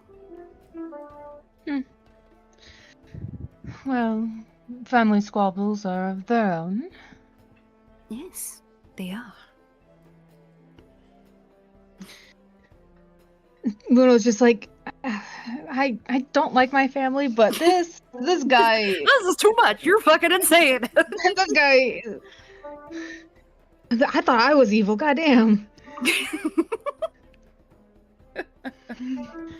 Yeah.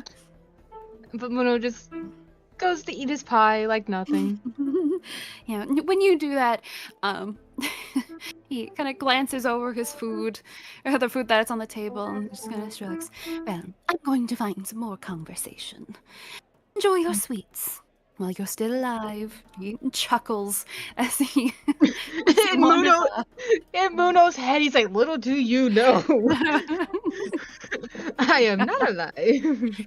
Actually, I'm not. I'd like to watch him as he goes Yeah. to see if he keeps glancing back at Muno or something. No, he doesn't. He seems completely done and tired of that conversation and wanders over to where his brother is. Two tieflings are talking. Seems to be checking you out. Make a perception check. Creepy.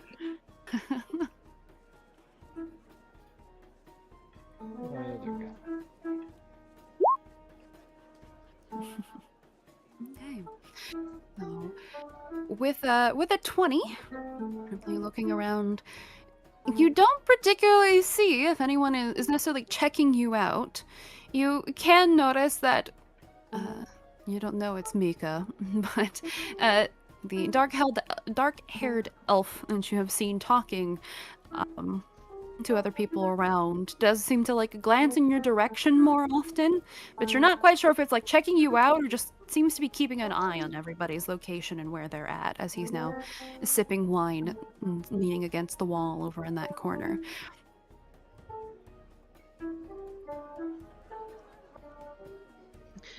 For Sharwin, that how Muno is reacting to death threat, it's like, oh yeah, cool, I've been served death threats before. This is nothing new. It's He's just enjoying his pie. well, yeah, it's Hi. Sean's still not happy with it, but won't say anything. Doesn't pick up any sweets and just wanders back over this way. Okay. As you guys About anybody that looks Hmm? like they're looking around unhappy, like they're alone and they know it. They're alone Who's a and they lonely know. bitch? The girl who's drinking 2 drinks and kind of stumbling in a corner does look a little alone, and she knows it. That's my Not her. hero. I'm trying to get on the dance floor with somebody. Something tells me she ain't going on that dance floor. Probably not. That's probably a good guess. There does seem to be a half-orc woman who has been just sort of meandering around the drinks. She doesn't necessarily look lonely, as all lonely could be. There is also... The fuck just happened? Sorry, it got real quiet. It spooked me for a second. It's because things were restarting. It was like, what the fuck is happening? Yeah, so you see the half-orc that seems to be alone, at least, is not currently talking with somebody or in a group. There is another, it looks like a human older male is currently sitting by one of the guards. He's not talking, but he's just kind of observing on the far left corner. And then, once again, there's Mika who's alone, so... Well, actually, you said Mika keeps glancing at me because I, as Iskra, don't have any reason to be hesitant of him. I don't even know that's Mika yet. You don't know who the hell Mika is, yeah. Yeah, so you know what? He keeps glancing at me. I want to go to Mika. That doesn't seem to be a better option anyway. And Shawan left me on my own, so... Yeah, Shawan is... You are currently next to the girl who is, swaying, mumbling to herself, drinking 2 glasses of wine, and... Does she look like she might fall over? Not necessarily, not yet, but you can definitely tell she's gonna get there as you can hear her mumbling things about how all people are stupid, not just like men or women or anything. No, just people are all stupid. And she's kind of staring at the wall Her a little bit. date You can tell she's did had too not much. show up. She's drinking herself into a stupor and very happy to crash and burn tonight. Well, once Iskra speaks with Mika, I would like to speak with her. You can go first. All right. No. You Rollies? started this train. Well, No, as no. you guys are deciding what you're going to talk about there real quick, I need to go to the restroom, so one moment. Enjoy your water. Yeah, sure, I'll roll as you thorough. I just like an excuse of Rollies. I don't mind going first. No, rollies is fun. That's why I want a Rollies. Two. Damn it! Congrats. Go first. Damn it.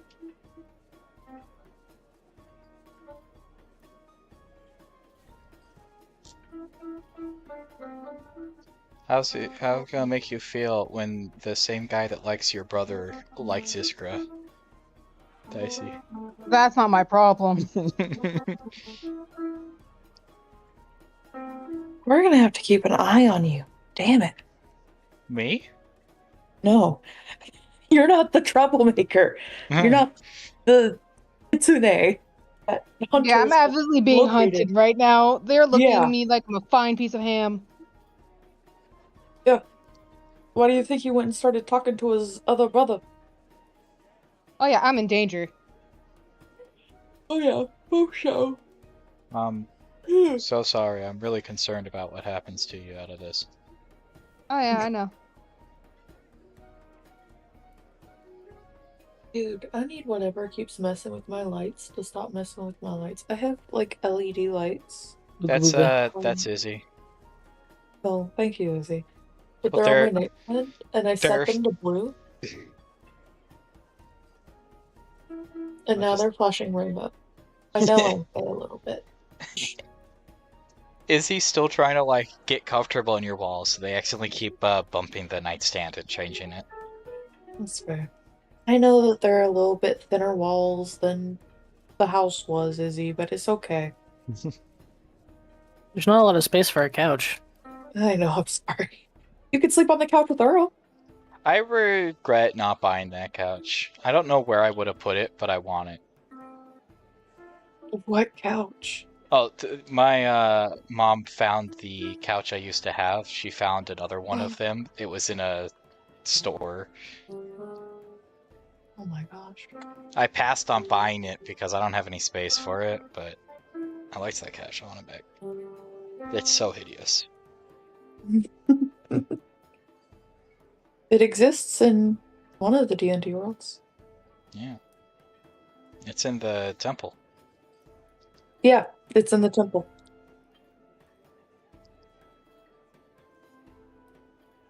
So you The still temple have has it. Canonically technically. slept on that couch.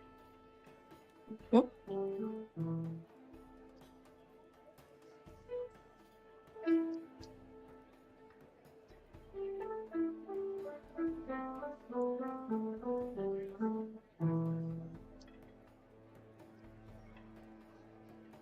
I have always liked hearing piano be played, but I've never actually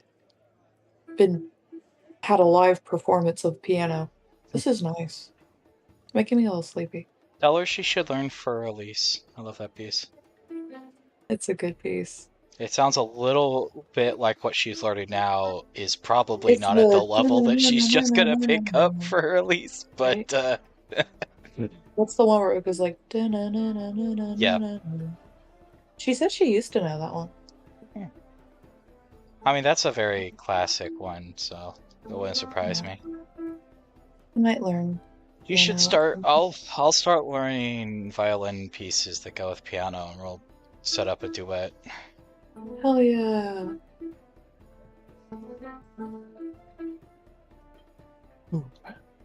I mean, if I can ever get my freaking thing to work again, my bow. Okay, I returneth. I broke my bow and my returneth. tooth on the same day. Oh, in the same moment? Technically, I broke my tooth a few minutes after I broke my bow while trying to fix my bow. Oh. Hmm. Ah. Well, which one of you wants to go first, or Rollies? We rolled in Brook one. Oh, okay. Well Is then. Dicey here? I'm here. Okay. Oh, All I'm right. ashamed. You're you're talking to the stumbling woman. I'm going to approach cautiously and like extend an arm for her to not fall over because she is stumbling and swaying. Yeah, she definitely is heavily. Um, Man, as you do that, she like turns I'm towards just- you. yeah. Would you like to sit down? You look like you might need to sit. I think I would love that. You're very sweet. Oh my gosh, your petals are so pretty. And she's very clearly been crying. She leans on you immediately. Okay, thank you. Are there open? Is this an open chair? Or that couple sitting on it? That's an open chair. The couple are kind of just like standing next to it. There is a chair in that darkness that you're currently Oh. standing on. So hell yeah. she'll just fall over right there. Yeah, I'll help her sit down. Do you need anything? Can I get you something to eat? No, I ate before coming here because it's just smart to do at parties like this. Oh, I used to. Okay, so I divorced my husband because he was cheating on me, and so that's how of course. And then I thought I found love again. However, I only knew the guy for like less than a season, and he took me into the woods real creepily and tried to propose. So I broke up with him. But now he's getting Smart. married, and it's like less than a full year later, and there's so many cute couples tonight and pretty people, and it's just the wine's really good. She just starts crying. Sorry, I you broke hand up her my with glass. him for the sin of not having a good enough proposal for you? No.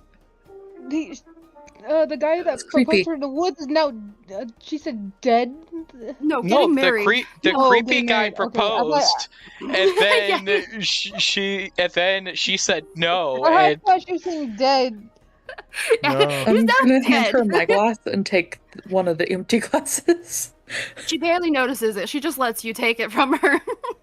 Well, smart to probably say no to the creepy man. Probably. But Have you ever been in love? What is it like?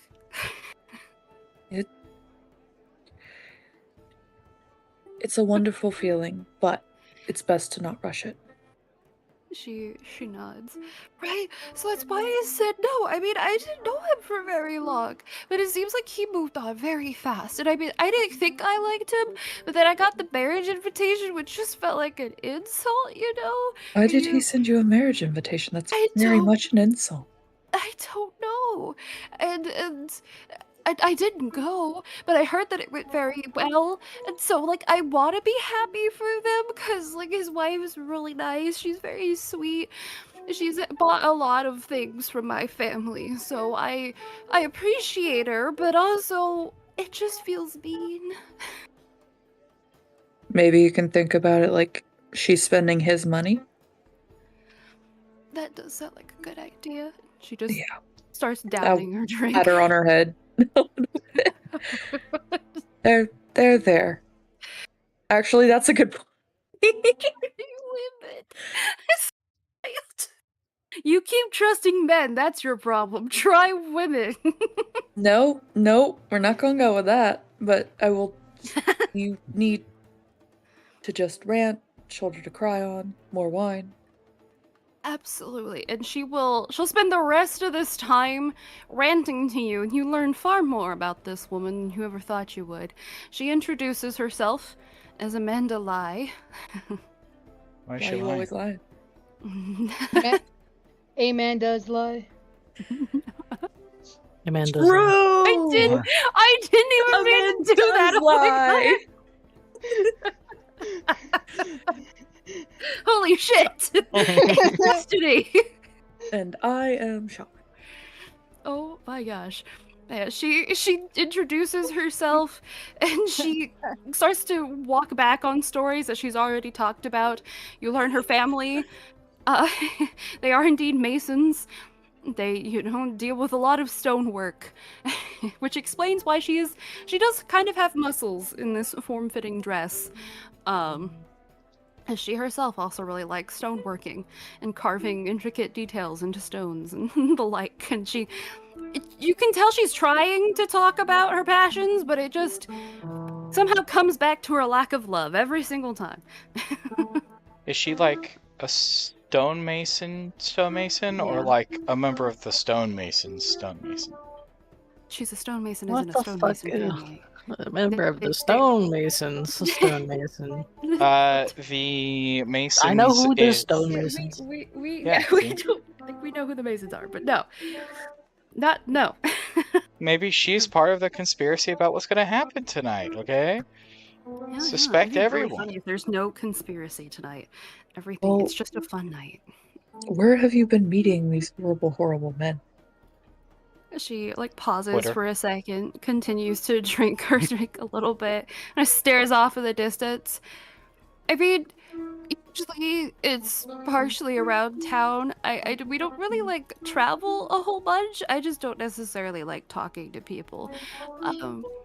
But I have been overseas before. I met one of them when we visited Marodi.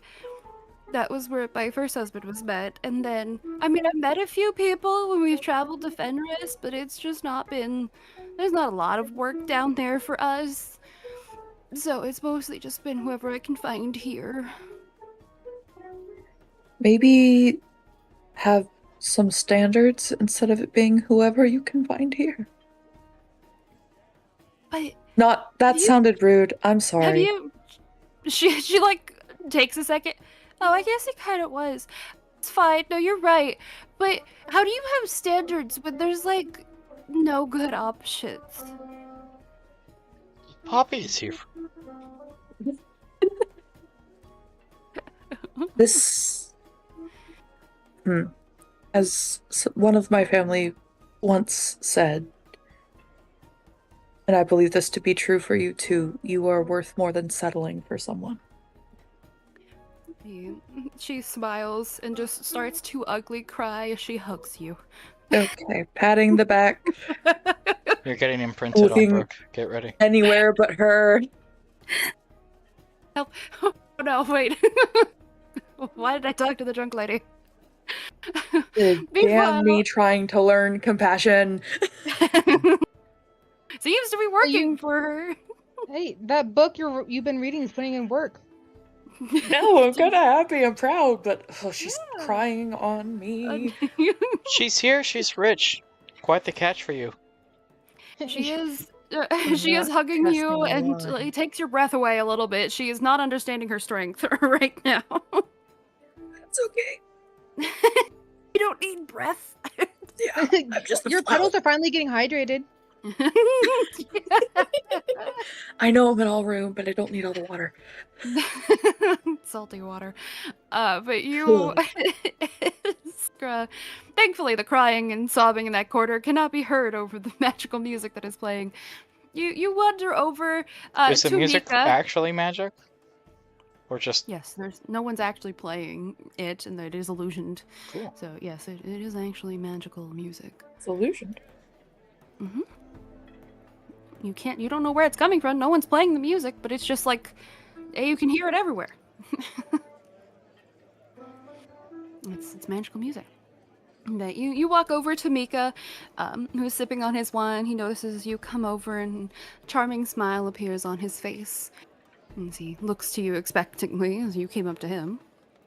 I'll just give him a curtsy and say, I noticed you stealing some glances at me and couldn't help but be curious what you wanted to know.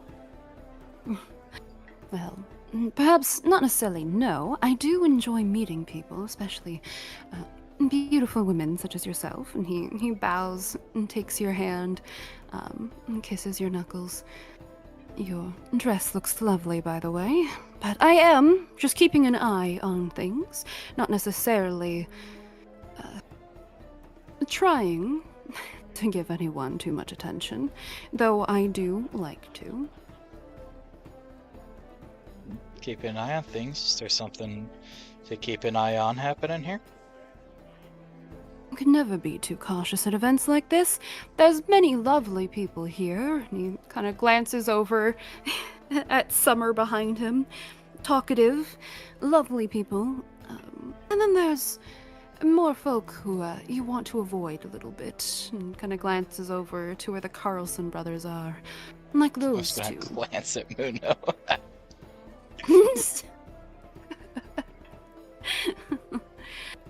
He surprisingly doesn't look at Muno as someone you shouldn't talk to. So, just better to be safe than sorry. Though I don't fully recognize you. Yes, other people have heard about New to it. the scene, so I suppose that makes sense. It does. And what is your name? It's good. He smiles. My name is Mika. Mika Mao. I have a friend named Goofy. I'm leaving. You said the secret code word. God damn it. How do they keep guessing? God, I need new friends.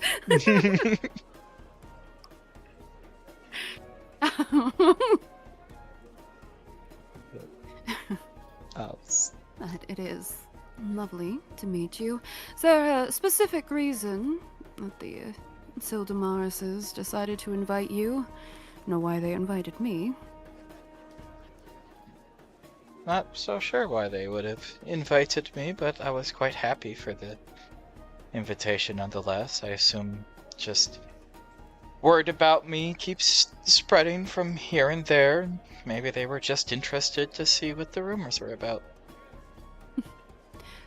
Potentially. I know a few of these people aren't necessarily influential.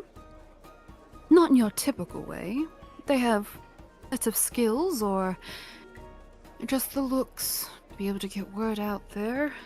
Whatever they're trying to do. It's amusing to watch, nonetheless. Although I've talked to most of these people out, or other cases I don't want to talk to them or can't get their attention. Kind of glances near Summer's direction. They're locked in their own conversations. Would you care to dance? A little more fun of this night. I don't see why not. Like, take his hand and head out to the dance floor. He'll very happily dance with you. And you do notice even he does pay attention and will talk to you, but he is very much taking that opportunity to try to listen in to some of the conversations between the couples that are real dancing. funny because that's why I wanted to be on the dance floor. Hey, cool. Go ahead and make a perception They both don't check. give a shit about each other. They're just, I'm using you. We're like occasionally exchange pleasantries, like we're both pretending to listen to the conversation, I but love that. You genuinely are both like, yeah, you're a good dancer. What did I say? Just like, oh, I only got 7 though. with a 7, unfortunately, with the music and how much they're moving around and dancing around you guys, you can't It's quite. his fault. He's not used to dancing with a shorter person. I keep having to compensate. Actually, not quite the opposite, but he does seem to have danced at least with someone about your height before. Don't he does defend a the pretty good NPC. job. He does. He seems to have danced with somebody around your height before. He doesn't, even with his distracted, like, I guess not demeanor, but even though he is distracted, he doesn't have to pay too much attention to be like, okay, this person's shorter than me. So there is that. But unfortunately, with a 7, you can't quite. Mare, is there anything that you're doing? Mare's just listening, hiding? like walking around the perimeter of the place, listening. Absolutely can. There's quite a few open conversations that are had. Sometimes it is just silence as you are walking around. You don't gain any new information. You do happen upon some of the crying that's happening in that corner, you do clock that Iskra is dancing with Mika, and also that they're both very uninterested in each other because they're not trying to hide it. So there's that. But as you are doing that, you do notice there's a slight hush, but nobody seems to truly stop what they're doing, as the Viscount and Count Nilsarin finally make their appearance, as well as you recognize one of them as Gunnar, and then the other, Summer Eladrin, that had been following Itire herself around, seem to walk around the catwalk that's above you guys, make their way down the stairs, and both of them are in very elaborate, beautiful, dark blue and black with gold accented outfits, where she has a very beautiful dress on. She also seems to be revitalized, seeing Itire. She has a beautiful, almost shawl thing that gently blows behind her. At the bottoms of it, a beautiful gold filigree that kind of mix waves and a bit of gold sprinkles, almost like stars at the bottom of it. And that goes from this dark blue to this black. And you can see there's slits that show off her upper legs, and a beautiful cross design over her chest. She is wearing beautiful gold bands of jewelry. Her hair is done beautifully with bunches of flowers and pins that complement her red hair. And beside her, in a little bit more of a modest or simpler suit, you see Count Nilsarin, sort of matching, with a black tailcoat that has gold filigree and stuff along the sides of it, and the back or inside of it is a beautiful dark, almost navy blue, or that royal blue color that you've seen around the house a lot. And a immaculately detailed vest, and just a suit tux situation as they both step onto the floor. Again, don't make too much of a fuss as they enter, and seem to just scatter about to do their own thing. Each of them having... Oh, sorry, I got jump scared by the piano music. Sorry. Seem to go about and do their own thing, but the lady and Gunnar following each of them. Hello, my lady. Oh, you immediately, yeah. And she does. She does. She walks over to the table to look at sweets. And she looks at you, and a smile appears on her face. Hello, it's good to see you here. You enjoying the festivities? Very much. I must say, the sweets are very delicious. Well, you cannot thank me. I may have aided partially with some of the ingredients, but our cook is by far one of the better ones.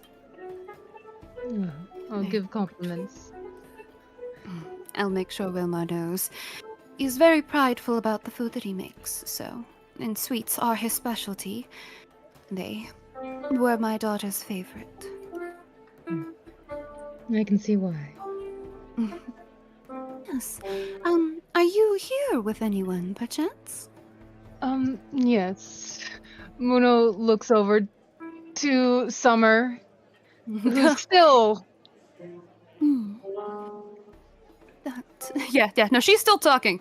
At this point, the twins do seem to be like, oh my god, she's still talking? Like, they're almost baffled that she's still talking. It has not left. She's drank the drink she got, and is just standing there, and they're just like, why? Yeah, but someone help. She is. But Itire follows, and she nods when she says Summer. A very bright girl. Makes sense. Though can be a bit talkative at times. She was invited for a reason.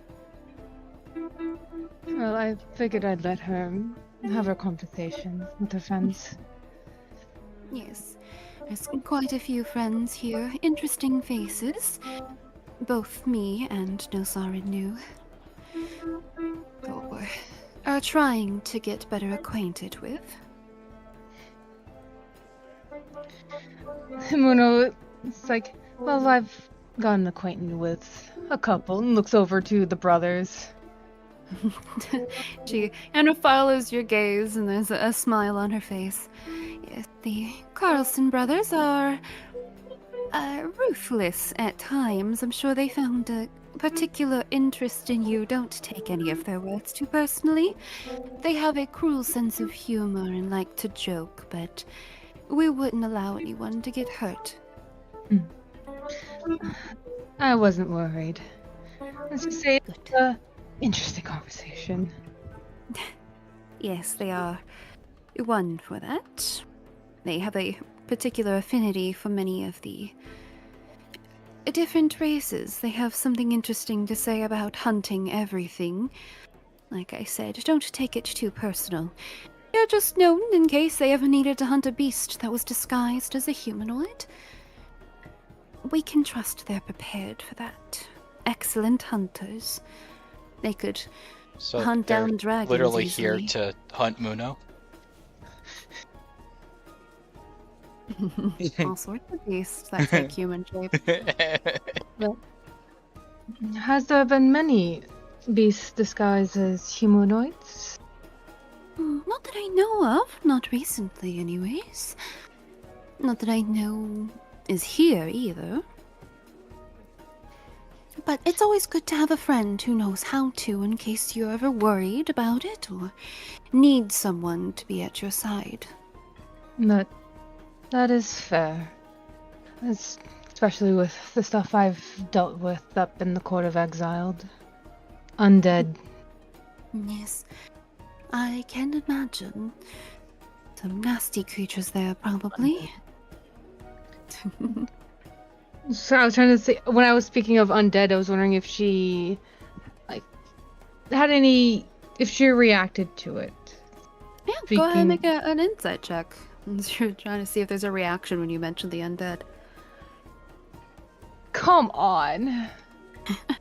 The 12? No, she doesn't seem to have any particular observation whenever you say undead. She just seems to be having a casual conversation as she picks up one of the sweet rolls and takes a small bite of it. Well, it's good to know hunters in circles. It is. Well, I should go mingle a little bit more. But I must please, say, your dress is very beautiful. thank you. I had some of the better tailors we had some options of. Painstakingly made some of these details, I'll admit. I'm a bit picky when it comes to my outfits, but I'm very happy with the final product. I can tell they put in so much work, and it paid off. Oh, thank you. I can tell your tailor also did quite an excellent job, and she looks yes, over your outfit. Oh, Minnow does a small little twirl. This tailor, the thread and bobbin. Oh. Small little shop, really? Yes. Also, the tailor there is very lovely. Well, perhaps I'll have to be the judge of that myself. Didn't expect such quality from a humble abode like that. You'll be surprised what the poor people can do. It's a shame not many go to her. It is what it is. If you don't know the right people, you can't get the word out, then, well, unfortunately, places like that often die out. There often isn't talent in those places, but clearly, I should give it, perhaps a second chance or a second look. Though I'm not honestly sure if I've ever given it a first look. But thank you. Well, I'll put my stamp of approval on it. I'll have to trust your word for it then. I really must get to mingling. Mingling. Of course, don't let me hold you too long. And she gives a small little curtsy and motions for her sister to follow along. They do indeed seem to be starting to make their rounds as they walk past you, Mayor. I give her like a polite curtsy, but not much. Luna will go back over to Summer. Well, no, actually, he's not gonna go that way. He's gonna go around this way because he knows some of the people here don't really like him too much, and he wants to cause problems Oh, By just being nearby. you likely will, whether you want to or not. Count Nilsarin does appear to be the center of attention over there, though, so even as you do, you definitely get a glance from the other Carlson brother, but they don't fully break their conversation with the Count yet. There's a slight glance and a bit of a nasty look that you get from the tiefling woman at the bottom there, the noble tiefling, as you inch closer. It's like, what are you doing? Hi. Oh no. But what I was going to say, I'm sorry to interrupt. I say your outfit is very beautiful. You saying that to her, to the tiefling that's giving you a look? Or to Count? Yeah. Oh, the tiefling. You do that. She kind of like glances down at herself and then back at you. Are you joking or are you actually serious? I can't tell. I'm just trying to be nice. But I must say, it is really beautiful. Oh, appreciate that. You don't look too bad yourself, I suppose. I can't have all the credit. My tailor was very wonderful. Well, willing to work with the Fae is quite a quality.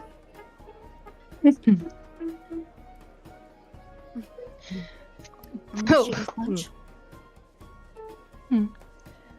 I have a feeling you don't like very much. No, when your younger sibling is taken by a hag and you have been cursed before, you don't tend to like those that are tricksters like yourself. I have my reasons. Those are perfectly fair reasons. Hags are not as liked by other fays, I must say. Yes. When you deal with the exotic spices that my family deals with, you have to go to fantastical places to get information or to really discover those things. So you just learn to be a little more cautious than your average person.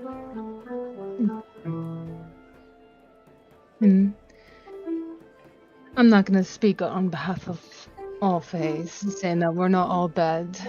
That would just be a lie. But there are some families that are actually willing to work with others and not trying to be tricksters. So sure, we do have the occasional pranks here and there, but that's more instinctual. Some of them are harmless.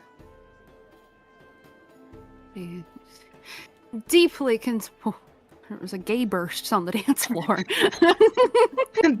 Not next to the gay couple. Don't do that. Wait a second. That's just them.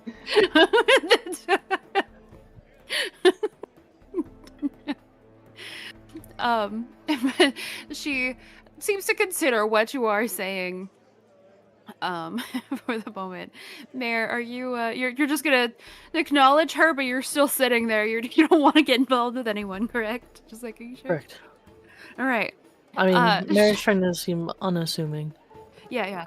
Shawin, she's basically just a crying, incoherent mess at this point, Amanda is.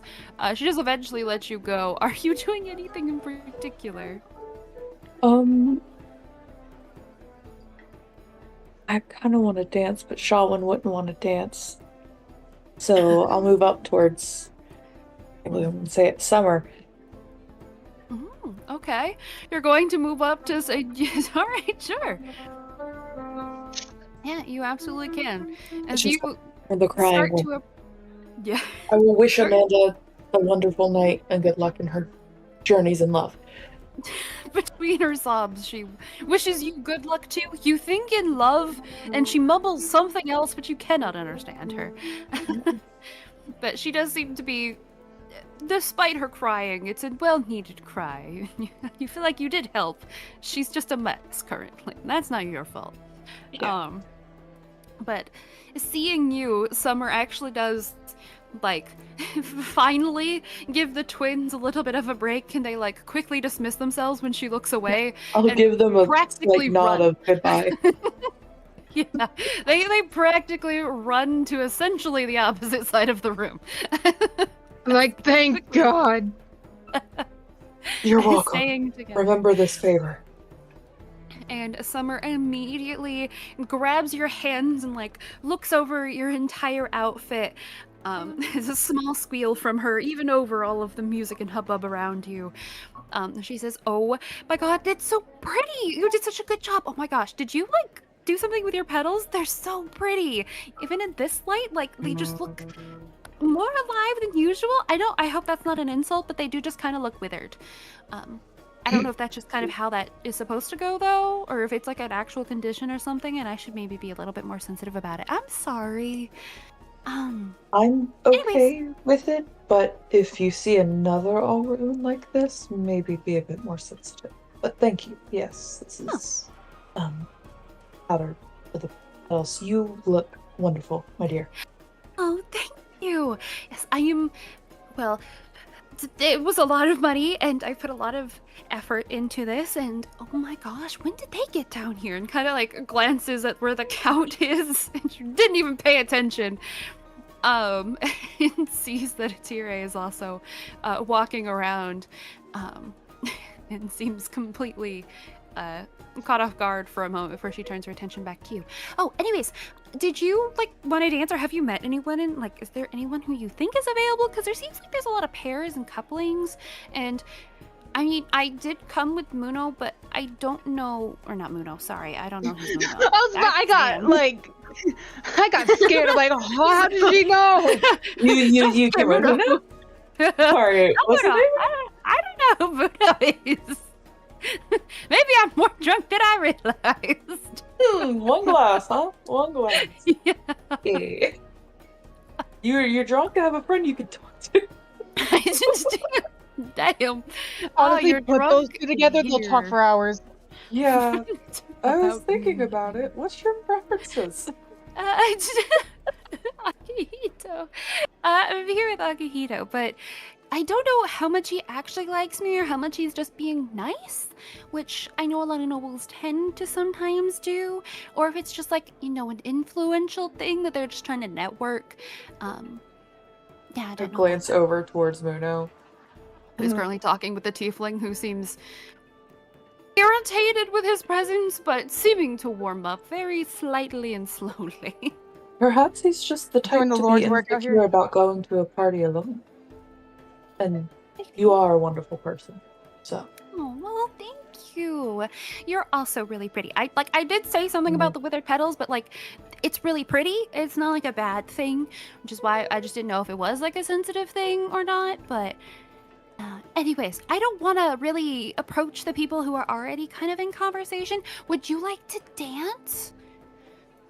You know what? Sure. Hey, and she grabs your hands and practically drags you out into the dance. Be careful with the trail of your dress.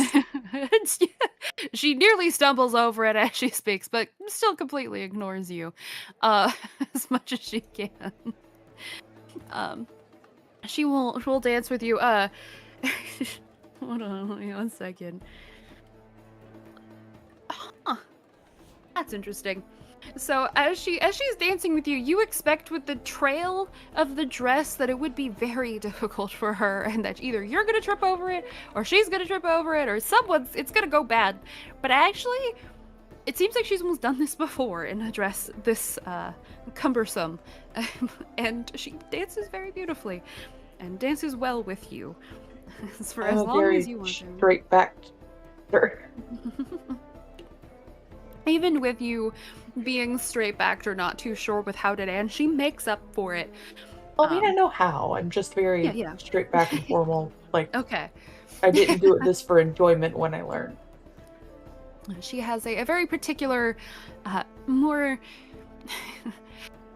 I would say more fun way of dancing, but it's definitely very emotive. I'll say that much. And eventually, Mika seems happy with the information that he has learned potentially, and does look down to you as he kind of finds a natural lull in the music or in your guys' dancing, Iskra,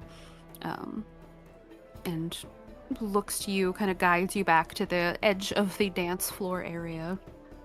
Well, wish him a good night and be on my way. Yes, he bows a little bit and lets you go off with not much of a complaint or anything, but does continue to stand and watch as you are left. And but he would try. Not try, but he would go talk to Count Losar, and we'll talk to Mika a little bit as they're making their rounds, talking with people. And so you can definitely start to feel you guys have been here for a while, probably almost an hour or so. And there's a natural sort of a climax sort of getting into the air as you kind of see both the Count and the Viscount seem to be kind of looking at each other at occasion and trying to like convene in the center together if possible. Yeah. It's also romantic. Real dancing. I want to see if it's suspicious. 22. Holy shit! Get your nat 20s out of here! What code are you putting into the game?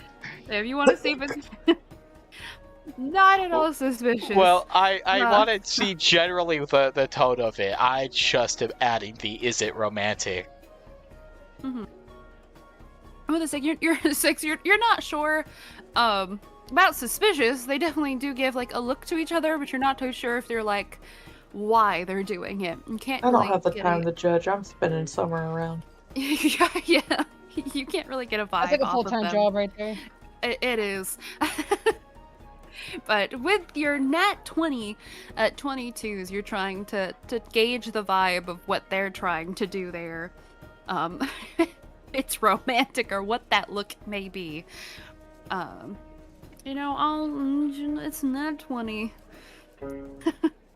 I will give that to you. Hold on. Is it okay?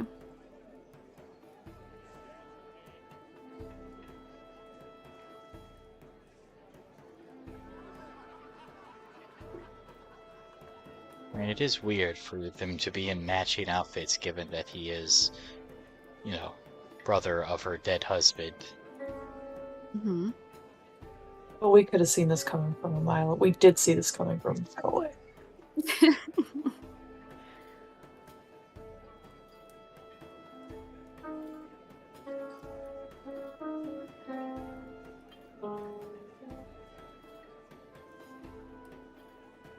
Rick, you have your roommate's number, right? You should text them that we want a rendition of Hot Cross Buns before they get off.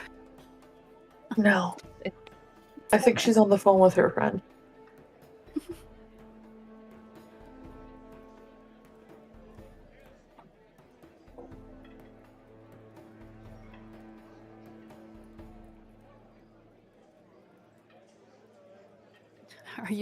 Are you standing next to the drunk girl?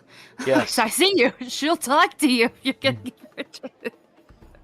her she is like nursing now a drink. There is an empty wine glass beside her on the floor, and she's just kind of like babying this wine glass and staring off at the pretty lights as she's sipping it. She does notice you vaguely. Again, it's not ignoring you. You just haven't caught up and talked to her, and so she's not going to talk to people. I was gonna go say, I saw you talking to my friend earlier. She startles a little bit, looks at you, and then takes a very long, awkward pause as she's trying to remember who the hell she's talked to today. then she sees off in the dance floor, acknowledges and nods. Oh my gosh, yes. Yes, I did. I did talk to your friend, a lovely person. Really helped me find some new perspective about life and a lot of other things. You what have sort of really things? good taste in friends. Oh, well, not very happy things. I don't know if I should keep talking about it or if it's like it's fine. So recently, I guess it's not very recently, it's been a long time. I divorced my husband and and she starts going on and on about the story again. This time it's a lot more harder to understand and she also forgets parts and gets some things mixed up. She's very clearly drunk.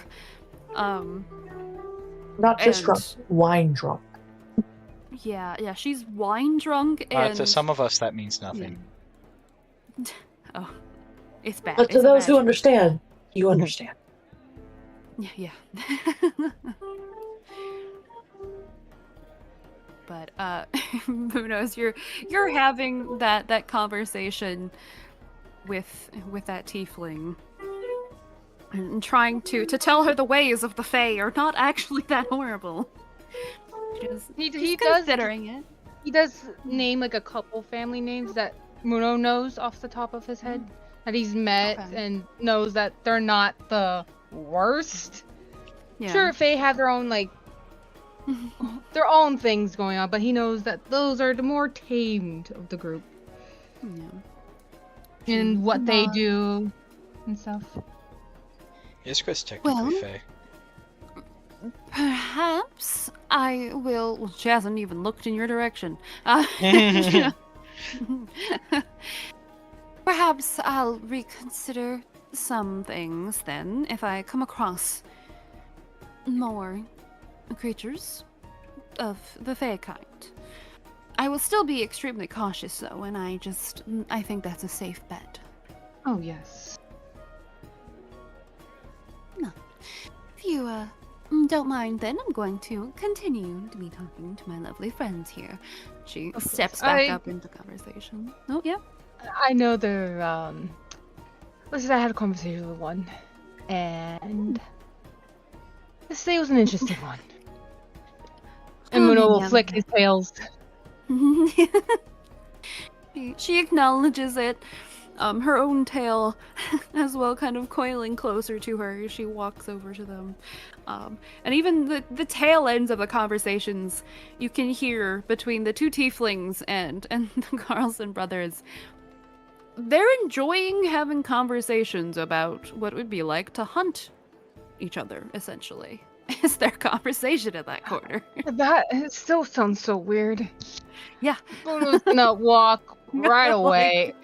I need to be on the other side of the room. I'm gonna go talk to the Count because at least with him, I'm not gonna get killed. No, but Mika's there, you know. Honestly, I'd rather be attacked by Mika than the brothers.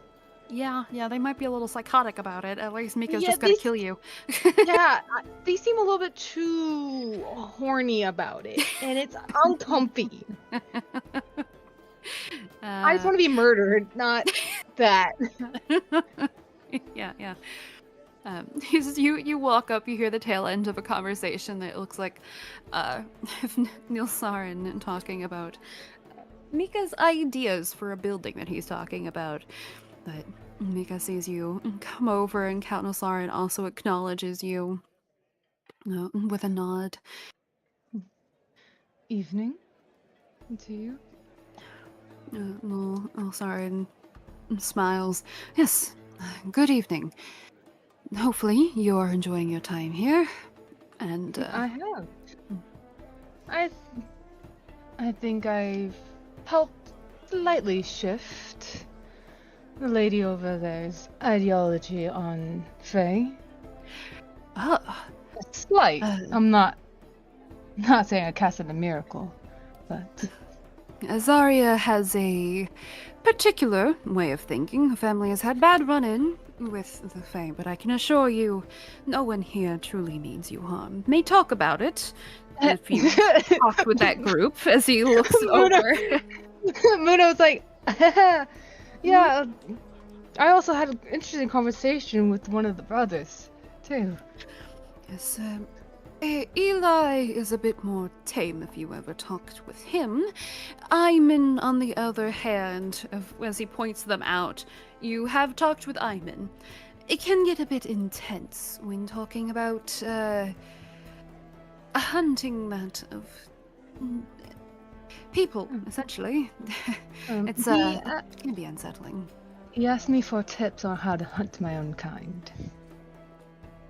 You say that, and you hear a sound from Mika acknowledging that you said that, as well as you can see Gunnar behind him, the dwarf, has almost a bit of a look of like, yeah, that makes sense on the dwarf's face, but Mika, this is new information to him as he looks between you and Count Nosarin and says, should you really invite that kind of person to an event such as this if you intend to have all sorts of races here? It seems dangerous. Count Nosarin just kind of shrugs and shakes his head. No, absolutely not. I don't see it's a wrong thing to do. The Carlsons are very influential. They wouldn't do anything stupid to ruin that. I'm sure their father would have their heads quicker. Well, it didn't seem like he was gonna actively attack me. And plus, I do have every right to defend myself if a case were to arrive. Yes, you would not be in trouble if you were protecting yourself, but I assure you, you shouldn't have any problems with them. And if there ever is, do not hesitate to come to me or Lady Atire. We can happily sort that out.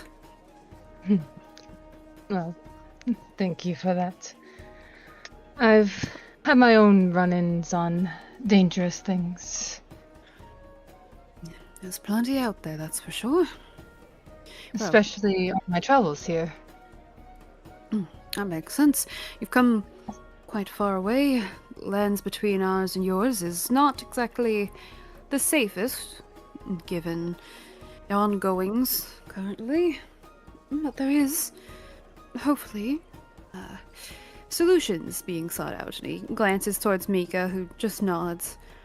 But I do apologize for having to leave so soon. I do believe a speech and explanation is in mind soon. Do look forward to it.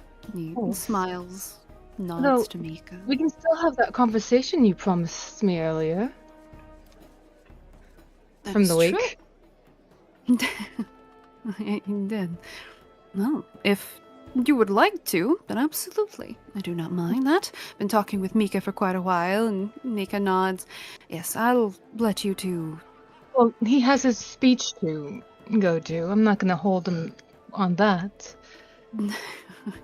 Mika looks like, oh no, okay, I have to stay here. Okay. But Count Lazarin, looks thankful towards you. Yes, I do. Of course, after the speech, I do not mind you coming up to me. We can talk for however long as you want. I don't know how your kind sleep, or if you even do, but I know I don't need much. We're not known to need much sleep either. Perfect, then. Now then. Though I must say, your outfit looks amazing.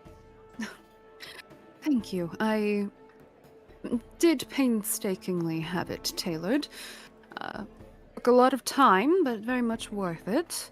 Atire did want to have something that matched our family, so we did something that could complement each other, and, of course, the colors of the family. I got done talking to her about the outfits. I did suggest her a new place within Lunarum. New place within Lunarum. Not new, it's been here for a while, but it's a place where I got my outfits tailored. Where's that? It's called the Thread and Bobbin. Very lovely place. Oh, yes, I do believe that's been here for a while.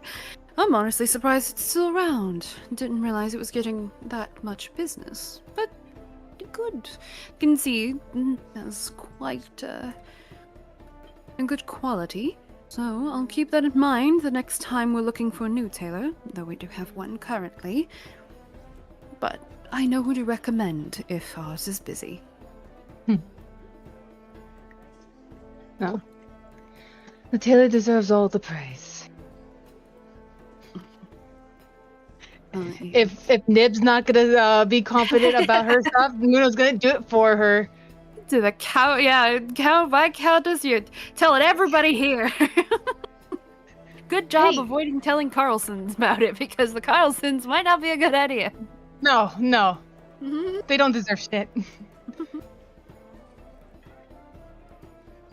Muno will stand as the Sarn will leave. Yeah. He will leave off. Muno just the tired, I'm overstimulated sigh. Yeah. Mika does stay there as you sigh. There's a slight smile on his face. Second time you've sighed like that, and you haven't even been around Summer. Oh, I was with Summer on the way here. Not much of a talk or peaceful person, I suppose. Not used to gatherings like this. I don't know how much my brother's told you about me, but no. Mentioned it, but people change, given enough time.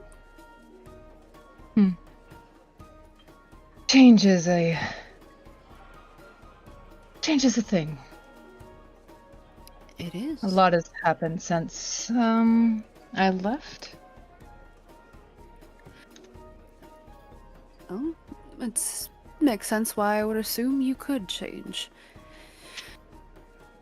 You may have a interesting personality, but doesn't make you unlikable. Muno shifts his eyes towards Iskra.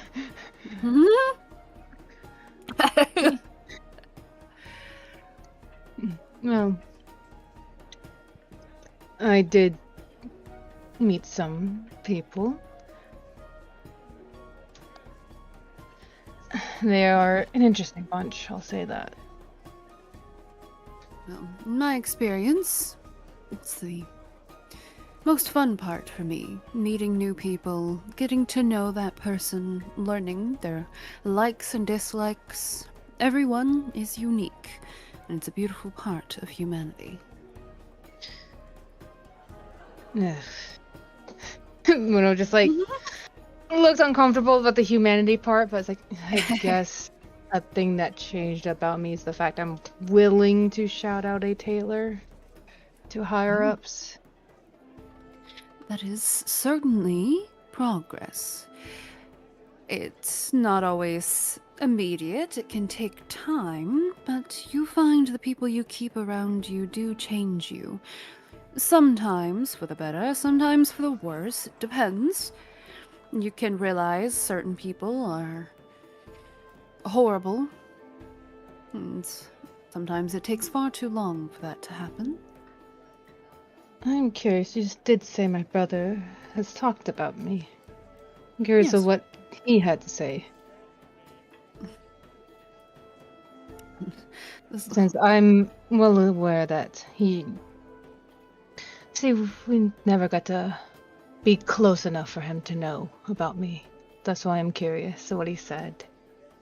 Well, nothing bad. Many regrets, if anything. Where I think part of the reason he's so worried about the twins is because he doesn't want any more hurt or separation within the family. He does miss you, but also understands you have to go your own path, and if you want to rekindle things, he would be more than happy to. Rekindle? What is there to rekindle? Familial bonds, I suppose. There was none of that to begin with. Always a chance for change. You're changing now, aren't you? Perhaps you'll change your mind on that given enough time. I need to go save someone from Summer. He Please. does genuinely smile. Yeah, she's not stopping dancing. She's not gonna let you go. You may be tired, she doesn't care. She encourages you. You got this. Knees to chest. Come on, you got this. Before You don't have knees. Before Muno gets to that, though, I had a question. So, Yeah. What are Yeah, you but- asking, Amanda? well, I sent you what I want to know first. What advice they got from Bologna? No, How did you we even already went do over that? this. That's very wrong. In so many Yes, different yes, ways. we got there. Okay. Anyway, but she does. She will. In the midst of her slurring, you can gather the advice that she retained, anyways.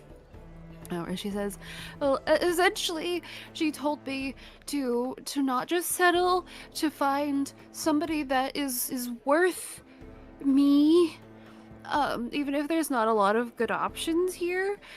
That I mean, there's hope. Probably is the biggest thing. So you're I looking have this for perfect woman not for you. from here. What do you say? Not from here? I said, so you're looking for someone not from here? No. I mean, sort of, yeah. I'm gonna glance in the direction of Muno and then just go. Oh no. Have you talked to the Kitsune over there? I mean, you can't get much further from not from here.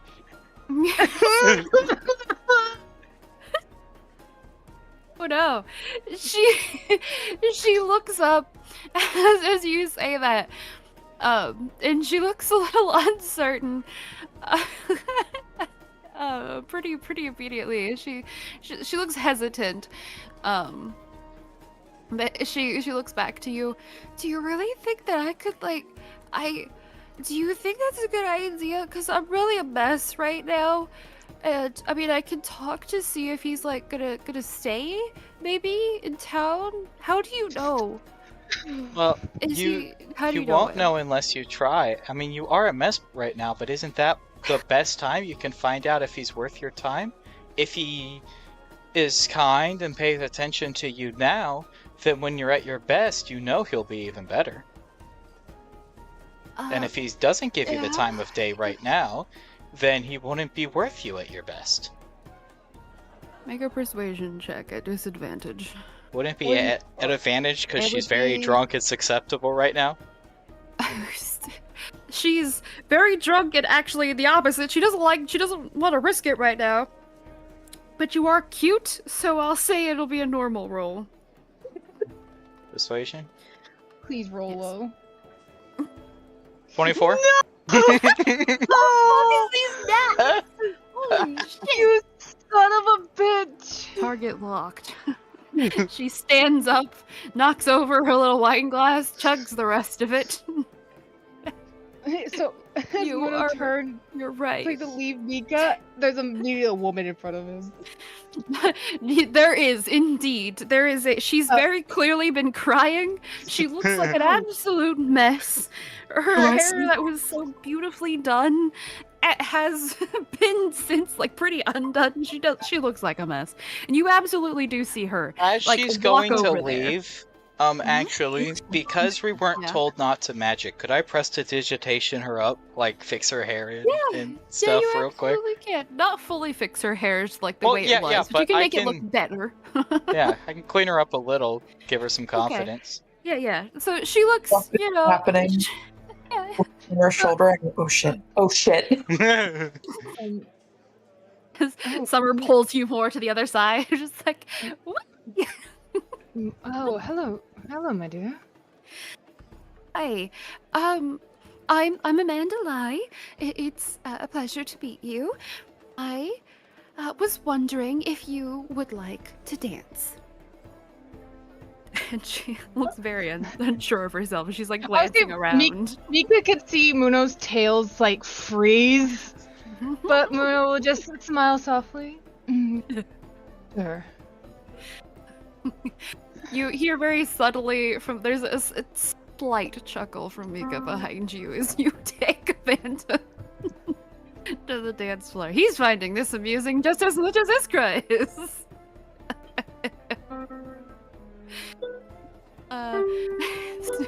Summer might, yeah. Or, Did hear Muno's me gonna out. get in so much trouble. Hear me Or out. We're gonna fight. Hear me out. I'm gonna get them two Summer and together. Amanda. Yeah, yes. I'm gonna get them Actually, together. that's the vision. That's what I'm gonna. That's what I was thinking about doing earlier when I jokingly diligence. asked what her preferences were. Did you actually ask her her preferences? Oh, I didn't actually, but I had the Yeah. idea. Yeah. About to be like, hey, Muna's not worth shit right now. He's not actually into you, but you know someone who would Don't be. say my name. Who's Muno? I would have said the actual name. I don't Yeah, know yeah, your yeah. actual name. Like, your whatever. Yeah. We'll take her hand and bring her to the dance floor. Alright. And she definitely is still drunk, and so it is. Not the best dancing that you've ever seen out of anyone, truthfully. The fuck? Oh, that was Iskra. I was like, what the fuck just flew across my screen? I didn't do anything.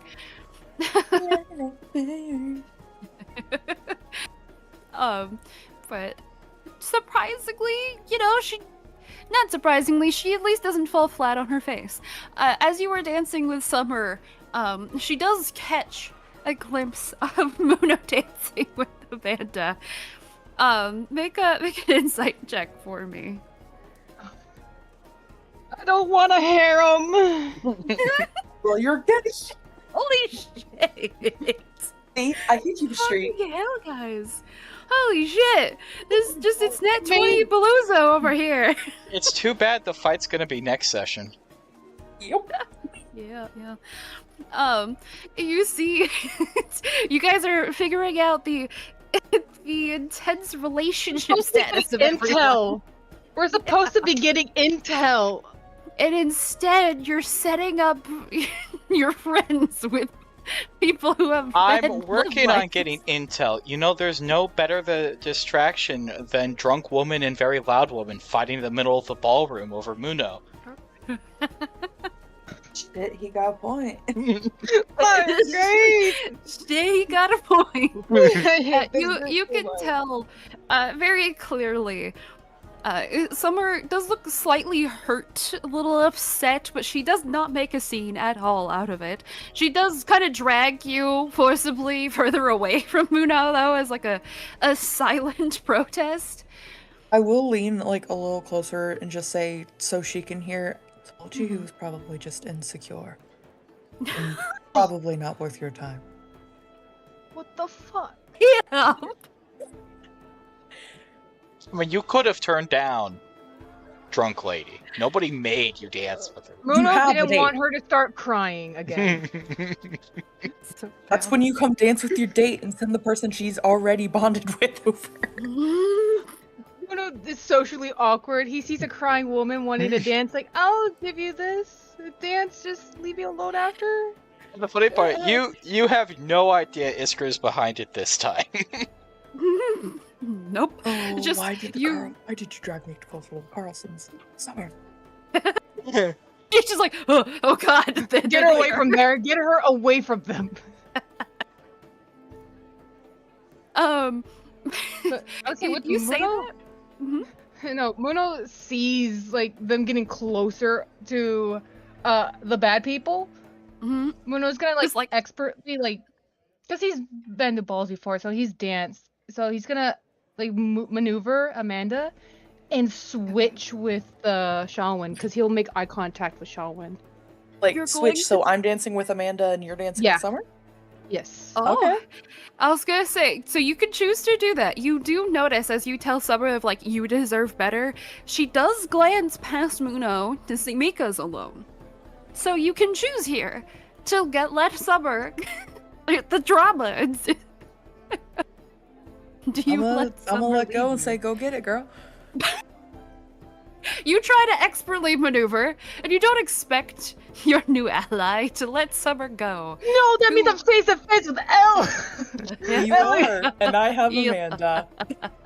I'm gonna kill. I'm gonna just Just implode. get off the dance floor.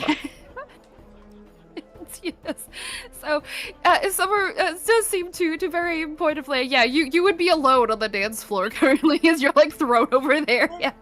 As Amanda Break seems it a little down. confused, but alas, you're not the only one who's alone, by the way.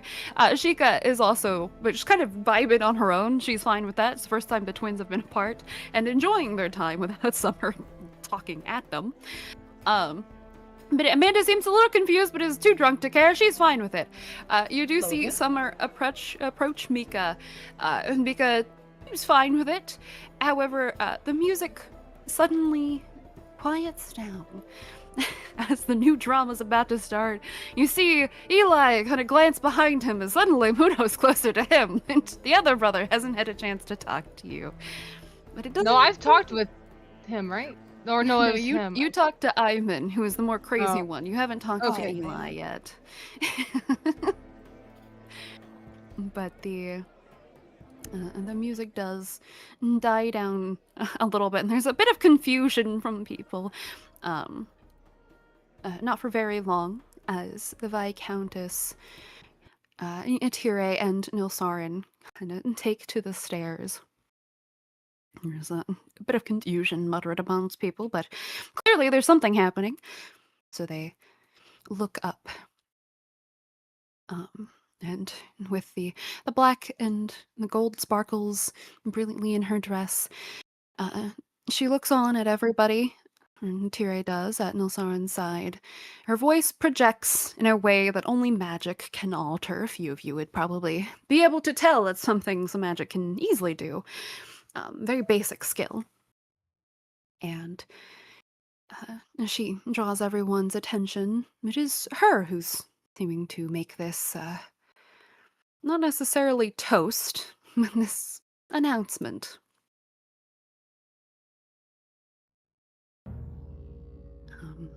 As everyone is finally getting her attention, she smiles. Well, I do appreciate everybody having fun here in this new location we have here, but I do want to make sure things are clear. I want to talk about our plans that everybody is here for. I want to go on a slight journey, if you will humor me. My family's flower, the rare and large species of blue canna lily, represents exactly what you all are here for. Resilience. To stand up to those that would seek to take from you. Sap your potential like the plants that die when trying to grow under the flower petals for protection only to take from the lily. Fluid transformations. Shifting from a small seed to a large bulb takes time, though if you blink you'll miss the small changes in the flower. And before you know it, you have a beautiful blue flower that has bloomed for weeks at a time. The whispered word and a bit of blue and green magic, she teleports and reappears closer to the mural that is behind her. Muno just narrows his eyes a bit because he knows this whole backdrop is illusion. Lastly, purification of sorts, emotional purification. Standing in front of this large mural of Lunarum carved in stone, she stands there, an enlightened smile on her face as she continues to speak. The herbal scent of the blue canna lily elicits calm thinking and eradication of emotions that hold no purpose any longer. She pauses, and you all hear a slight rumble in the earth around you. It causes a few pebbles to fall loose. There's no worry on her face, or Sildamaris, or any of the guards or servants that are here, though, but many of the people, in fact, all of the people, seem a little concerned. Walk closer over here. Just slowly shifting. Yeah. And Summer does kind of... I move Amanda back.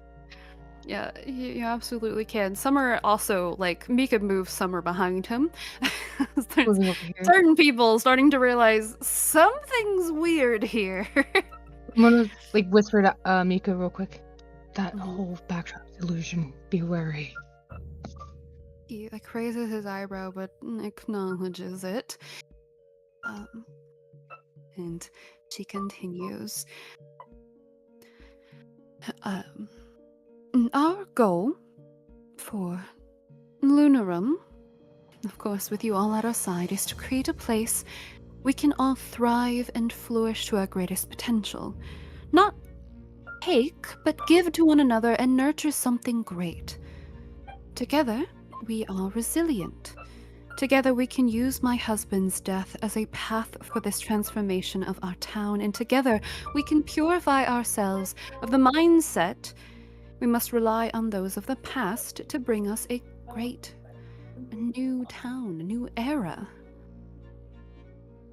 From the stairs, you can hear the boots of Nilsarin in this quiet, echoing chamber. There's a tense air around all of you, but only complete confidence and ego emanating from the pair that have captivated the room with words alone, as he stands at her side. Is there anything you guys are doing or moving before he continues? I'm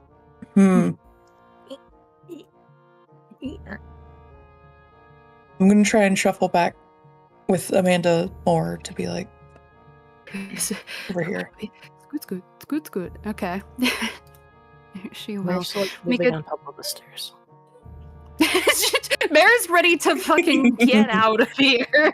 Mare's like, Well, fuck I'm working y'all. towards, but I can't be the first one out. Mika does kind of look behind him and whispers. You both kind of hear. Tells Summer to try to wander near the entrance if she can. She seems a little confused, but can read the room pretty well.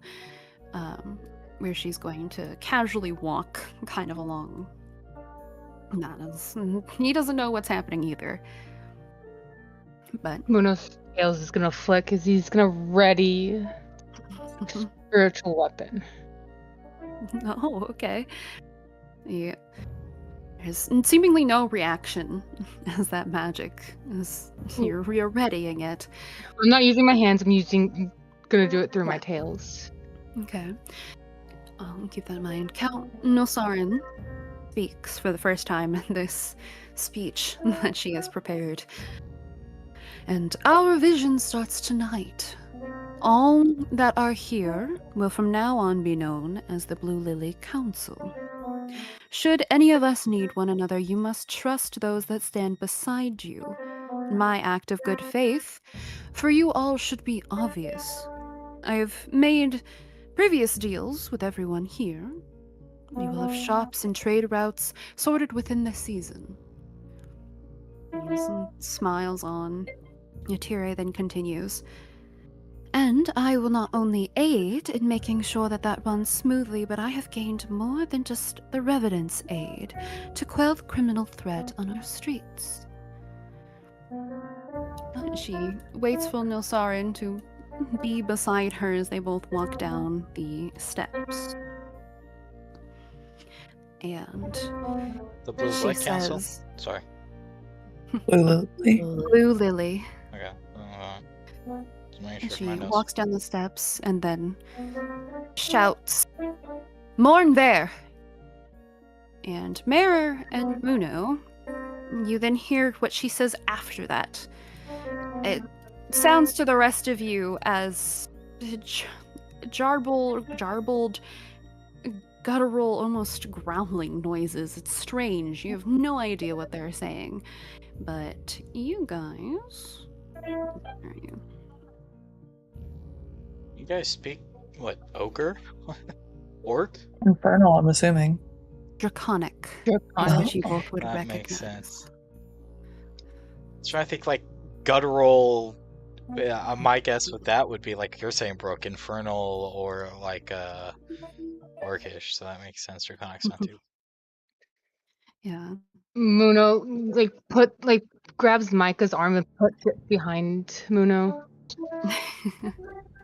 You're gonna grab his arm. He looks a little confused. Just I can hold. Muno my- has a look of like hearing the speech. He had like a neutral expression, but the minute he hears her speak in that tone, there's like a, oh, there's something else. He doesn't seem to like recognize what else she said. She clearly said something else, but when he sees you kind of panic, he looks uncertain. Muno's gonna whisper, like, mouth the word, like. Yeah. Mayor's also gonna whisper to just draconic. Draconic to Iskra, just it's draconic. Draconic bad. My hand is going towards my side. The earth rumbles, and people aside you begin to mutter uncertainties. Mournbear. We're just gonna not breathe. What is better than Simon Saltbale? Another person. Anything is better than Simon. Simon's an idiot. Is that the vampire who holds out in the library? Confused questions from one another. And then you all see black smoke that curls from out behind the mural in waves. The sound of something wet hits stone, and there's a sizzle like raw meat on a hot pan. Then more smoke. The shake gets closer, and something heavy and large approaches. You then see the mural shift from about 15 feet above the landing that it starts on. Ripples in a pool of water, and from it emerges a long snout with black scales that encase a fierce set of teeth, followed by thick pillars of untouched black scales over an elongated body that slinks into the hall. You see who she's called upon. Oh, what? As a young black dragon steps from behind the mural. And the mural fades, as the illusion is, and you see a massive cave that has been carved out behind it. Yeah, that's where the acid birds came from. And that's where we're gonna go ahead and end session. Okay, guys, I've got a good track record against dragons. Specifically black dragons. I didn't want to do this. Damn it, you made me bond with an NPC. You made me care about Amanda's lie. Yeah. It's summer. Fuck. There's NPCs here you care about it. NPCs you want to kill. I hope. You know what? Hey, Carson Brothers. There's a creature you should go hunt. Hey, Carlson. Kill that thing. Don't be a coward. Mama didn't raise no little bitch, did she? Both of them seem perfectly fine. She seems to have called upon it. You know, maybe it doesn't have to be a fight. Oh yeah, let's trust the fucking dragon. Izzy, something about it being black just gives me immune to cold vibes. I don't know about you. Oh my god, that would be that sounds kind of racist. Dragons have like different type immunity. I know, but how you said it sounded racist. Yeah, I can assure you. It's okay, it's not immune. Oh, it's resistant. Just resistant. No, it's not. No, it's not. I'll show you. It's not. No, it's not resistant to ice either. It's freebie because I feel bad for Izzy. It's not. You're okay. Cold damage, it's not immune.